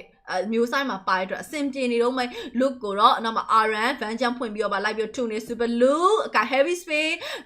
ယေဟီခဲရဲ့ ultimate တွေမိရဲ့နေကိုငါစောင့်နေတော့မယ်မိမို့အတွက်ကလည်းခတ်တယ် guiding wing နဲ့ပြီးရင်အကံအောင်ဖမ်းမလားဟိုအောင်ဖမ်းမလားဖမ်းလို့မကောင်းတဲ့ကောင်တွေကြီးပဲဖြစ်နေတာအဲ့ဒါမှ purify နှစ်ကောင်နဲ့ဆိုတော့သူလဲ aura လဲအလုံးလုံးရတာနည်းနည်းလေးတော့ခတ်ခဲတာတော့အမှန်ပဲအခုနေမှာဆိုရင်တော့ဖြင့်ပွဲချိန်9 minute 7 minute ရဲ့ first lot စပြီးတော့ထွက်ပါပြီဒီ first lot နာမှာနှစ်သင်းလုံးကလုံးဝကျင်းတွေဘတ်တဲကထပ်ပြီးတော့စိုက်အောင်မယ် super can ကတော့ဂျာညံ့နေပြီ lesson certainty မကုန်ခင်မှာသူကိုယ်တိုင်ပဲခွဲပြီးတော့ပြန်ပြီးတော့ safe side လေးရယူလို့ထားတဲ့ Aroshiki ကို ultimate ပူထားရတဲ့ look ကိုပြေးပြီးတော့ဖမ်းတယ် super look မှာအခုနေမှာ heavy spin မရှိပါဘူး Morino backline နဲ့ပြန်ဝင်လာဖို့ကြည့် Aaron ပြေးပြီးတော့2ပြီး Key ကတော့အနောက်ကိုပြန်ပြီးတော့ guiding ဝင်နဲ့ပြန် fall back မှာ Iman ကိုပါတစ်ခါတည်းပဲ save သွားတယ်အဲ့ဒီတော့နှစ်သင်းလုံးကတော့ယုံလိုက်လွတ်လိုက်ရဲ့နောက်မှာ super look ultimate လက်မီတော့ပြီး Aroshiki အကောင်းဆုံးပဲလွတ်မြောက်နေတော့မဲဆိုပေမဲ့လည်း Netherlands ဖွင့်ပြီးတော့ပြန်လိုက်တဲ့ down ကိုတော့မခံစားနိုင်တော့ one man down liquid loss လုပ်ဖို့အတွက်ကအစင်ကတော့အရန်ကြီးတော့မချောတော့4 versus 5ဖြစ်နေပြီတို့ပေမဲ့သွေးနေသွားတဲ့ကောင်တွေခီးရလဲသွေးနေနေတယ် super can ကလည်းအဲ့နားမှာသွေးနေနေတဲ့ဟာကိုအဲ့နားမှာသွားပြီးတော့ကြည်နေတယ် Fabian LD လဲရတော့တမ်းမြို့ကားကနေဖြစ်သွားပြီဆိုမှတော့ liquid လော်ရဖို့အတွက်အခွင့်အရေးပြန်ကောင်းသွားပြန်ရော BTR ရရင်ရတယ်လို့တကောင်လောက်တော့ပြေးပြီးတော့တတ်မယ်လေးဆိုပြီးတော့အတင်းကောင်းတိုးပြီးတော့စိုင်ကြည့်ဖို့အတွက်စဉ်းစားသေးတယ်လော့ပတ်တာတော့မရမကပဲသူကလည်းဟန်တာဖို့အတွက်စူးစမ်းတော့မယ်ဒါပေမဲ့လည်း BTR အနောက်ကိုပြန်ပြီးတော့ forward တင်နေပြီဖြစ်ပါတယ် first lock goes to team liquid Indonesia မမှတ်မိဘူးထင်ပါတယ်အောက်တော့မယ်ကျမပွဲ cast နေလို့ပါကျေးဇူးတင်ပါတယ် share ပေးရတဲ့အတွက် so BTR ဘက်မှာအမြဲတမ်း Tinky ကတော့ BTR လေအမြဲတမ်းနှစ်တပြားသူတို့ကအမြဲတမ်းတာတာပဲဒါပေမဲ့ဒီပွဲရဲ့အခြေအနေရလက်ကိုကြည့်ရတာ Game 1-on-1 နဲ့ခက်စင်စင်ပဲ Tinky ကိုကြည့်လိုက်ရင် BTR ပုံများတယ်ဒါပေမဲ့ Noah ကိုကြည့်လိုက်ရင် Liquid ဘက်ကLiquid က Noah နဲ့အဲ့ဒီဟိုဟာနဲ့ကိုအမြဲတမ်းအပိုင်သိမ်းထားတယ်ကွာ lane control နဲ့ကို objective တွေရောပဲ objective က BTR Liquid စီကနေရယူနိုင်ရင်အမြဲတမ်းတစ်ချိန်လောက်ပဲသူတို့ပြန်ပြီးရတာများတယ်ရှုံးသွားတဲ့ပွဲတွေကတော့တပိုင်းပေါ့နော်ဒါအခုအနေမှာဆိုရင်တော့ look ရဲ့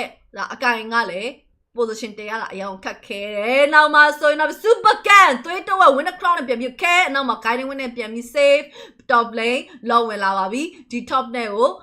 လောက်ကိုအိုက်တိုင်းမထားဘူး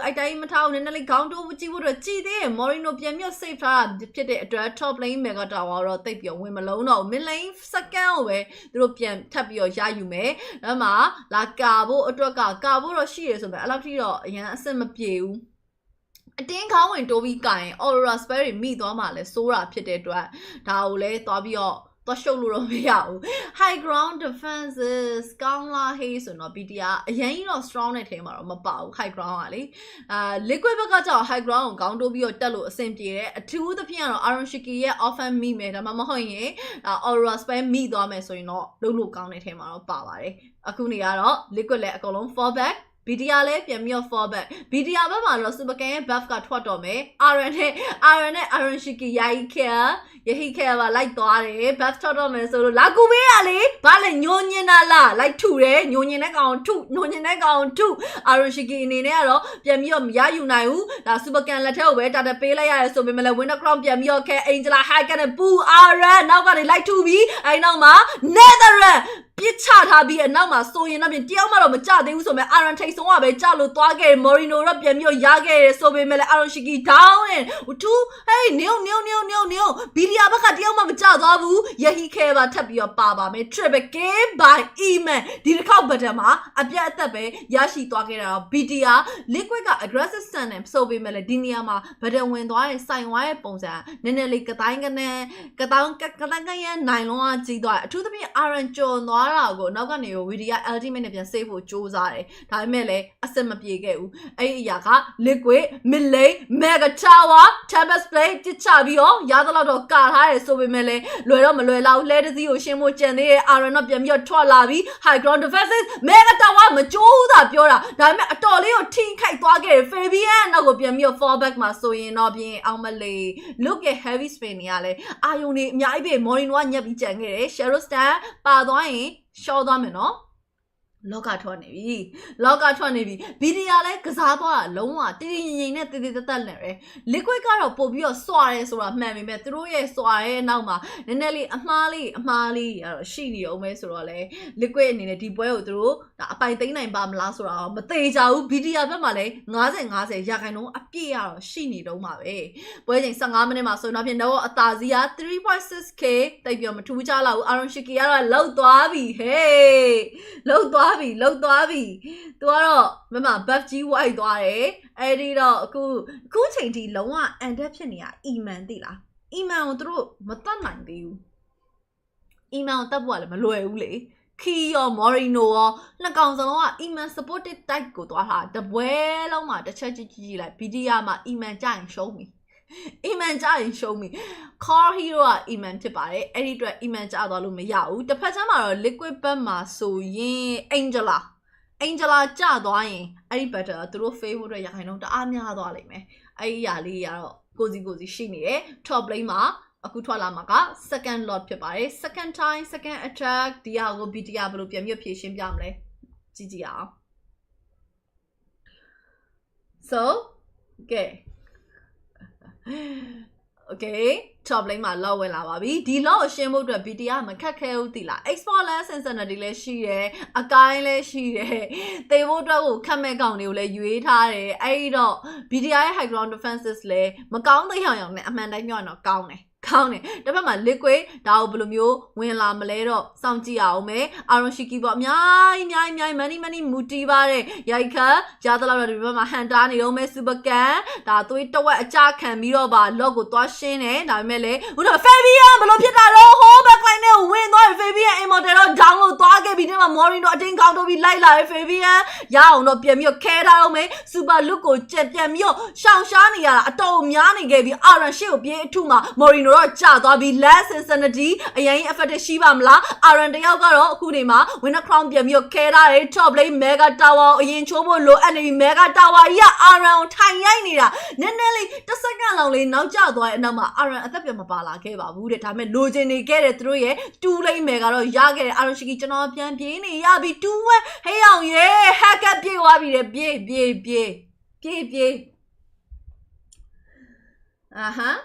မသိသေးဘူးလေအော်အမဲတော့ဖျောက်ပြီဘယ်အမဲတော့အဲ့အမဲတော့ကဖျောက်လို့မရဘူးဖျောက်ရင်နားကားသွားလိမ့်မယ်နားကားသွားလိမ့်မယ်ကာကျွန်တော်ကာထားမဟုတ်ဘူး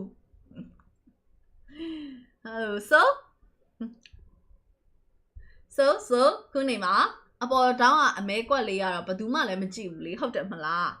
အေးလည်းမကြည့်ဘူးလေအဲ့တော့ကာထားတာကျမတို့ကောင်းနေဆိုတော့ရှင်တို့အတွက်လည်းအနောက်ရှက်မဖြစ်ဘူးဆိုတော့အဲ့ဒါပြဿနာမရှိပါဘူးเนาะ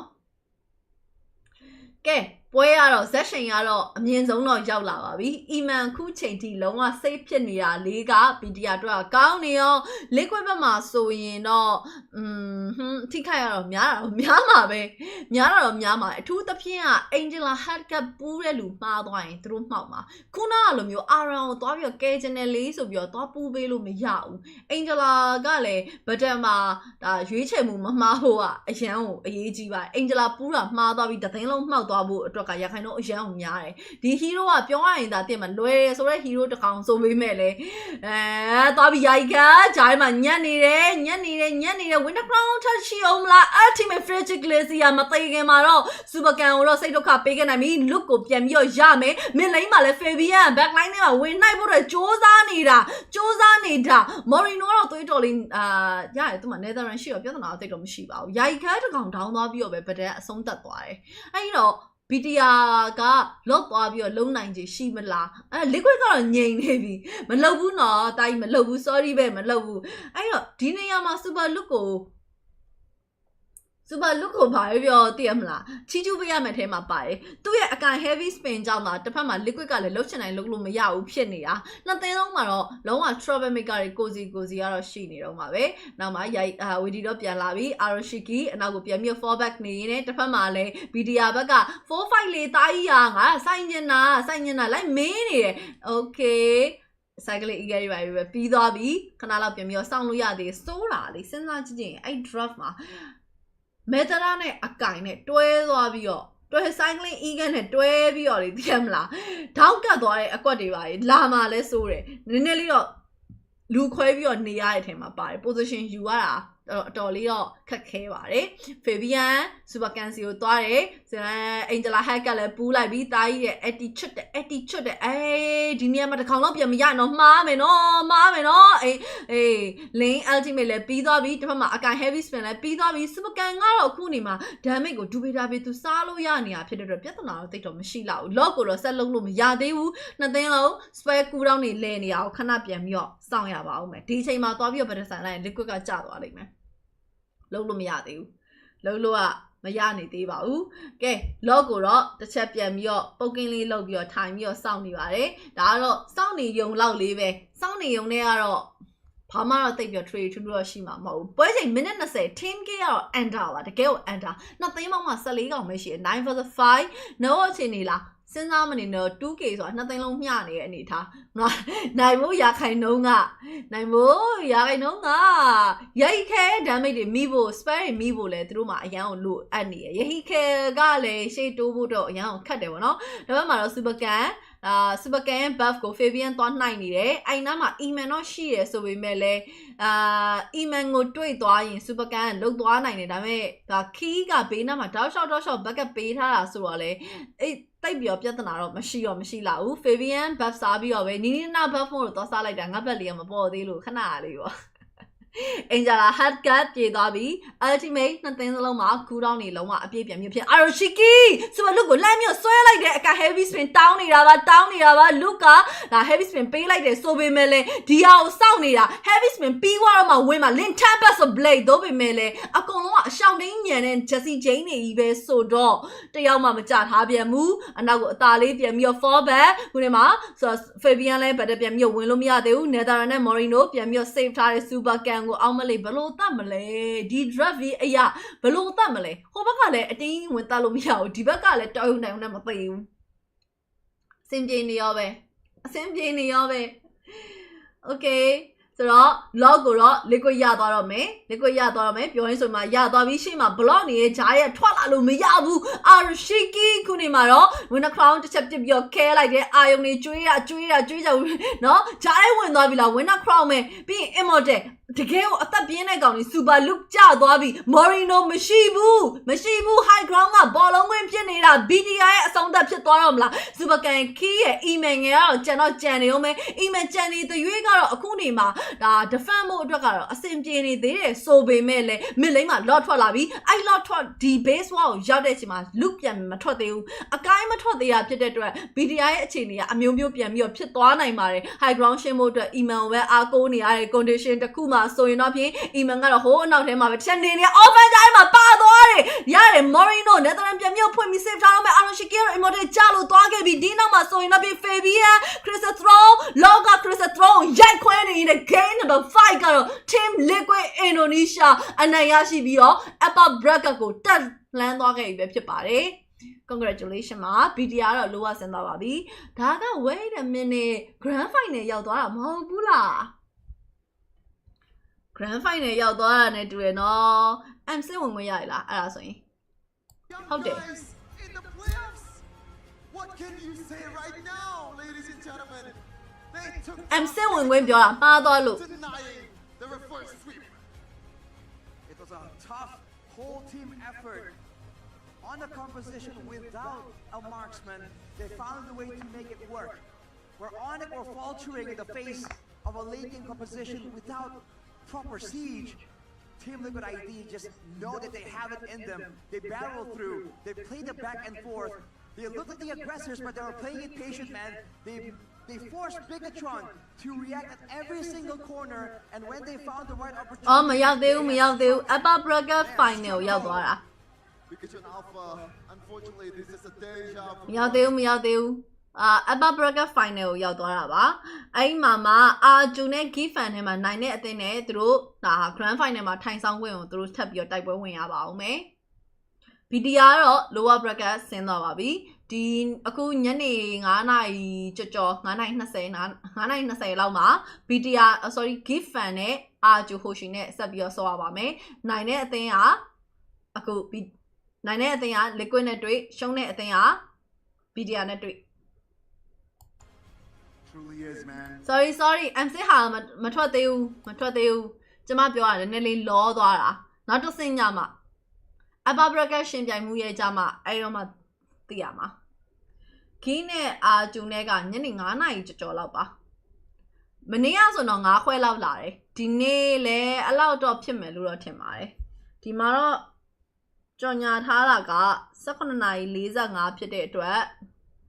9:45 လို့တော့ကြီးညာထားပါတယ် Consequence. And Fabian, you have to highlight the guy yet again with the tempest of blades used perfectly. The Finch poise used frame by frame perfect to bait out the heavy spins, the nether realms. Oh man, dude. What a monster of a team. We're gonna throw it to our panelists, man. Let's just discuss what happened to Eterna. ကဲအဲ့ဒါဆိုတော့တစ်ဖြတ်ခဏနားအောင်မယ်တစ်ဖြတ်ခဏနားပြီးတော့အာဂျူပွဲပြန်လာတဲ့အချိန်မှာတက်ပြီးပါမယ်เนาะအားလုံးပဲ good night တောင်ဖြစ်တယ်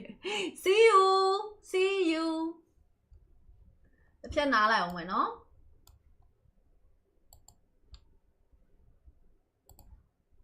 One way, one match.